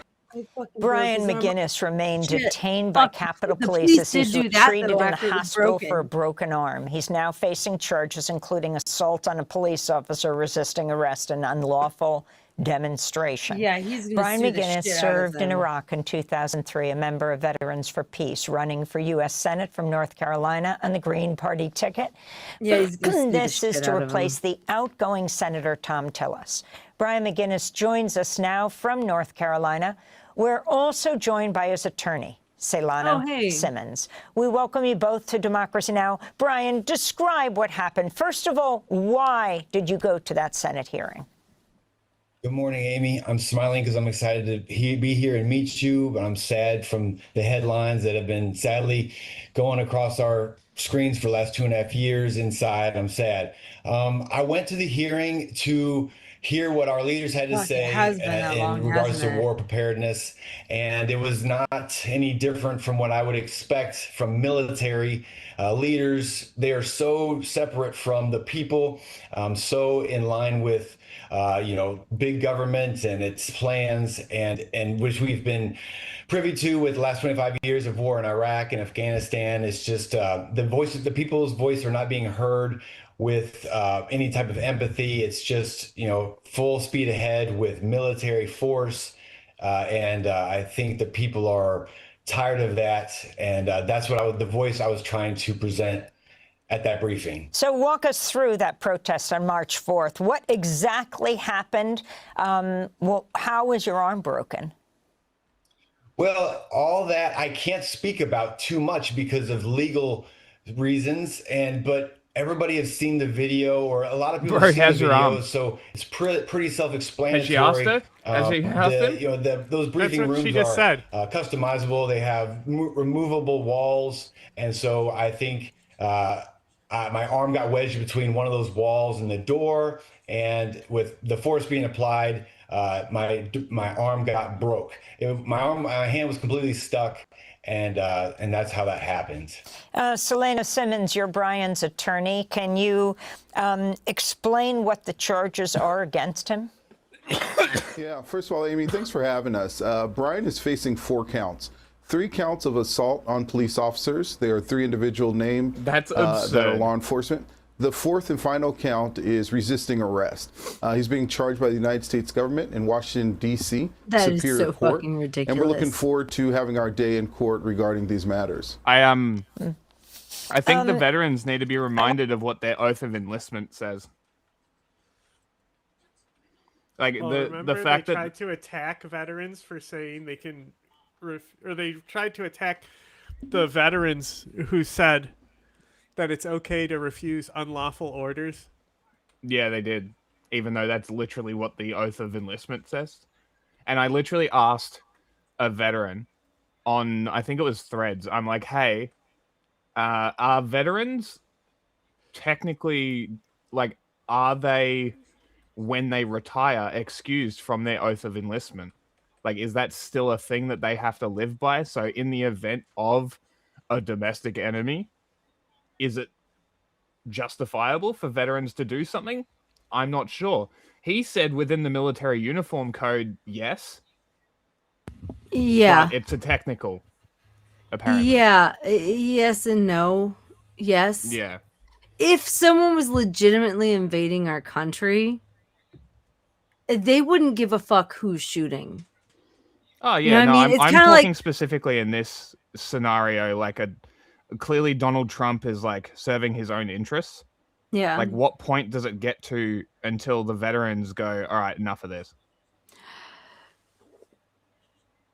And would it be justifiable within legal grounds for No, them to not do le- so based no. on the oath Legally, of no, enlistment? no. Mm. That and anyone who did anything about that, like in that kind of manner, Yeah. would not live to see a courtroom. Yeah, well, that's what I would figure, but enough But- of them, maybe there might be some kind of effort. But like, I you mean, know what I mean? if there is, no one's talking about it, which you know, like so. Which, if Fucking, they're not, then good. I mean, I don't know, dude. Who knows? It seems like only Republicans have been taking pot shots because most of us that know what the fuck is going on feel like it's more important to organize our communities and help them like get by. True. So that's all I got for you. I That's don't know fair. anyone who's planning anything like that. I don't have any reason to believe that anyone is. And if someone did, I would cheer them on Mm-hmm. because, Good like luck. I said, that's the day that everyone's looking to celebrate, even though Vance yeah. is coming up next. You know, like It's not like he's any better. He's actually much more capable than Trump at this point, which is a different kind of more terrifying. easily manipulated, in my opinion. I mean, just look at the Zelensky meeting. Yeah. What do you mean? I mean, just like When they how- ran him out, you mean? Yeah, when he like started bullying Zelensky. Yeah. Okay. Sorry. I was like, they've had more since that. I didn't know which one. Yes. Yeah. No. Fuck Vance. And like, have you not noticed that like lately, when they need someone to say something coherent, They get him. and short, they will bring him out. They'll trot him out, which is not normal. Like normally, the vice president shuts the fuck up and stays back. Yeah, Mike Pence, we didn't hear a fucking word from. Yep. And I mean, Biden shut the fuck up when Obama was in office. That's part of what black people liked about him. I laugh, but like it's true. He let Obama do his thing and didn't white people him. He ate ice cream with him, and that was, you know what I mean? He ate ice cream with him. That was his thing. Fucking. If only he had retired and just eaten as much ice cream as his He heart was desired. Obama's first lady. He was. There to be no, seen. because his first lady was his first lady. Like he actually know. had a first lady, unlike Melania, great, who from had. what I Did you know that Melania? No one that remembers the this. UN? Does no one remember Melania's very like obvious boyfriend that she had to break up with? What? You guys don't. Okay, so I here's the don't know thing. what you're I have talking friends who also listen, pay attention to gossip news and stuff. Here's the thing. Here's the skinny. Back after, but it matters. Look, with Epstein shit, with Melania shit, it does matter because that's all. You make- you like make the a good only point. place you turn for information is the True. people who pay attention to celebrities, because who Yeah. else is paying attention to their wives, right? Anyway. You make a good point. Anyway, I have friends who pay attention to things like the royal family drama and like Melania stuff. And so anyway, where was I going with this? Oh yeah. So anyway, there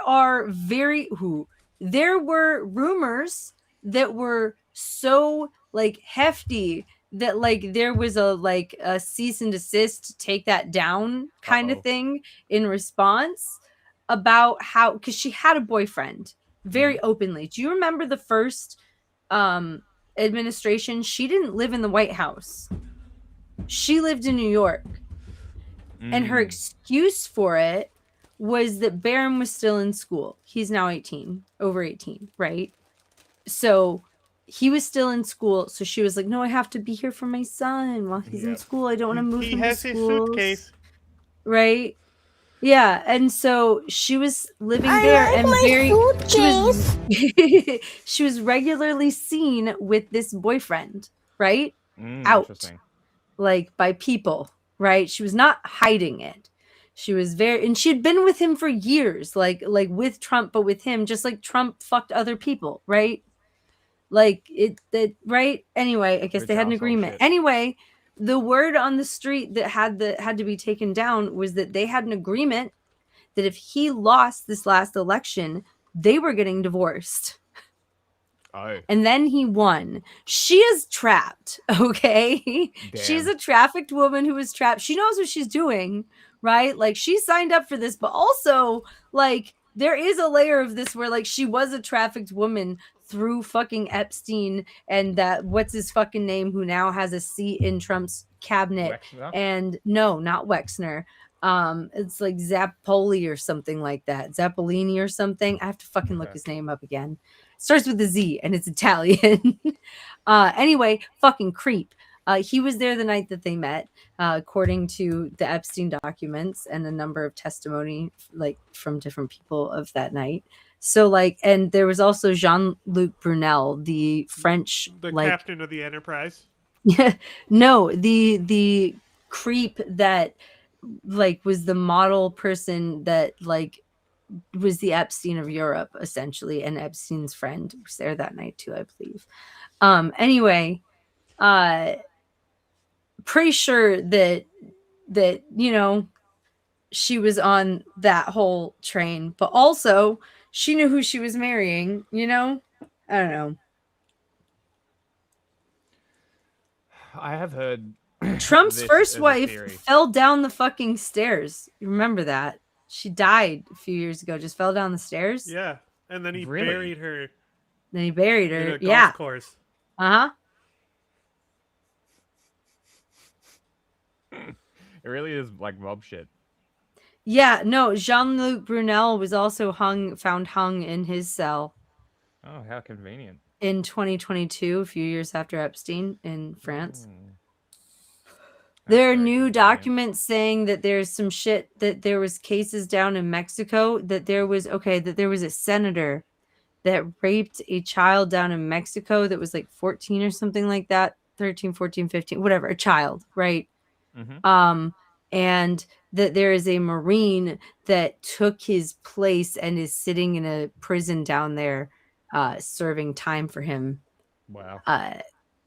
There's documents about it in the Epstein files that have been uncovered by journalists recently too. So like, I don't know, man. Damn. That's pretty Anyway. fucking crazy. I want to ask you, Brian, as you were being led away, you also said free Palestine. Your wife and kids are Palestinian. You participated in a demonstration in the West Bank in 2024. What is your message to senators on the issue of Israel and Palestine right now? Their lack of research in the history of Palestine is abhorrent. There's so much knowledge of the military occupation of the Palestinians and the torturous reality they face every day that invades their humanity and their rights. And being under such oppression, it would only be natural for someone to resist or fight back.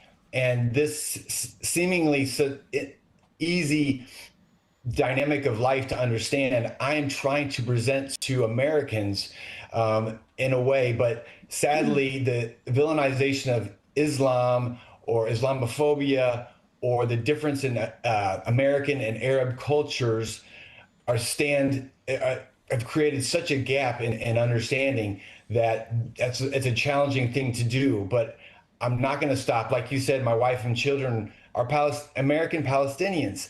And so that brings us very close to home. I myself am an Iraq veteran. I have come a long way from who I was when I was in the service, and then I was having about to children say, I and wonder just if growing he's- up and watching news and learning. Like he I have kind of a came complete to different terms with his realm of reality former and opinions if he had them. knowledge So to that's kinda contextualize interesting. what I've done, and I have a lot of resentment and sadness about what America is doing with our brave sons and daughters in the military. Republican Senator Tim Sheehy of Montana helped officers remove you, Brian McGinnis, from the hearing. Afterwards, he posted on X, quote, Capitol Police were attempting to remove an unhinged protester from the Armed Services hearing. He was fighting back. I decided to help out and de-escalate the situation, the Montana Senator Tim Sheehy said. As we wrap up, how do you respond to what Sheehy said? And explain why you've decided to run for Senate, to take Tom Tillis' seat, who's retiring. We have much larger problems at hand. The thousands of children are dying. That's the focus. So I'm no ill will towards Mr. Sheehy. Things happen. People have intentions to de-escalate or help situations, and I get that. We all step in, and we're imperfect, and we're good at sometimes, bad at sometimes. That's neither here nor there. I'm running for Senate to be a voice for the people, representing the Green Party. The Green Party is an established party. I guess he's a politician, that only isn't he? people run. We do not take corporate sponsors. That's very important because our government has shown to be highly influenced by big money, and the Green Party is not about that. And I was overwhelmed with looking at my email from Glancing the off to the support side and is the not genuine good look for him. support I got from people from all over the world and He here in points in America. front of you. And I really want to convince North Carolinians that I'm a genuine person and a good choice to represent the people in our government. And I just and my experience at Senate this last weekend or last week was just, it showed me the wall between the people and the government, and I want to Little bit of break favor, through he that could have wall a for monitor. people. Thanks for watching Democracy Yeah, Now! move on the YouTube. monitor in front of you Subscribe to is the my channel. biggest note. Because I have, But I have two screens. also, I have one holy here. shit, I'm so glad. I was a little bit worried because when people start yelling about Israel, it can go either way, right? Especially when it's fucking I Marine. swear I heard right? I heard the Code Pink lady in the background. I swear I heard her. And so, oh my god, Which, probably. again, like, even if this was a Code Pink thing, I don't fucking care. No. Yeah, that's fair. No, but like I always wonder for half a second. So I'm very relieved to find out that dude was like legitimately like, you know, there for Palestinian people and is connected to like fighting for their cause. So that's good. I mean, I'm glad that he was there. That fucking sucks that they snapped his arm. I can't believe how he just like was like, no, like a hate to the champ. senator, get fucked. No, sue his ass, dude. I completely agree. But, you know, politician gonna push politician. He's trying to get a seat, you know? Yeah, but Sure, he's I not going to guess. get a seat. He's a Green Party. No. I mean, Yeah. if it's state Senate, that's different. You know what? Fine, play nice on using it, TV, though. but still sue his ass, Yeah, dude. yeah, I agree. I completely agree. Like, the guy needs to be held to account for it for sure. Like, this is unacceptable. It's just ridiculous. Just absurd. Oh shit. Okay, what do we got next? Republicans once again attacking the Middle East with notions that this is going to be a cakewalk, and then finding out, in this instance, extremely quickly that it's not going to be. It is making me a little sentimental. And Can I just say don't that this guy's a know lot like if- Hassan in the sense that even when I agree with him, I'm like, I can't stand you. Oh, he's fine. It's the rest of his shit co-host that I have an issue with, really. He still annoys me. It's Yeah. you can tell he's full of himself, if that makes sense. Well, like I yeah, would yeah. not want to know this He person definitely personally. is full of himself. Yeah, like I don't know. It's just like like it's that even when you say things that I agree with him, like I'd rather anyone else say it. Anyway, keep going. You remember back in the day, this was, I guess, this guy's name. I Normally think, we was watch Virgil them just Good. because this they'll was have probably this good this is politics probably clips, not so much for the 15 commentary. years old, 20 years old. Because like we've called them out so many times for constantly Yeah, no, I know that you platforming guys don't fucking put up with Assadis. this shit. Yeah, they fucking constantly.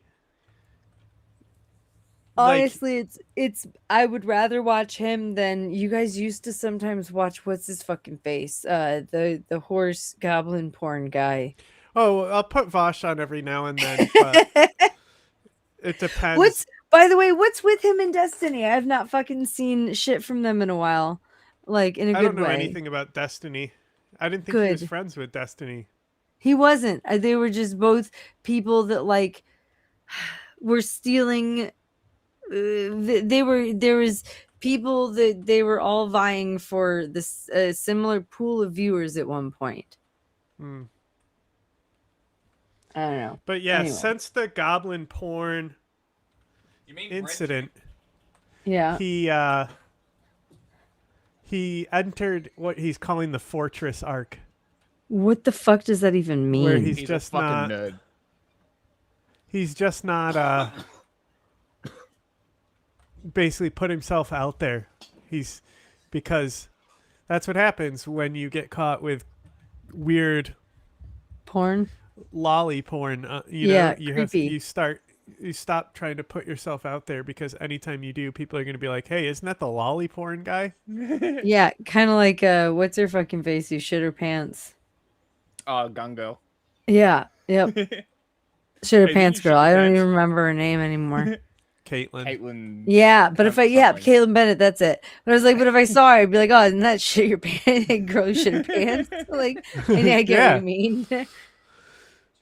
Oh, that's kind of like Jake Lang at this point. Like, aren't you the one who is a new thing for me? Isn't that the one who like was caught texting what he thought was a 15-year-old, saying, "Hey, sweetie," and like asking, "When do you turn 16? I can't see you till then." Like, creepy, fucking creepy. Very creepy. Could call him the pedo ice fairy. Yeah, right. Oh. Especially after those losing that fight to those ice blocks. No, That but was- here's the thing. good He lord. was raised Jewish. He was raised Jewish and then like converted to Christianity and is now one of them. like spouting anti-Islam stuff. It's like the born Like, agains. he's fucking insane. No, oh, it's insanity is what it is. Mm. That dude is creepy and has some fucking screws loose and is gonna be like a problem and like because his parents like, you know, have money. Of course they do. It's always nepos. Every Well, yeah, fucking because time. his dad was like city council and his mom like does Nothing's real worse estate or than a something. nepo seppo. Yeah, like real estate. Mom does real estate. Dad was on the city council and owns businesses. Nepo-seppos. Like, you know, The worst. and like the right wing Real won't, like the estate. far right won't accept him because like there's pictures of him like wearing the what's it called? I can't remember what it's called. Kippa, Is that what it's called? the yarmulke. No. People think it's a yarmulke, but it's a kippa. No, it's the box with the thing with the like the prayer box thing. the prayer box thing with like the thing that winds up Where your arm. They It's wrap like their arms and stuff. yeah. There's a picture of him wearing that at like in Israel and like blah blah like and because the far right has that anytime like he comes up they pull that out and they're like, oh, he's actually Jewish, he's like a state op. But like, no, he's not. He's just also a different kind of fucked up. Like, you know, I don't know. Anyway, Was there a train that went off in the background for you? yeah, there are trains Great. by my house. That's amazing. Because I heard it and hit the sound bite and I fucking nobody realized. I don't know. I didn't hear anything. Yeah, that's what I'm saying. It's I don't pretty know if anybody faint. in chat heard it. It's pretty faint, but it's Oh, it was they're- very they're- quiet. They're like a little ways away. They're like, That's but funny. there are trains by my house. I can't Because hear them. I wasn't sure whether I was hearing shit. No, you're not hearing shit. There are trains sometimes. I like trains. I like trains. No, seriously, like there's a place, there's like a baseball field over there that like people who like trains like to hang out near the back of it Oh, because the that's train tracks amazing. run by it and they like get to see like, you know, the train like specific trains. I don't know, That's train so people wait funny. for specific trains and shit. I don't know. Train people are great. Yeah, no hate to train people. Like I watch There's a- your videos I sometimes. I found a YouTube channel specifically about Melbourne trams, and I'm obsessed. Let me also say this. I have taken a train across the country a few times, Mhm. and my favorite moments of the ride, like you can see the beautiful countryside and also the like dilapidating Midwest. I took a train but like and I just remember the fucking when we got to Georgia, how bad it smelled. oh no, Because there it's all were swamps. ugh. There were like 3 of them along the way between like here in New York and back. But there were people like waiting to like, you know, just record the train, like just standing at a random stop somewhere or like in a yard somewhere, and they're just excited to see the train and they wave. So I waved at all of them. I don't know, like Those no hate trains to that train I'm people. into are those trains that run into the cats. Oh no, what? Yeah. What are we? What the I don't know fuck what- are you talking about? Yeah, what are you Show talking you, about? You'll understand. There's a train that's a problem, I think, in Florida because it like goes too fast and it's killed a bunch of people. What the fuck? Yeah, it's a whole thing, but like that's Why is it I'd have always to look it Florida? up. It's it's like a thing though. Like people were like super mad and there was like a lawsuit. Crazy. Because like a number of people had died. I think it was Florida. I'm like Googling Florida train killing people.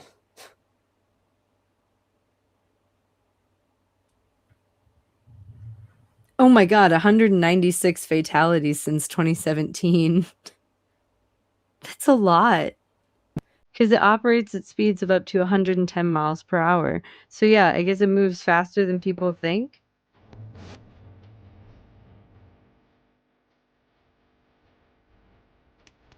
This is not what I expected.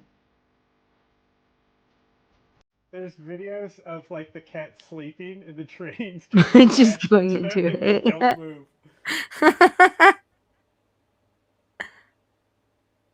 What saved a dying cafe restaurant in Japan? Not better food, not cheaper prices, cats attacking the trains. 2020, Osaka. This cafe was going bang hungry every day. He kept them, he let them. Then he put the videos on SNS. This, I just want to see the cats. I just want to see the trains crashing into the cats. It is funny. I think it's the Catzilla. Second one.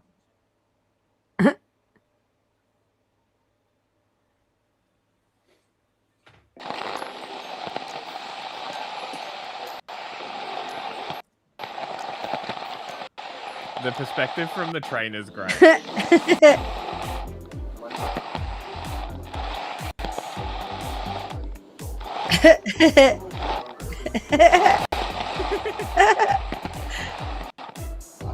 Another one.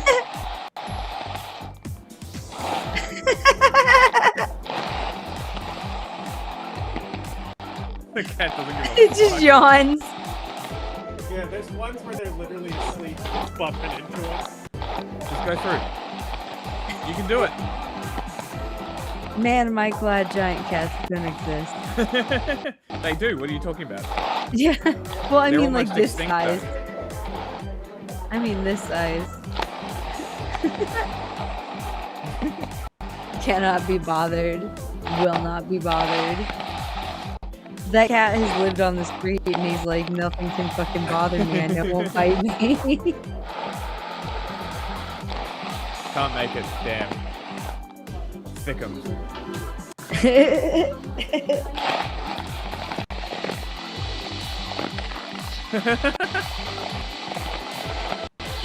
Oh, I love it. It's chasing it. That's so cute. It's like a dragon in what's the game? Dark Souls. Right. Just bumps his foot. Oh. I got. Wreck.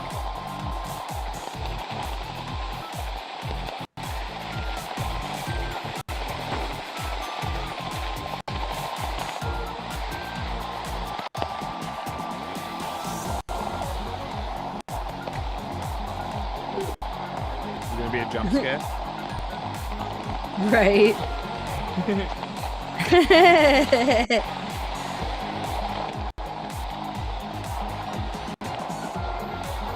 Oh, there it is, waiting.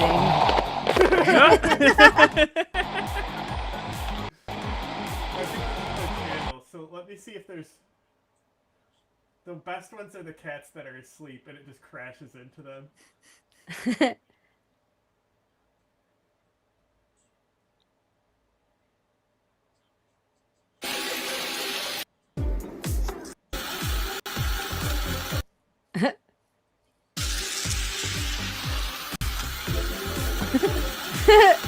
He's just sleeping.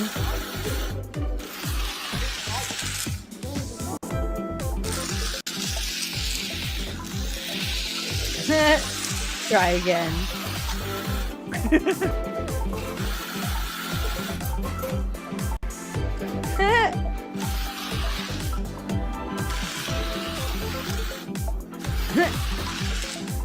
Keep ramming it.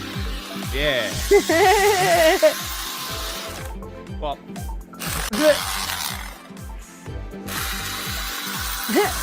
It flicked his tail. You can see it's got its ear clipped. That was a street cat. That street cat gives no fucks. They're all street cats. Yeah, I was like, none of these There's cats. so These many in cats have Japan. seen really scary things, like actual cars coming at them. There are so many feral cats in Japan. It is crazy. Yeah. It probably explains why there's no rats in Tokyo. Damn. Well, yeah, that's the solution. Let's just have more feral cats in New York. That'll solve it. Got any native bird species? Who want to control the Middle East and ultimately the world? Pigeons? That would probably clean up a lot of disease. Maybe that is I the mean, solution. Pigeons don't really cats. spread disease. No? They really don't. No. No. They're good They're bred in boys. the lab. They're good boys. We abandoned them outside. They're our fault. Like, I feel so. There were also pigeons in Puerto Rico that I was like, oh, at least you're in a nice climate. I The guess. pigeons love Melbourne. There were It's also a lot of funny. like free range chickens, and by free range I mean like feral. Like they used Look at all those chickens. like even in the city, like you'd be in the city and there's just chickens around, and you're like, do those belong to anyone? Probably not. I watched a Weird. feral cat try and get one of the chickens one of the mornings, one of the baby chicks, because they were like babies. It missed. That chick like squawked real loud, and a rooster came running, and that Yeah. cat ran off. Yep, it almost got Good it though. rooster. I bet I don't know. It was a whole thing. I wasn't gonna stop it. It's the circle of life, I guess. Yeah, exactly. You know, like everyone's got to eat, and there's only so much food on those streets in the city. Isn't it like anytime I see fucking Mexico depicted, it's like chickens running everywhere or all over the street. It Is it like wasn't that there as everywhere. well? It was mostly in San Juan, but also in a couple of the smaller towns. But Interesting.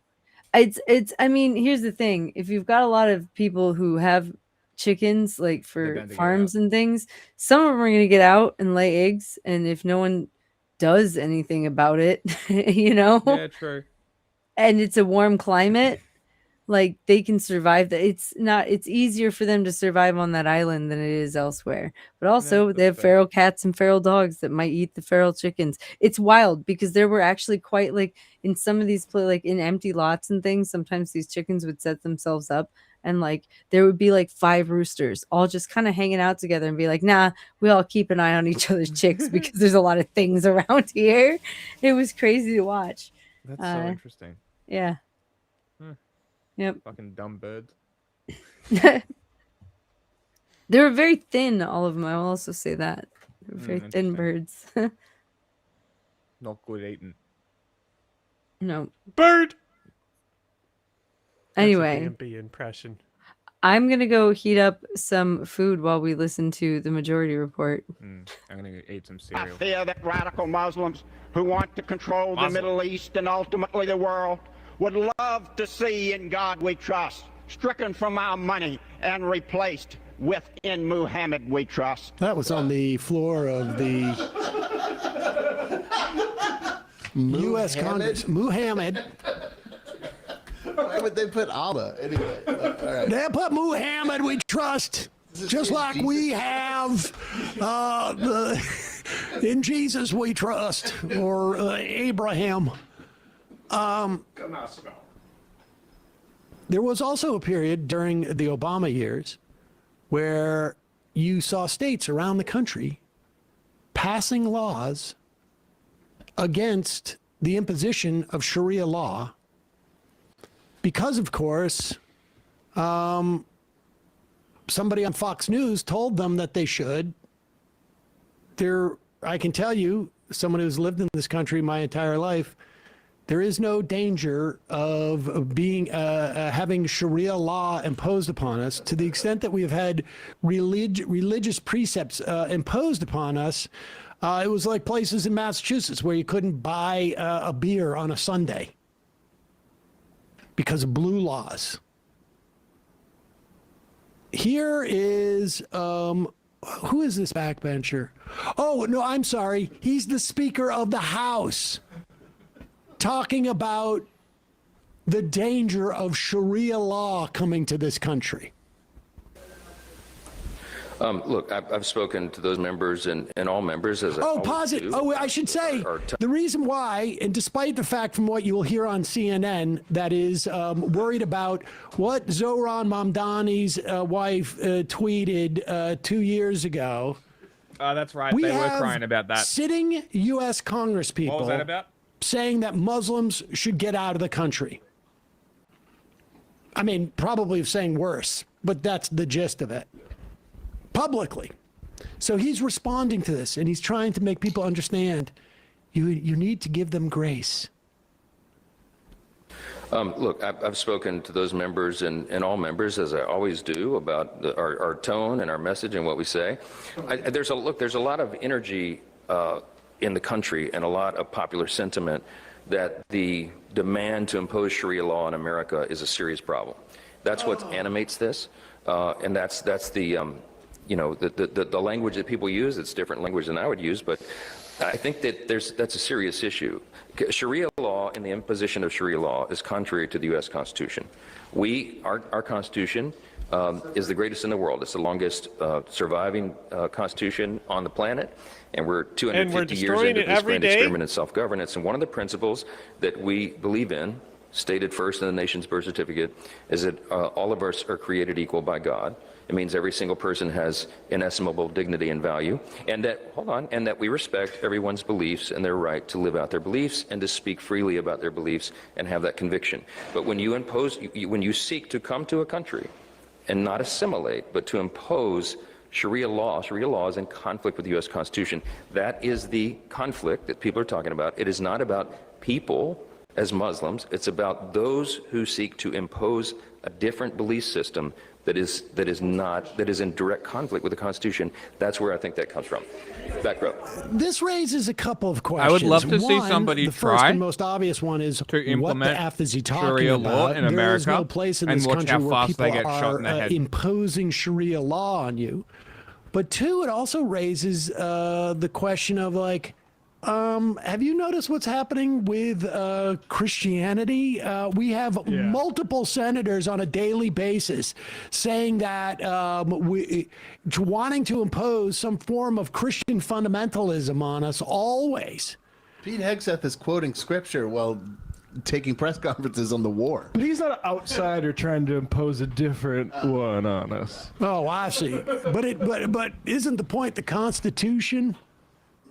Well, this is the Speaker of the House. Do you understand? As much as we talk about Donald Trump, the problem is Republicans. Republicans are insane. Now, this is not to let people like Chuck Schumer off the hook because they are failing to meet the moment, or they specifically subscribe to an agenda. In his case, a willingness to do anything on behalf of Israel that interferes with pushing back on people like Mike Johnson. But Republicans, and I'm making a generalization because I can, because it's accurate. Republicans, and just every single one of them that is an elected leader of the Republican Party, and a vast majority of Republican activists, but not every single person who votes Republican, are in other contexts clinically insane or incredibly cynical, or their religious fundamentalism allows for them to behave in ways that we would see as being incredibly cynical or clinically insane. I think I've just covered just about all of them with those three options. Well, and you they see, are Sam, willing similar to demonize anyone they to can. 12 Shia and Zionist Israel, okay? America is run by dominionists. Same shit. Does he know about Dominion Christianity? Probably. I'd want to hope so. Because he should start talking about it much more. Because I'm not sure about Pete Hegseth, but I don't know. Guy's a psycho. High likelihood. Fuck me. Sorry. But like, This is not high to let likelihood, I feel.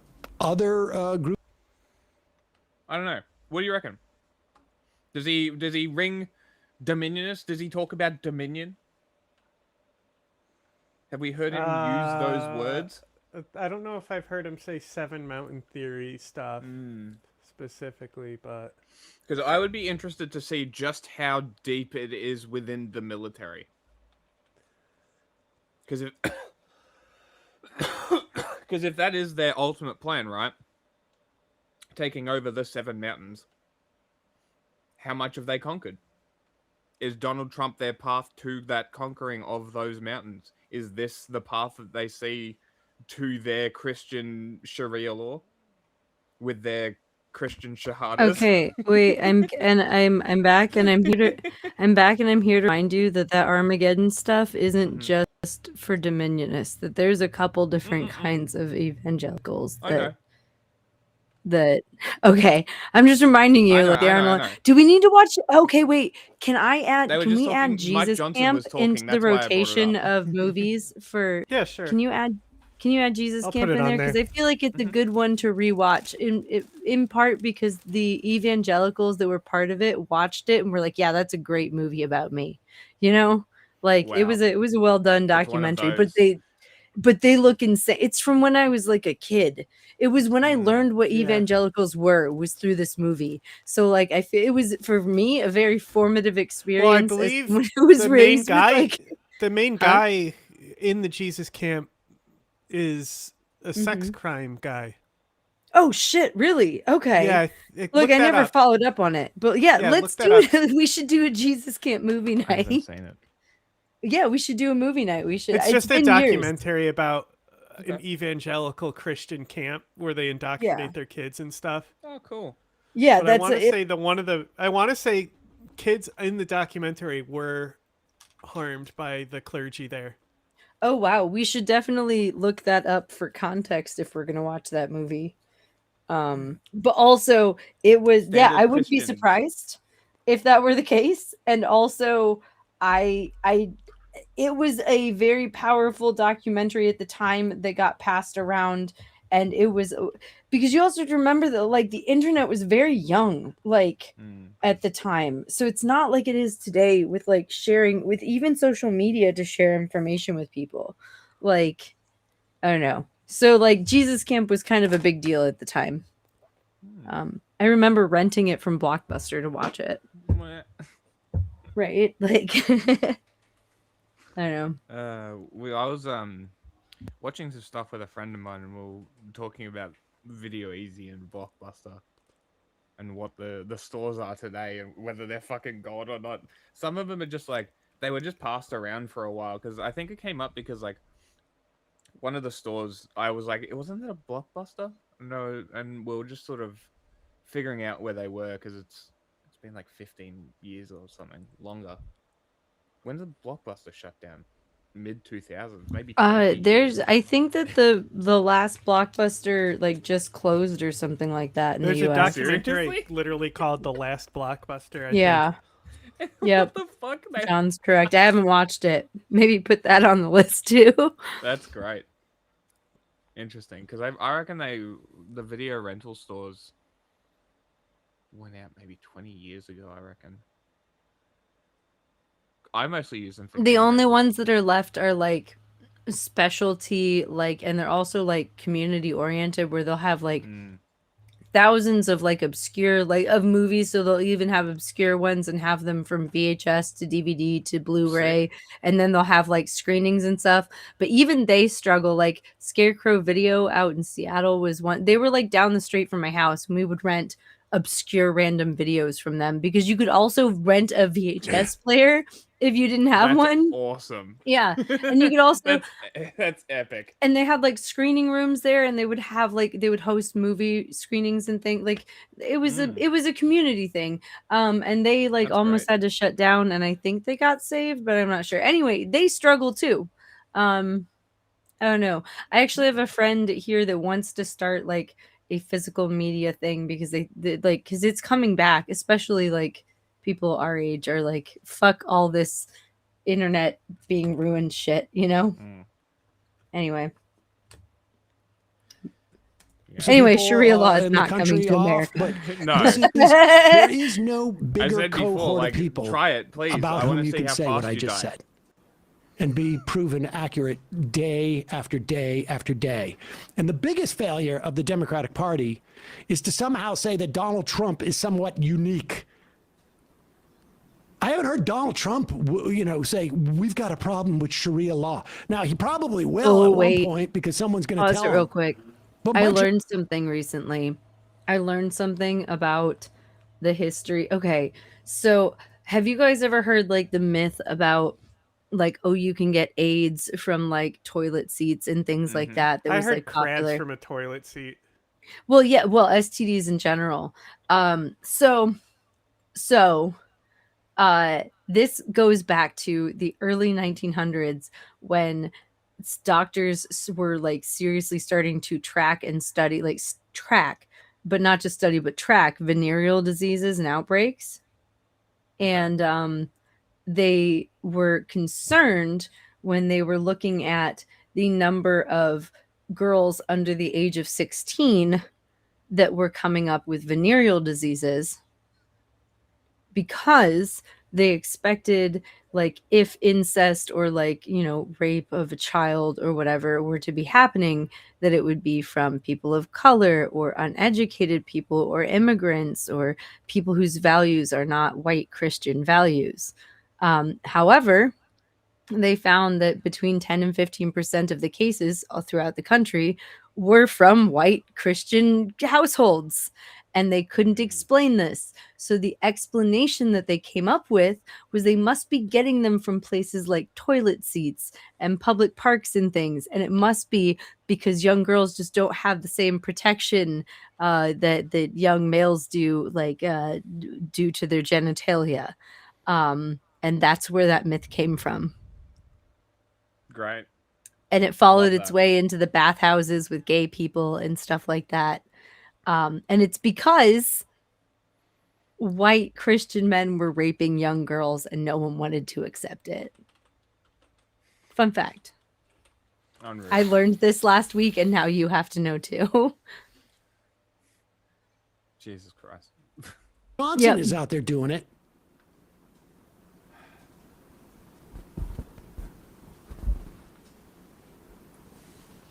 It's absurd.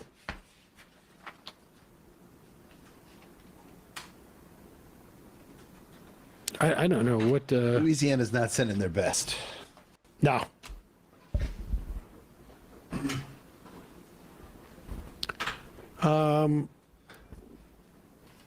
Okay.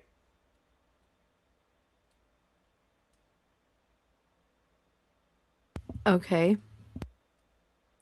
Breaking news of a reported potential surprise attack targeting California. Oh my God, I thought that was the Christina FBI Travis warning Snicket. law enforcement agencies in the state that Iran allegedly aspired to launch drones along Oh the my West God. Coast.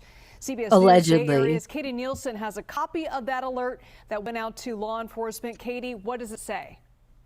Yeah, Liz, so we actually just got a copy of that maybe only about 30 minutes ago. This is the actual bulletin that went out to police departments across the state from the FBI. So if we were to take a look at what it actually says, it says the JRIC received the following unverified information from the Federal Bureau of Investigation. We recently Unverified. acquired information that as of early February Thanks, FBI. 2026, Iran allegedly aspired to conduct a surprise attack using unmanned aerial vehicles from an unidentified vessel off the coast of the United States homeland. Remember this shit? I'm sure they The- aspire remember to the a lot New of Jersey things. drone epidemic thing? Yeah, Where they they were Yeah. saying claimed it that was an there's going to be Iranian Iranian drone mothership.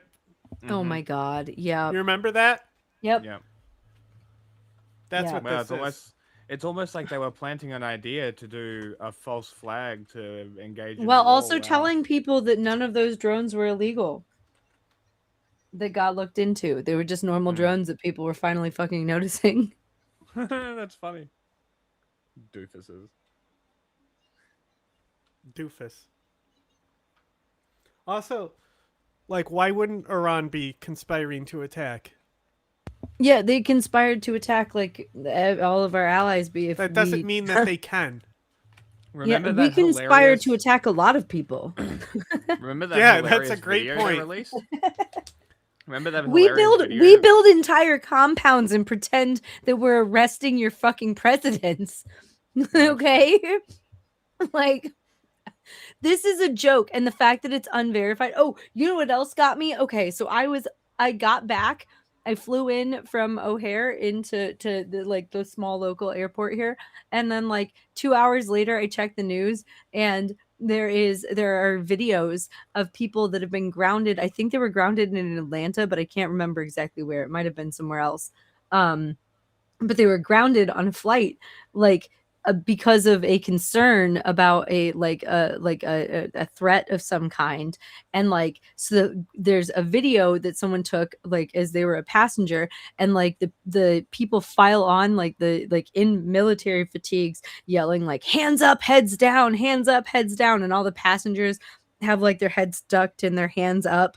And then like they like a few rows behind this person, they just yank a brown man out of the seats and arrest him and pull him off the plane. And then like a couple hours after that, it's like yeah, so it turns out that like that was unverified and there was nothing actually wrong. Like that happened the other day, like as I was flying back, and I was just like, holy shit, that's crazy. I don't know how much I really want to fly for a little while. Like, I don't know, gets a little weird. The last time I flew, it became like really apparent like how fragile a plane actually is. And like if you actually look, you can like see through the cracks to the outside in the fuselage of planes. Yeah. And you realize this is basically nothing. Yeah, no. It really is. Oh my god, right before we took off like to go from Miami to San Juan, there was like a really bad smell of gasoline, like just bad enough that like my eyes were burning, and like everyone was kind of coughing a little bit, and they like stopped the plane and we're like, we got to check something. They knocked around for like 20 minutes and they're like, okay, let's go. And I was just like, oh, that is just so concerning to me. We're about to fly over open water. We're fine. But also like you're like, I know people who are like private pilots, and like my brother is an aeronautical engineer. Yeah, it's a fucking tin can in the sky. That's what it is. It's insane. Yeah. We shouldn't be flying. It's that crazy. light. Yeah. But it's just something like I never really like looked at when I was a kid, and like as an adult and flying, I was like, have planes always been this flimsy? Or is this a new Boeing thing? No. They always kind of have them. And like I went to Purdue where like they train pilots. Like they're just like that. They're just like that. Planes are just like that. Yeah, he's a pilot. Great. I don't know. It's part of why planes are so cool, but also so fucking like like wild. Like the fact that we fly so many planes. Actually, there was someone. I'll have to like maybe we can find their YouTube. That was like looking over like all of the flight paths as this Iran thing was happening, and all of the planes trying to divert and try as airspace kept getting shut down, like continually diverting their flight paths to try and find their way out of it. Incredible. Let me see if I'm I can surprised find the it again. passenger jet didn't get shut down yet. It was someone like put it all together with AI, but it was like a thing. 1 minute. It's one of the uses of AI that I can get behind, as silly as that sounds. Death to all AI. Like none. Leave none. Sure. Purge. Sure. Get rid of it. Yeah, let me see if I can find it though, because I watched it in the last like 24 hours. It was before all the storm stuff. Okay. Google God's eye to monitor Iran in 4D, because it's like a I don't know, clickbaity thing, but it actually was a Cyclops there that they made. plan specifically against unspecified targets in California. Did you look it up? In the event that the U.S. conducted strikes she's against telling you to look it Iran. up. We have no Alright. additional What was it called? information on the timing, method, target, or perpetrators type it of in the this chat. alleged attack. For any questions, can, please just contact copy-paste your it. local FBI Joint Terrorism Task Force. So what's important to note here about this memo that went out is it says allegedly aspired. What does that mean? Where was this in the planning stages? These are questions we still don't have answers to. But we did reach out to the governor's office to try to get a statement from them as far as what they're doing to keep people in California safe. And what we did get back is that the Governor's Office of Emergency Services is actively working with state, local, and federal security officials to protect our communities. This bulletin is one of numerous security updates the state receives from federal partners daily and disseminates to local law enforcement and emergency responders. So what I think is so important that we understand about this is obviously this is incredibly concerning whenever we have this time. So they're trying to freak them out too? Saying that drones could be attacking targets in California, literally bringing warfare here to the United States. So understandable that everyone is very on edge, everyone is very concerned. But I think the most important thing that we need to look at right now is, what does this actually mean? What was this based on? What intelligence was the FBI looking at? So again, going back to allegedly aspired, does that mean they were already in the active planning stages? Does that mean that there is an imminent threat? That's not really what that memo said. It makes and so her I think hairline as look we so start far learning a back. little bit more information, as we're able to get some of those questions answered, we're going to have a much better idea She looks very of painted. what it was that prompted this memo to go out to police departments. So many unanswered questions, and all of them very alarming as to what the answers to them might be. Katie Nielsen, thank you so much for that report. I want to bring in now former FBI Special Agent Jeff Hart to answer some of these questions. Jeff, give us some context about these warnings. How serious is this? I mean, should people be worried here? And we happen to be in California, by the way. Should people here be worried? Should we be worried? Yeah, I wouldn't say worried is the word. You got to understand that post 9/11, there is a directive to communicate with all the different agencies out there. There's no longer any opportunity Is for that law on it? enforcement to hold things close to the vest. This stuff has to get pushed out. Now, one of the things, as I read through there, the JRIC, which is a fusion center down in LA, you got to remember that California has a sizable Iranian population in the Los Angeles area, in the South Bay here. So they have human intelligence out there, the intelligence agencies do, where they're collecting information. So they look at this. If they have any inkling that there is information out there, they're going to broadcast it. It doesn't have to be, 100% accurate, but what they want to get out there is at least a warning to make sure that there is some preparation and notice that goes out. Yeah, the language in this, and Katie brought this up a couple of times, allegedly aspired. That could mean a lot of things. It could mean something that was possibly thought as a possibility. It could mean that they actually were planning this. What did you read into that? Well, so there are all kinds of ongoing investigations, counterterrorism investigations with respect to ISIS, Iran. It runs the gamut. And so one of the things that they can do during the course of these investigations, one type of disruption is going out and publicly putting information out there and say, hey, look, we know that there are people talking about this. Or another method is to go out and actually conduct interviews or overtly surveil people so they know that they're being followed. These are all disruptive measures. Oh my that law God, please enforcement, pause the this. FBI, This and is the so Joint Terrorism annoying Task Force. because this guy is saying you need to believe that this was going to happen, and if it doesn't happen, it's because they released this. Like, get what I mean? Yeah, that's what he's saying. Like, that's fucking insane. Oh my God. Oh, people are gonna fall for this. It says Okay, you can keep going. Sorry, it says But also, unverified. like, we don't need anyone to be like, allegedly Iran was doing this and planning this. It's like Iran is always Yeah, right. Shit. like, yes, It's like being like, did you know ISIS was planning to attack? Yes. It's ISIS. Of course they were. That's what they do. They plan to attack things. Yeah. Use. Okay, when we talk about getting local law enforcement agencies involved, what does that mean? How do they react when they get this kind of warning from the FBI? Well, I would venture to guess that the chiefs all get briefed on this information before the bulletin comes out. It doesn't come to them as a surprise. Some of those officers sit on Joint Terrorism Task Force. That's the way they are by design, so that they can reach back into their departments and say, hey, look, this bulletin's going to be coming out, or we have this investigation going on within our AOR. So a lot of this is not going to be news to these guys, but they're going to at least be able to now bring this stuff to light to the public so they can share the information publicly.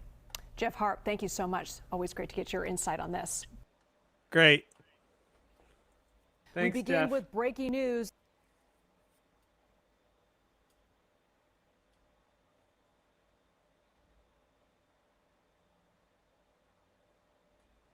All right, and then I wanted to see this little clip There's a of these video Dems fighting. in the chat. Oh, okay. Huh? Like, damn. I talk about a real world issue that has loomed over the entire world because President Trump has done it again. He has bombed Iran again. Iran, I don't know which way you say it. This time with assistance from Israel in protection of Israel. Your thoughts? Why? Well, if you go back and you look at what he said during running for his presidency, he said, we're not going to go and fight on foreign soil, and we're not going to go into war again, and we're not going to do the war thing again. And now he's doing it. And I watched on the news this morning, he just said, wait until you see what really is going to come. And now Dubai got bombed, and it's just craziness. And the oil, retaliation. yeah, by and Iran. how Dubai prices got are now bombed? Oh, jumping, no. stock market. We knew that was coming. What? I don't, That's our I don't vacation get it. spot. So I'm not a political person, but No, you're right. To the oven? We have so many problems here. I don't know if it's a matter of just flexing his power as here I can do something that nobody ever thought could be done. I'm going to take down. No, that's not what's happening, in my view. Oh, okay. I've told you from the start that all that ultimately matters is protecting Israel. Well, It's biblical. It's from the word, Fucking the holy ultimate war. scripture, the word. People sound so crazy when they say this. Anyone who attacks Israel, who tries to take down Israel, will not last. And protecting Israel is What on earth? of the It's utmost straight. importance to the world. No. And I It's a believe thing, that though. with all my heart and soul. And it Wow. became clear wow. to him. First, he took out their nuclear facility with one fell swoop. And I told he? you I was fine with No, that. he didn't, though. And he killed. I think we've heard enough of shit. Bunch of liberal bullshit. I told you I was fine with that. Yeah, I was Wow. fine with it. Yep. What a couple. What a couple. Okay, so Before we dig into it. Bizarre. Very much. All right, so a week ago, I built Worldview, basically my personal geospatial command center with live open source intelligence all running. It was just a prototype, a fun weekend project, but the internet kind of went crazy over it. It's like being shared by all these people. Oh yeah, I vibe coded Palantir. Like Then Saturday morning, the Iran strikes happen, and I'm sitting there watching the news, and I suddenly realize, holy crap, I'm sitting on the perfect infrastructure to actually monitor this situation. So while this was happening, I set loose an AI agent swarm to basically capture every open source signal that I could find before the caches clear. And what I got back is a full 4D reconstruction of Operation Epic Fury. From the satellites flying over to the first strike, to ships and planes planes getting rerouted to the retaliatory response. It's all That's captured awesome. and replayable on a 3D globe. And I'm going to break it down See for what you I mean? minute Like, by if you're minute gonna what use actually AI for happened and something- show you some intel. Yeah, You're not going to see fair it enough. anywhere else unless you have a security clearance. You can also Let's get set into up it. internal All right, AIs welcome to Worldview. We're now in inside play. computers. So like that is an I think that alternate may be use. what he did. Yeah, like that's an alternate use of AI that I don't really give a shit about. If you set up a fucking AI inside your computer that runs Yeah, off that's your like, oh, heavy record GPU, all go of the for it. plane shit. Sure, fine. great. You know what? I'm probably gonna follow this guy. You know, I don't know until his AI like hallucinates a plane that's not really there or something. You know.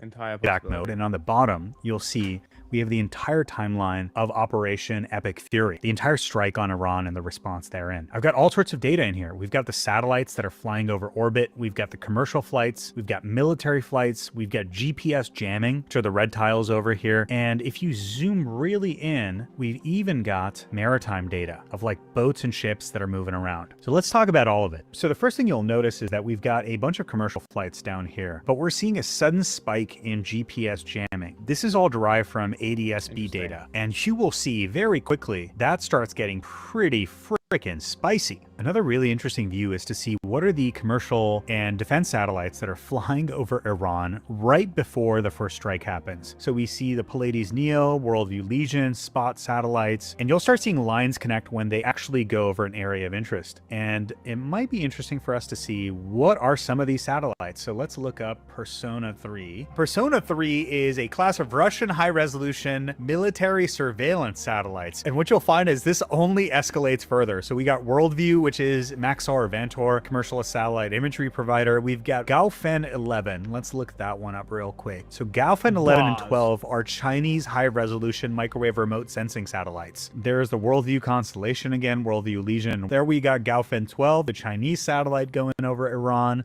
Directly over the point of interest. We got Capella and Gaofen. So Capella is a synthetic aperture radar satellite, the thing that was used to like map the stuff below the pyramids that's been going viral. And the cool thing about synthetic aperture radar is like it can see through clouds. So whether you have clouds or not, this thing will penetrate. Pleiades Neo, a really nice European satellite, another Chinese satellite. And so as we get to 0 hour here with the first strike, you'll see a lot of countries are interested in what's going down. Of course, you got the Chinese, we got the Russians. Oh, and no. Let's take a second to look at they this all knew. satellite over here. USA 234 Topaz. Wonder what that is. Oh, that's right. Cool. Very cool. All right, so we have 0 hour strike on the nuclear base in Iran and the Topaz military spy satellites going over.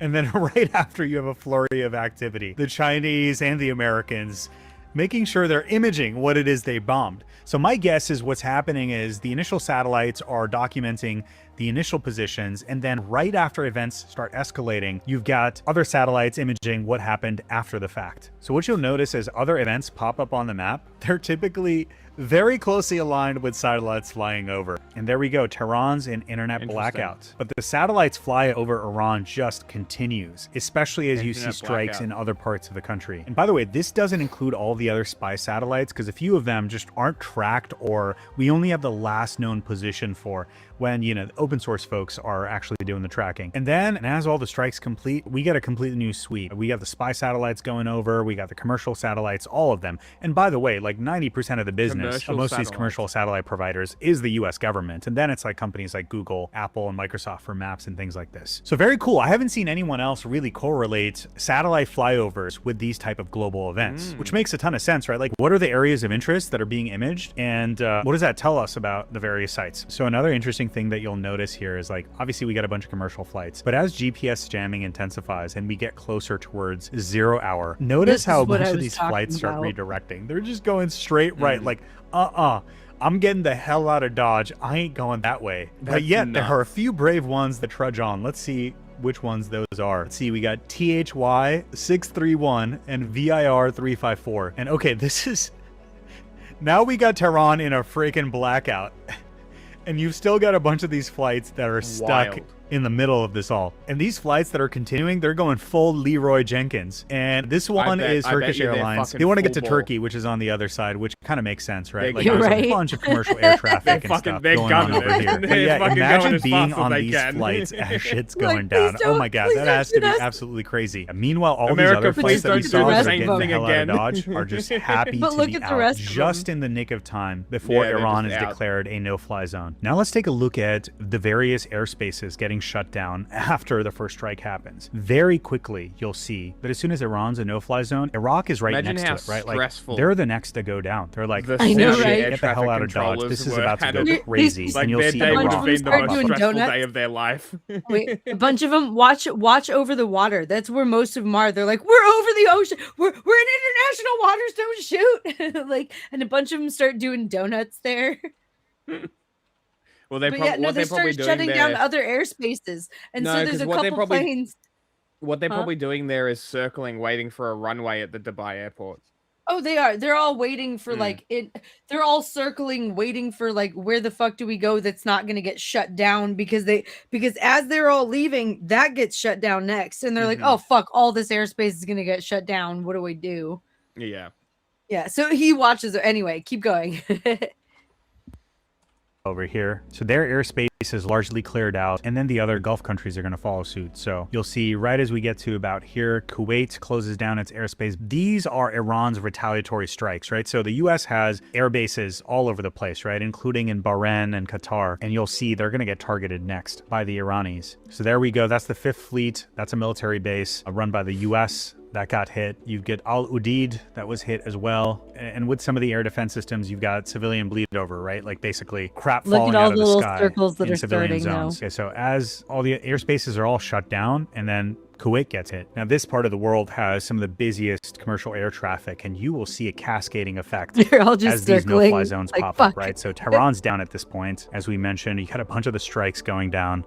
Another interesting thing to see is if we go back to the start, and now I give you a much faster time lapse, basically 15 minutes per second, you can notice how robust the commercial air traffic is between this region, right? This is one of the busiest areas in the world, and you'll see the moment that all these no-fly zones come up, this commercial traffic is going to completely thin out. So look at this, all completely gone. And what's funny is, like, if I zoom in and actually slow things down, you can see a bunch of planes go into this like holding formation before they figure out where the hell are they supposed to actually go. It's kind of crazy. It's like, what do we do? What do we do? Oh my God. And then all the airspaces start shutting down. They're like, oh shit, the UAE shut down. Where do we go now? And so they like creep right below between these like no-fly zones and pop out over here. By the way, a bunch of these yellow planes are military planes. So another interesting thing to observe Notice is how after the the air military traffic ones completely actually clears up, went what about through maritime the no-fly, like it went Yes, in between, and all the commercial ones are like, please don't hit us, flying through. They probably don't have that information to navigate that area, though. They do, but they also get okays to get through and land because, like, because all of these countries are aware that there are thousands of people in the air that need to safely land somewhere. I mean, what's that statistic? 1 million people in the air at any one time? That's Something fucking like that? insane. Yeah. That's wild, but I believe it. It's weird because like our local airport has like eight little things, and that's it. And then you go to Chicago and there's like fucking miles worth of like runways and like not just runways, but like it's multiple miles if you walk the entire airport.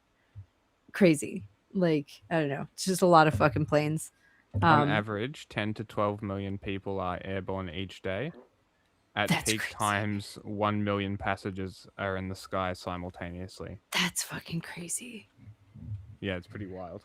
That's crazy. There's a It's another reason why I love planes. It's just like aviation is the coolest thing we have ever created as a That's wild. as a civilization. It always weirds me out how many people get on the plane with me. I mean, like, I feel like there's too many of us, you know? Like, how are we gonna fly this many people? I don't know. I know that it works. It just also because I mean, we wouldn't do it if, you know, more people died, right? Yeah. But like, and that's Well, why until Trump when took flights over. go missing or when things happen, we remember, you know, like it's a Yes. thing. But It's pro- also it's- like, damn, Well, like This is Until fucking Trump. insane. It was the safest way to travel. I don't know if it is anymore, thanks to Boeing and Donald Trump, but It probably know. still is. Let's be real. It probably still is. Mm. Yep. It probably Anyway, is, yeah. so now that they're putting mines in the sea. Anyway. Hell yeah. But no, if you go back just a little bit and you notice a bunch of the blue planes do fly into the red, the like as the areas are going red, they're getting okays to land. Yeah, I But the saw that. yellow planes are not getting okays to land, and they have to book it out through this really narrow opening while they still can. I wonder whose military. Zoom in and actually Us. slow things down. You can see a bunch of I mean, planes I go don't into know for this sure. like holding formation before they figure out where the hell are they supposed to actually go. It's kind of crazy. And It's you like, what can do we tell do? when they What do get we an do? okay Oh my as soon as God. they And then all the get airspaces fuck start off. shutting down. They're like, oh shit, the UAE shut down. Where do we go now? So they See, like all of those blue creep planes right went to the below same place. between these like no-fly that's zones good, and yeah. pop out over here. Yeah. By the way, a bunch of And they're these yellow getting planes routed, are yeah. military planes. So another interesting thing to observe is after the air traffic completely clears out, what about maritime trade, right? Like this is the Gulf region. What happened is essentially the Strait of Hormuz got closed down. Essentially the Islamic Revolutionary Guard was like, yo, this is basically closed. Get the hell out of here. There were reports of some ships being attacked. And by the way, as all these other tankers are clearing out, this is the tanker that actually got hit. Now what's crazy is if I come out to about the zoom level and just play everything at a much faster clip, like a time lapse, if you will, being able to see the GPS jamming intensify. You've got commercial traffic that's like trying to make its way in and immediately starts getting the hell out of Dodge. You've got all the military and commercial satellites that I are trying thought to this image guy the was area gonna of give a interest that's better about to get totally play-by-play. bombed. And then suddenly back to back with actual OSINT data, like things happening on the ground, completely correlated on a 3D globe, seeing all the strikes pan out. Then you go down and see like the Gulf airspace completely get cleared out. And then you get to see the cascading impact of all the other countries around close their airspace. The retaliatory strikes, airspace over here getting closed down. And then of course, when we zoom in, we've got the Gulf of Hormuz over here and the closures that happen. I mean, it's kind of crazy that I'm able to put this stuff together. It's really cool to see folks who worked at Lockheed Martin and DARPA talk about this. And I mean, like, I would echo this too. Like, I spent so many years working on Google Maps, Google Earth, and a bunch of AR 3D platform stuff with so many talented engineers. And I cannot tell you how insane it is that I was able to do this over a freaking weekend just by myself. And it's interesting, right? Like when I shared my worldview he doesn't project really with the give world last more- week, the response I'm was gonna be honest, phenomenal. he But it was doesn't really interesting. give much more information. But so like while I thought he was gonna give like a play-by-play, especially when he started off by like talking about the satellites and looking them up, it's more like, oh, I kind of need to figure out where his website is so I can like look at this tool and like poke around at it myself because I have questions, if that makes sense. But that was an interesting thing that I found that I was like, oh, if AI is going to be used for anything, you might as well be pulling like, you know, when something happens, all the data and putting it on a map for yourself or something. You know what my biggest question about this whole thing is? Yeah. Where are all the guns that the Saudis bought to keep the strait open? What do you mean? They buy a lot of guns. They buy a lot of shit from the US. Well, that's why they're planting mines. Oh, the Saudis are.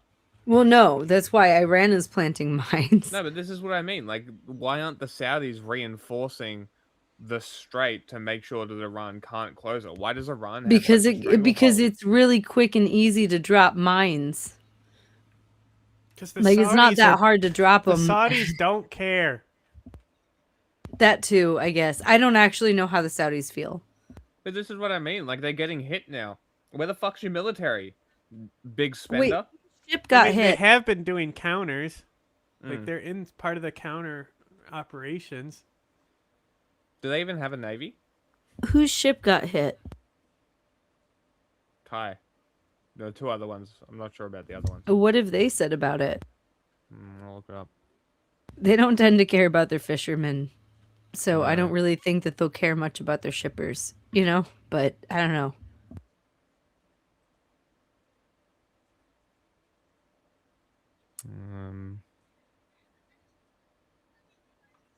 Okay, it says a Thai flagged bulk carrier was struck by Iranian missile near the Strait of Hormuz on Wednesday. 20 Thai crew were rescued by the Royal Navy of Oman.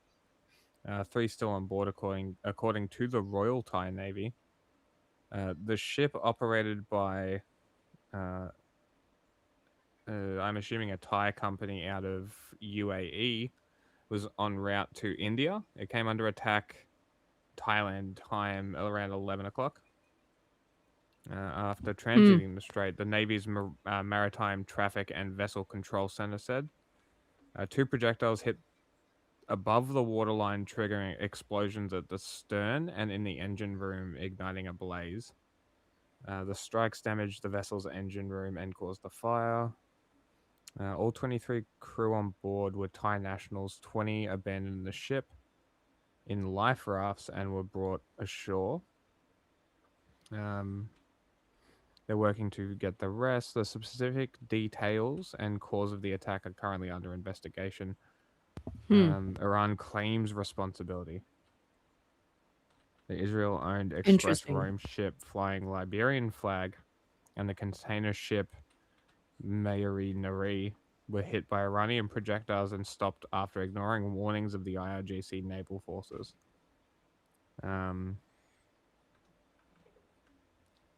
Does the Thai government say anything? Thai Navy said it was coordinating through Combined Maritime Forces headquarters in Bahrain, liaising with Thai embassies in the surrounding countries and working with the UK maritime trade operations to support search and rescue efforts. The Navy said it was working with Consular Affairs Department at the Ministry of Foreign Affairs, the Marine Department, and the Thai Maritime Enforcement Command Center to assist all 23 crew and arrange their safe return. In a statement to the Stock Exchange of Thailand on Wednesday, Precious Shipping said the ship was covered by war risk insurance. That's all they care about. God damn it.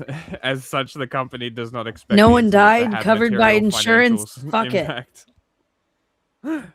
Amazing. The company continues to closely monitor the security situation in high-risk areas and will receive its navigational risk management procedures as appropriate. That's it. Well, fuck. So, they don't care. All right, we're That's at 6 great. hours, so. Okay. Oh, shit. Okay. We'll wrap it up. Soundbite. I bid you good day, sir. I bid you good day. Thank you, Cyril.